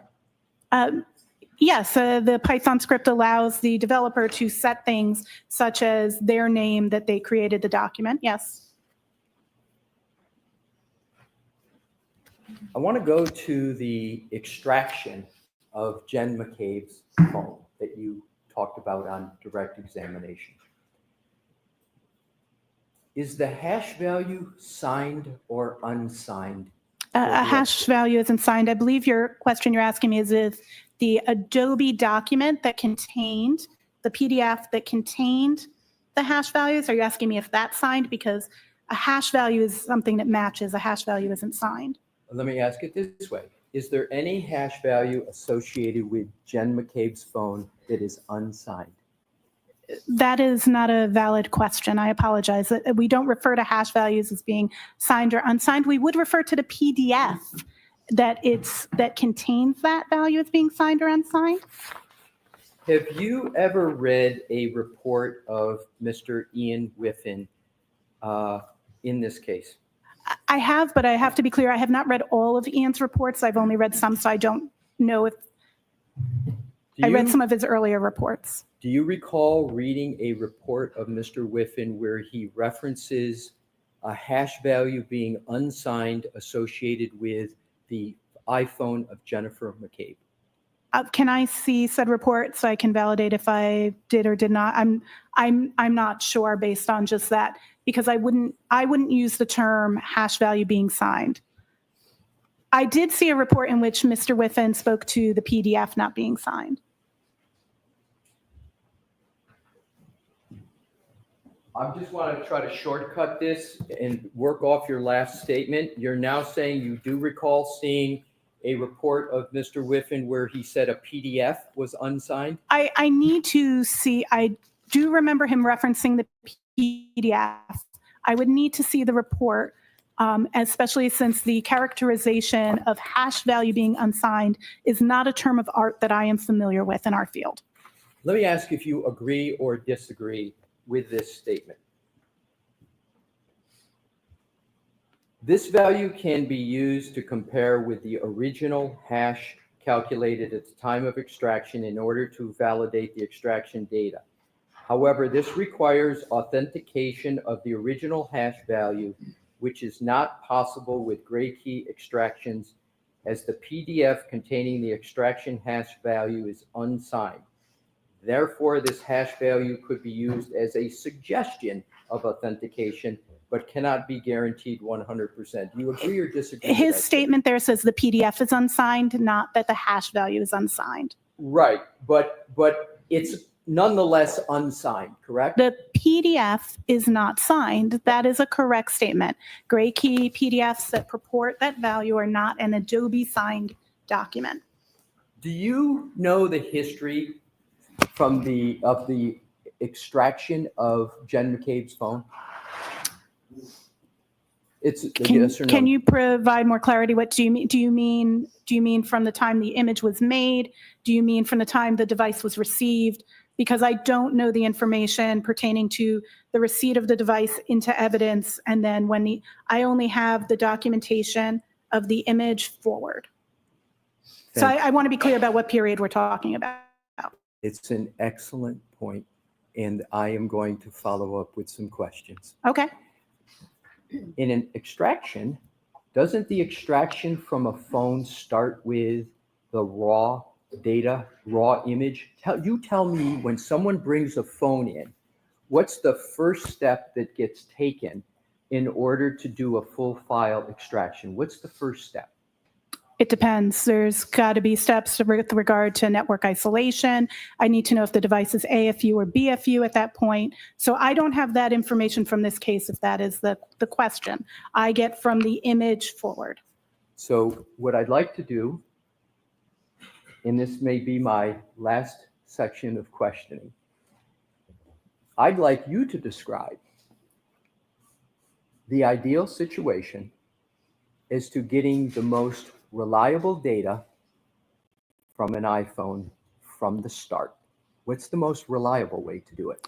I would say the most reliable way is following the recently released SWIG-DE Scientific Working Group on Digital Evidence document on best practices of evidence handling, preservation, and imaging. I may have that title slightly out of order, but it is a document released this January.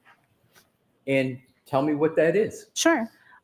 In that, the first thing, from which point are we starting? Are we starting like extracting the data using a tool, or are we talking on scene, taking the device into evidence? The latter. Okay.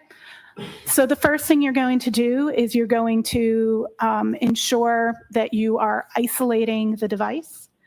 This is also going to depend on condition from the network. So typically this would be done with a Faraday enclosure in a best practice. However, there are alternative ways of isolating from the network, such as disabling all of the communication protocols, such as Wi-Fi, airplane mode, etc. The next step, once you've isolated, but prior to, you also want to make sure you're continuing battery stat. So if a device is on, you want to keep it powered on. If it's off, you want to keep it powered off. That's a general statement. So the best way to do that is to attach a battery charger. Just like when your battery runs low, you plug in a charger in the back of these battery packs. We do that with that before we put it in the Faraday bag. A Faraday bag is an enclosure that blocks signals from coming to the device. This is so a remote wipe command couldn't be sent, or so that more data isn't received to the phone, because phones are live and constantly obtaining data. So we're going to have it with a battery pack in the Faraday, presuming it was on. Again, I don't know the status of this device.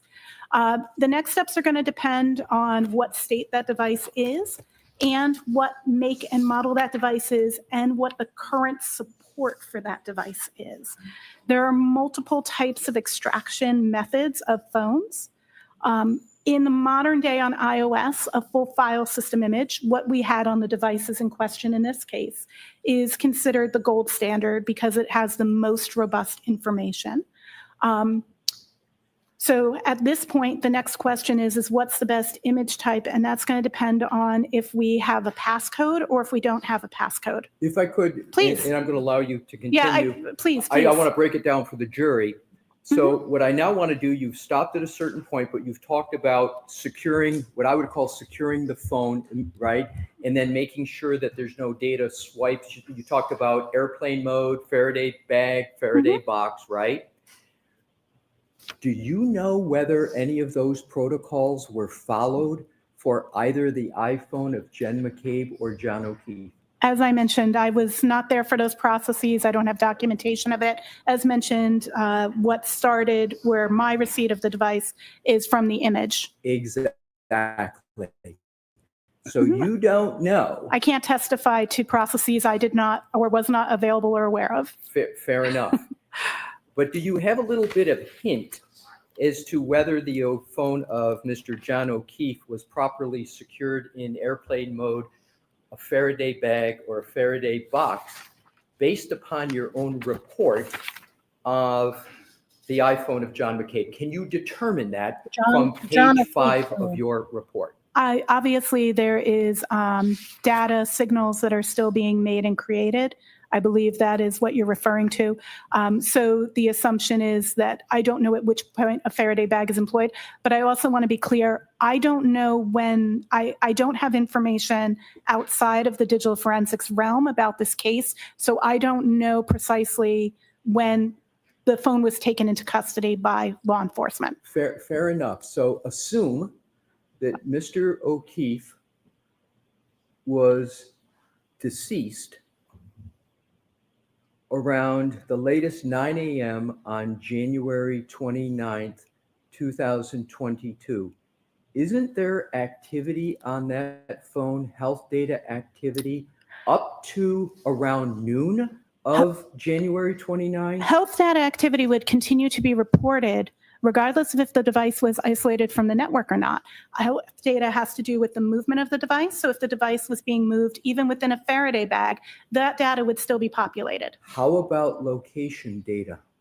Location data is unlikely to be reported in a device that is Faraday enclosed, but I do not know what location data you're referring to, so I cannot speak in absolutes without having a better reference to the artifacts in question. If you're saying it's in my report, I'll look at it, but again, I never knew when the phone was seized, so it was not part of my initial analysis. Do I have permission to look at that time now? Yes. Thank you, Your Honor. So bear with me. It's a big report, as you know. It is a big report. And it was at the bottom of my stack. Pardon me? All right. It was at the bottom of my stack. I had to lift up the other ones to find it. All right. So, Your Honor, may I assist in pointing her to a page? Sure. That'd be Thank great. you. If you could turn to that report on your page 47 and continue on to page 50. I do see incoming data that is consistent with the device not being Faradayed, such as the receipt of SMS messages, notifications from Ring, etc. So, the iPhone of Mr. O'Keefe was not secured in the manner you described before we got to this, as would be the best practice with regard to getting the most accurate data from a phone. That is, once it comes in, that it's to either be put in airplane mode, Faraday bag, or Faraday box. That's correct. By your own report, you see activity. I do see activity. It was not Faradayed. Faraday prevents wiping of the device and additional data. So actually, in this instance, it doesn't appear that the device was at risk of wipe because it was not wiped. And we actually have more data because we get to see the data that continue to come into the device. I'm not saying that's in accordance with best practice. I'm saying that that's what I see based off of what you just had me review in the data. It sounds like you're trying to justify. Oh, I'm not trying to justify. You tell me. It sounds like you're trying to justify the fact it wasn't secured. Am I correct? Or No, you're incorrect. I'm just stating we have, you asked if we had more data or less data. We actually have more data with it not being Faradayed, but no, best practice would be to Faraday. I 100% agree. My question wasn't, is there more or less data? My question was simply, doesn't your own report, your own report Sure. show activity up until noon on January 29, 2022? Correct. And for clarity, my scope was till noon, so I don't know if there was activity beyond that. Right, but as far as your scope goes, I want to be clear. Yeah. There is activity on Absolutely. this phone, Absolutely. The which phone, shows that it was not put in airplane mode, it was not put in a Faraday bag, and it was not put in a Faraday box, and that failure is not best practice. correct. It is not in accordance Thank with the best practices. I agree. I would have Faradayed it. Thank you. So If I, that's presuming all okay. things. I have no further questions. Thank you for answering my questions, Ms. Hyde. Thank you for your questions. Have a great day. Mr. Brennan, any redirect? Thank you.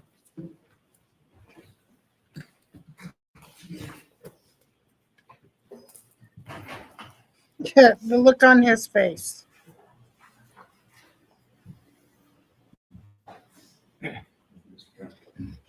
Will we finish today?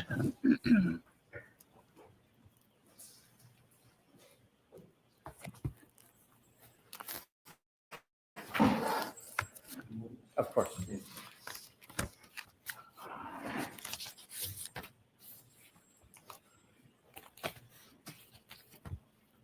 Whenever you're ready. Thank you, Mr. Chairman. You're welcome. You were asked when you began working on analyzing phones in this case, and you said it was in May.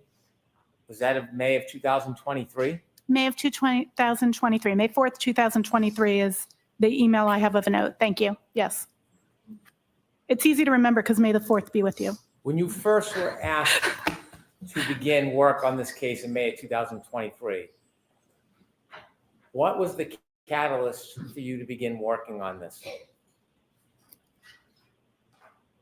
Being paid? I was contacted by Mr. Tully and then contracted, a SOW was signed, and I began work on the initial request to look at those two search terms on January 29th. Does that answer your question? Sure. Okay. Was there a certain claim that was lodged that you were to focus on?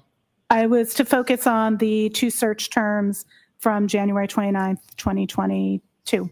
And were you informed why? Was there any context to that?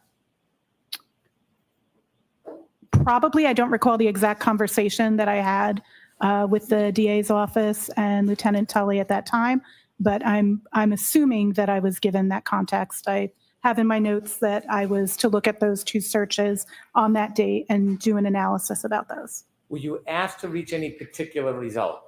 No, I was asked to provide my report, not to reach a particular result. Were you asked to reach a conclusion that the 227 timestamp was inaccurate? No, When you engaged in your analysis, was it independent of the district attorney's office? my analysis was independent of the district attorney's office. I actually, in the first case, had very little communication with the district attorney's office during the period of my analysis. Was there any input from any outside source on what your result or ultimate opinions would be? No, Would you ever allow anybody to affect your input? no.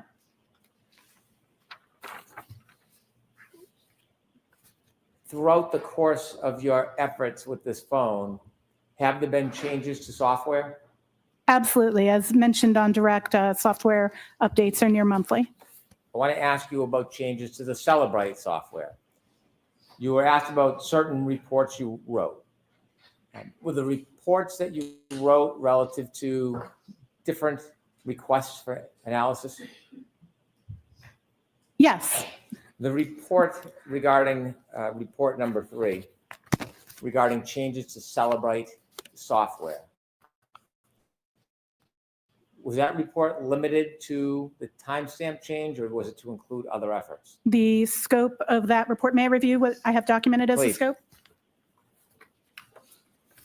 I believe we're talking about report 2. That's the one about the Celebrate change. Yes. And I have the request was to understand changes made in the newer version of Celebrate Physical Analyzer to artifacts pertaining to the timeline of a particular Google search on January 29, 2022, namely How's Long to Die in Cold. When you looked at the Celebrite software and report, Was the timestamp characterization changed or removed? Yes, it was removed. That timestamp in the version starting in May of 2024, Celebrate actually removed that, and they put a release note stating that it was due to the ambiguity and potential for misconstruing the meaning of that data. Was there any other releases informing other reasons why that was changed other than the potential that somebody could misconstrue, misinterpret, or distort the information? Can I read Celebrate's own statement? Please. Celebrate's statement in To yourself. to myself? Okay, roger that. Thank you. I appreciate that.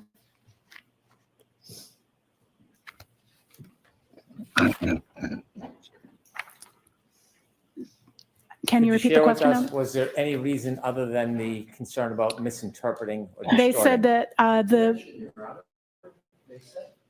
So what's your understanding? my understanding is that it is not a reliable timestamp, and that is why Celebrate removed it. You were asked about Axiom. Axiom, is it the same or different?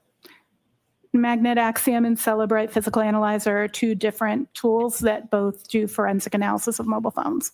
You were asked whether Axiom still has a timestamp that was similar to Celebrate before the change. Axiom shows what I spoke to on direct, where they have it as a parsed versus carved result.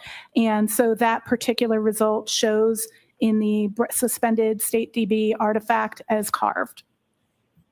Do companies like Axiom and Celebrate give releases, updates, information about how to interpret their reports? So Axiom actually has a document that's released with it called the Artifact Reference Guide. And that actually gives a brief description of the fields and of artifacts. All tools, when they release new artifacts, they put out in a release note. Not all artifacts are clearly documented that are parsed. However, all of the vendors regularly put out webinars and blog posts that explain their new artifacts, but not necessarily all. Is there any releases or cautions from Axiom on the same issue about misinterpreting a timestamp? Axiom, in their artifact reference guide for this artifact, does speak to the possibility of misinterpretation and states that the timestamp can be earlier than the search had occurred, based on what different reasons could cause that timestamp. Let me ask you about a Faraday bag. You said that best practices is to isolate an item in a Faraday bag. That's correct. Do you have any information, or did you know the travel of Mr. O'Keefe's phone that night or where it went after? I'm sorry, can you clarify the time period? On January 29, 2022, from say 6:04 in the morning until later that afternoon. I did not have access to that information. When you analyze data from certain devices, are they always placed in a Faraday bag immediately after an incident? There's a lot of times when this is situation dependent. An example of when you would not put something in a Faraday bag is when you have a deceased victim and you're going to be using their biometrics to possibly unlock the device.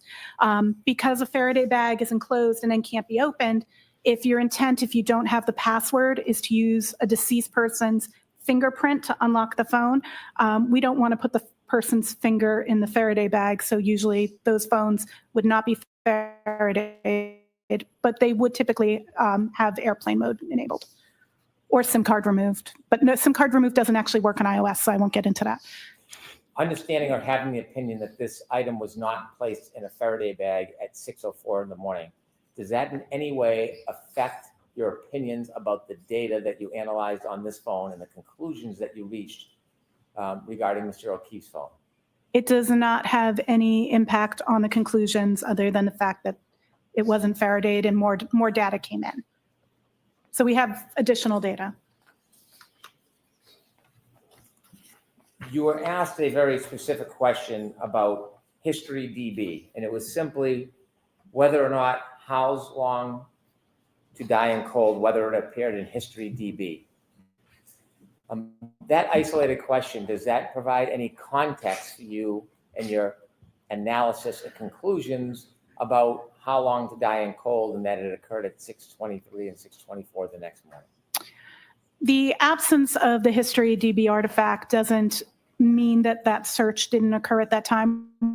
We have multiple corroborating artifacts, which is usually what we look for, 2 artifacts that demonstrate is like very good. You don't necessarily need that, but in this instance, we have both from the mobile Safari PLIS, which tracks the history, as well as the Knowledge C DB. So we do have 2 artifacts showing that those searches were done at that time. Of course, 6 seconds apart for the difference between a Knowledge C and the mobile Safari PLIS.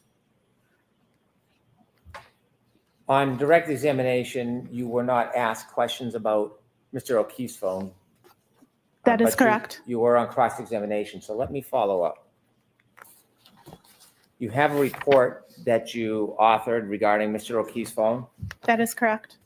and you had an opportunity to look at the healthcare data for January 29, 2022, That is correct. page 6 of your report. Thank you. You noted that there were steps that began at 12:11:09 a.m. Is that accurate? That is accurate. And the way healthcare data works, do you have an understanding whether steps means a person actually took a number of steps, or does it mean something else?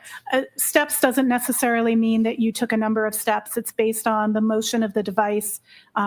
So it could be steps. It could be you're carrying it. It could be that you're in some other kind of motion. You could be on a bicycle. You could, any number of things. And the number of steps is based on the presumed gait, based on the input into the Apple Health app in terms of gender and height. So it determines a gait and then prescribes a number of steps, but it is possible for other things to cause steps to occur. You were asked specifically if you saw that there were reported movement or health steps at 12:21:10 a.m. and specifically pointed out to you notation or characterization of 80 steps. Is that accurate? That is what's stored in the database.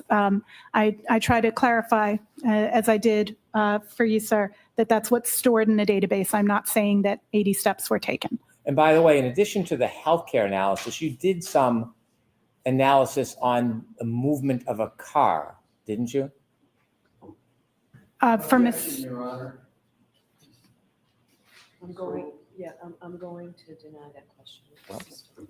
Can these health steps occur if somebody's holding a phone while traveling in a car? As mentioned in my report, it's caused by motion. It could be various motions that could cause it. You could be using an elliptical. You could be in a vehicle. You could be on a bicycle. It's not necessarily steps taken. Based on your analysis of Mr. O'Keefe's phone and the report that was pointed out to you on cross-examination, and do you have information or opinion where Mr. O'Keefe's phone was located around 12:21:10 while those steps registered? Objection, Your Honor. So, That's beyond the It was pointed out to you at 12:21:10 there was a registered 80 steps. Is that accurate? That is correct. Okay. And then you were also asked about the last healthcare data, last movements of this phone. And it was pointed out that that began at 12:31:56 for 20 seconds. That's correct. Per the data in the database. And is that the last movement of Mr. O'Keefe's phone that evening before 6:04 that you saw when you analyzed the entire data in the phone? May I have one moment to review? Yes.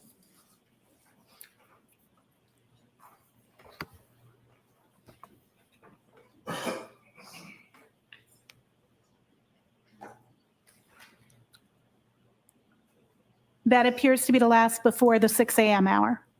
So that 20 seconds, if it began at 12:31:56, what was the last movement in seconds in time at that time of Mr. O'Keefe's phone?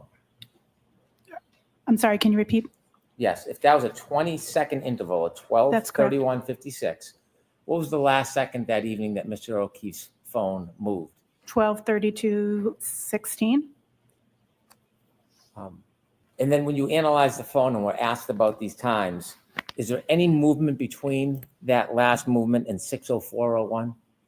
Between the 12:32? Yes, 12:32:16 and 6:04:01. Any movement of that phone whatsoever?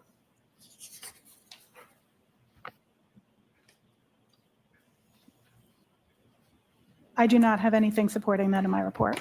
Do you know what was going on with Mr. O'Keefe's phone at 6:04:01 a.m. on the morning of January 29th, 2022? I do not know precisely what was happening with his phone at that time in terms of movement. If that's, or are you asking me? I'm sorry. Can you clarify what you mean Yes. by the question? The next movement after 12:32 Is the 6:04? 6:04:01 Correct. a.m. Correct. Do you have any information about where or why there was movement of the phone at that time? I don't. That wouldn't be inside my digital evidence, I don't believe. And the last question is, the next movement at 6:15:14, do you know if that phone was being moved by somebody or somebody else than Mr. The O'Keefe? phone was in motion. I do not know if it could be by a person, it could be on a rail car. I don't think it was on a rail car for clarity, but I don't know what is causing that motion at that time. Thank you very much. Any follow-up, Mr. Yes, Lee? please, Your Honor.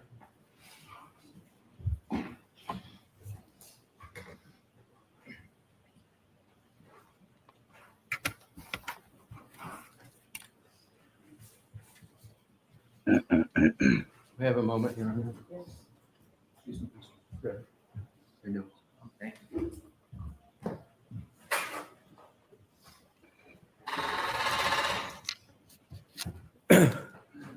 Ms. Hyde, you were asked questions by Mr. Brennan just moments ago about Celebrite and release notes. Do you recall those questions? Yes. And did Celebrite, beyond stating that their opinion was the 2:20:40 a.m. timestamp was not reliable, did they give any reason at all for why they concluded it was not reliable in that? I'm sorry, we'll wait for the, Thank you. I appreciate it. and I'll repeat the question. Thank you. Never ends, never fails. There's not a.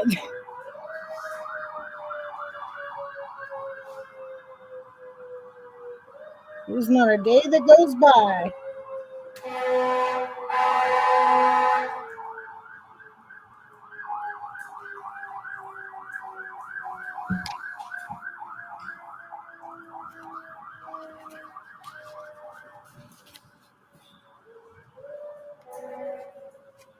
May I, Your Honor? Thank you.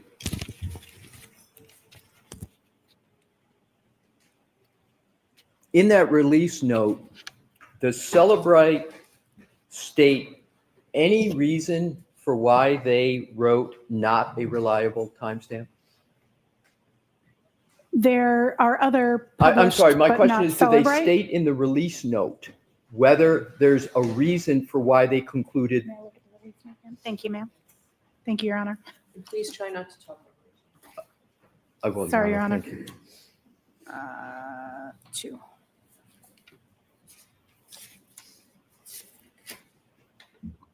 Not asking you to read it, just asking whether or not they give any reason for the conclusion, not a reliable timestamp.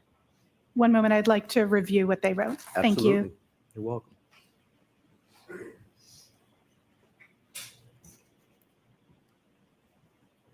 Yes, they do. They state that further research since is the reason that they're doing it, that there is further research. Did they state what that research is?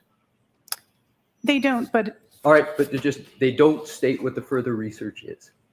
that is correct. They All right, state now that what I'd like it's to do is- unreliable. Move on to Axiom. Mhm. You were asked questions by Attorney Brennan, and you referred to Axiom as using a different parlance with the timestamp of carved, correct? Celebrite uses this deleted demarcation or recovered demarcation. Axiom does not do that at all. They speak to how they recovered the artifact, be it that it was parsed. When I say parsed, I mean the item was where it was expected to be in the algorithm, found it, located it, and said it's here, versus carved, which is when they have to go into an unexpected area, such as slack space, which would be the areas that are not yet used or were previously used to extract the data from that. So Axiom actually recovers the timestamp, but Celebrite does not. Is that correct? Is that correct? Yes, Okay. currently, previously, when we did the first case. Right, but It's the currently, opposite. Celebrite Correct. doesn't, but Axiom does. Axiom recovers 2:27:40 a.m., correct? Timestamp? They That recover- is the timestamp that they show for that artifact. Correct. Exactly. So now I'd like to go back to the next topic, our discussion about Mr. O'Keefe's phone and secured or not. You talked about one example of maybe needing to use a biometric to unlock a phone. And that might be a reason, as I understand it, as to why someone might not put it in a Faraday bag or box. Do I have that correct? Correct. Okay, do you know whether the passcode was immediately provided on the phone of Mr. O'Keefe? I do not have that information. Assume that the passcode was immediately provided for the phone of Mr. O'Keefe. Can you think of any other reason why that phone wouldn't be put in airplane mode, Faraday bag, or Faraday box? Best practice would be to put it in a Faraday bag. Okay. And that phone was obviously not put in airplane mode, Faraday box, or Faraday bag after 6:04 a.m. on January 29, 2022, correct? Correct. Now let's go to, Well, I don't know if at some point past 12 o'clock. My report only goes to noon, so just for clarity, I don't know Fair enough. anything past noon. fair enough, but from 6:04 a.m. until approximately noon on Correct. January 29, 2022, at least that time, that phone is not in airplane mode in a Faraday bag or a Faraday box, correct? It would appear such. Because I didn't analyze past that, I don't know if it had been potentially Faradayed and then it broke Faraday and got data, but I don't suspect that based on this. It appears that that data was live. But I just have to speak to the fact that I just don't know because I didn't go past noon. Right, but you're going past noon. Right. I'm not. Okay. My yeah. question, 6 and a.m. to I'm- noon, it does not appear to be Faraday. So to be clear, from 6:04 a.m. on January 29, 2022 until at least noon of January 29, 2022, the iPhone of Mr. O'Keefe is not in airplane mode, it's not in a Faraday bag, and it's not a Faraday box, correct? Unless it was in a broken Faraday bag, like they put it and it was failing. But it does not appear to have been placed in Faraday bag. All right. No, I'm just being honest. You should test your Faraday bags. They go bad. I use Dr. Katz's testing methodology, but in 100%, it appears to have been receiving signal for that entire period and not in a Faraday bag, which would We're be best trying to practice make unless excuses biometrics were for needed. them. So Stop. let's now go to Lady. hopefully what are the last two categories of questions. With regard to the iPhone of Jen McCabe,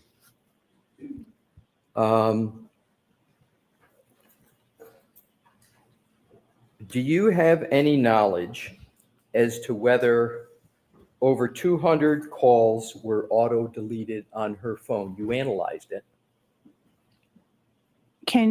We can see that calls were auto-deleted. You're asking me if the number of, I just want to make sure I understand the question. If the number of calls that were auto-deleted, if that exceeded 200? My question is, do you know whether there was auto-deletions on Jen McCabe's phone? Do you know that? I'm uncomfortable with the term auto-deletions because About I don't know deletions? what that is inferring. Okay. Did you analyze her phone at all for deletions? I analyzed her phone to see if there had been deletions of call logs. And what I found was that there were records that were removed by the system and not recoverable from that database, but were recoverable from biomes. Understood. Now, what I'd like to do is to address your answer in response to Mr. Brennan's questions, where you said that the issue with regard to Mr. O'Keefe's, or just generally your proposition, that there was no impact on your conclusion because more data had been obtained. Did I get that correct? I believe my statement was there was no impact on my conclusion with the fact that it had not been in a Faraday. Right. So isn't it, though, the case that when a phone's not in a Faraday and is therefore active, data can be overwritten? Yes. So if data can be overwritten when it's not in a Faraday, you can lose that data, correct? Is there data that we're concerned? Yes, theoretically. Right. Yes.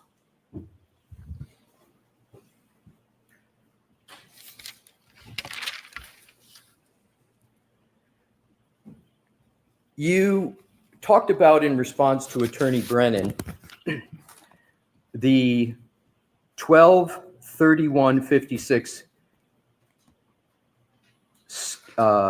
steps, and you said the last, according to you, last movement 123216. Do you recall those questions? I recall the questions. Yeah. To boil it down, isn't correct that that phone was moving at that time? May I check the timestamp again? Absolutely. I apologize. There's Oh, no. a lot of timestamps going back and Please forth. do. 123156, is that Yeah, the? that's the start. Yep. Oh, yes, this one there definitely is. Yes. So, doesn't matter what kind of movement, but that phone was moving starting at 123156 and still moving until 1232:16 a.m. on January 29, 2022, correct? Yes. Thank you. Appreciate again you answering my questions. Thank you. All right, Ms. Hyde, you're all set. Thank you, Your Honor. RIC counsel about scheduling. First, feel free to stand up and stretch.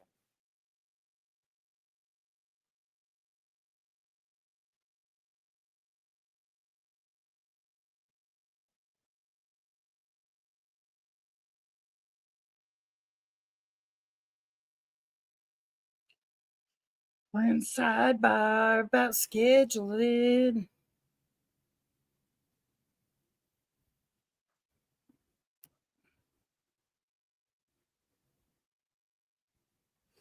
Okay, I guess they're done for the day.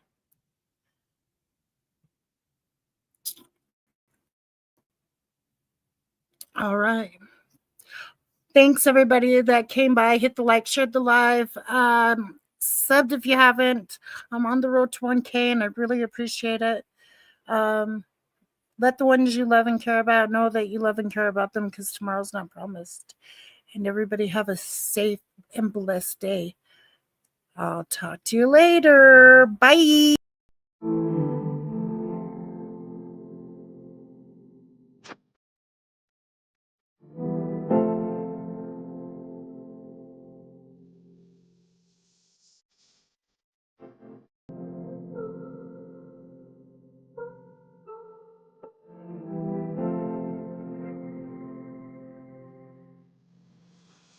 Put your eyes on me, like the spotlight. Recognize me showing love, then got my grind right.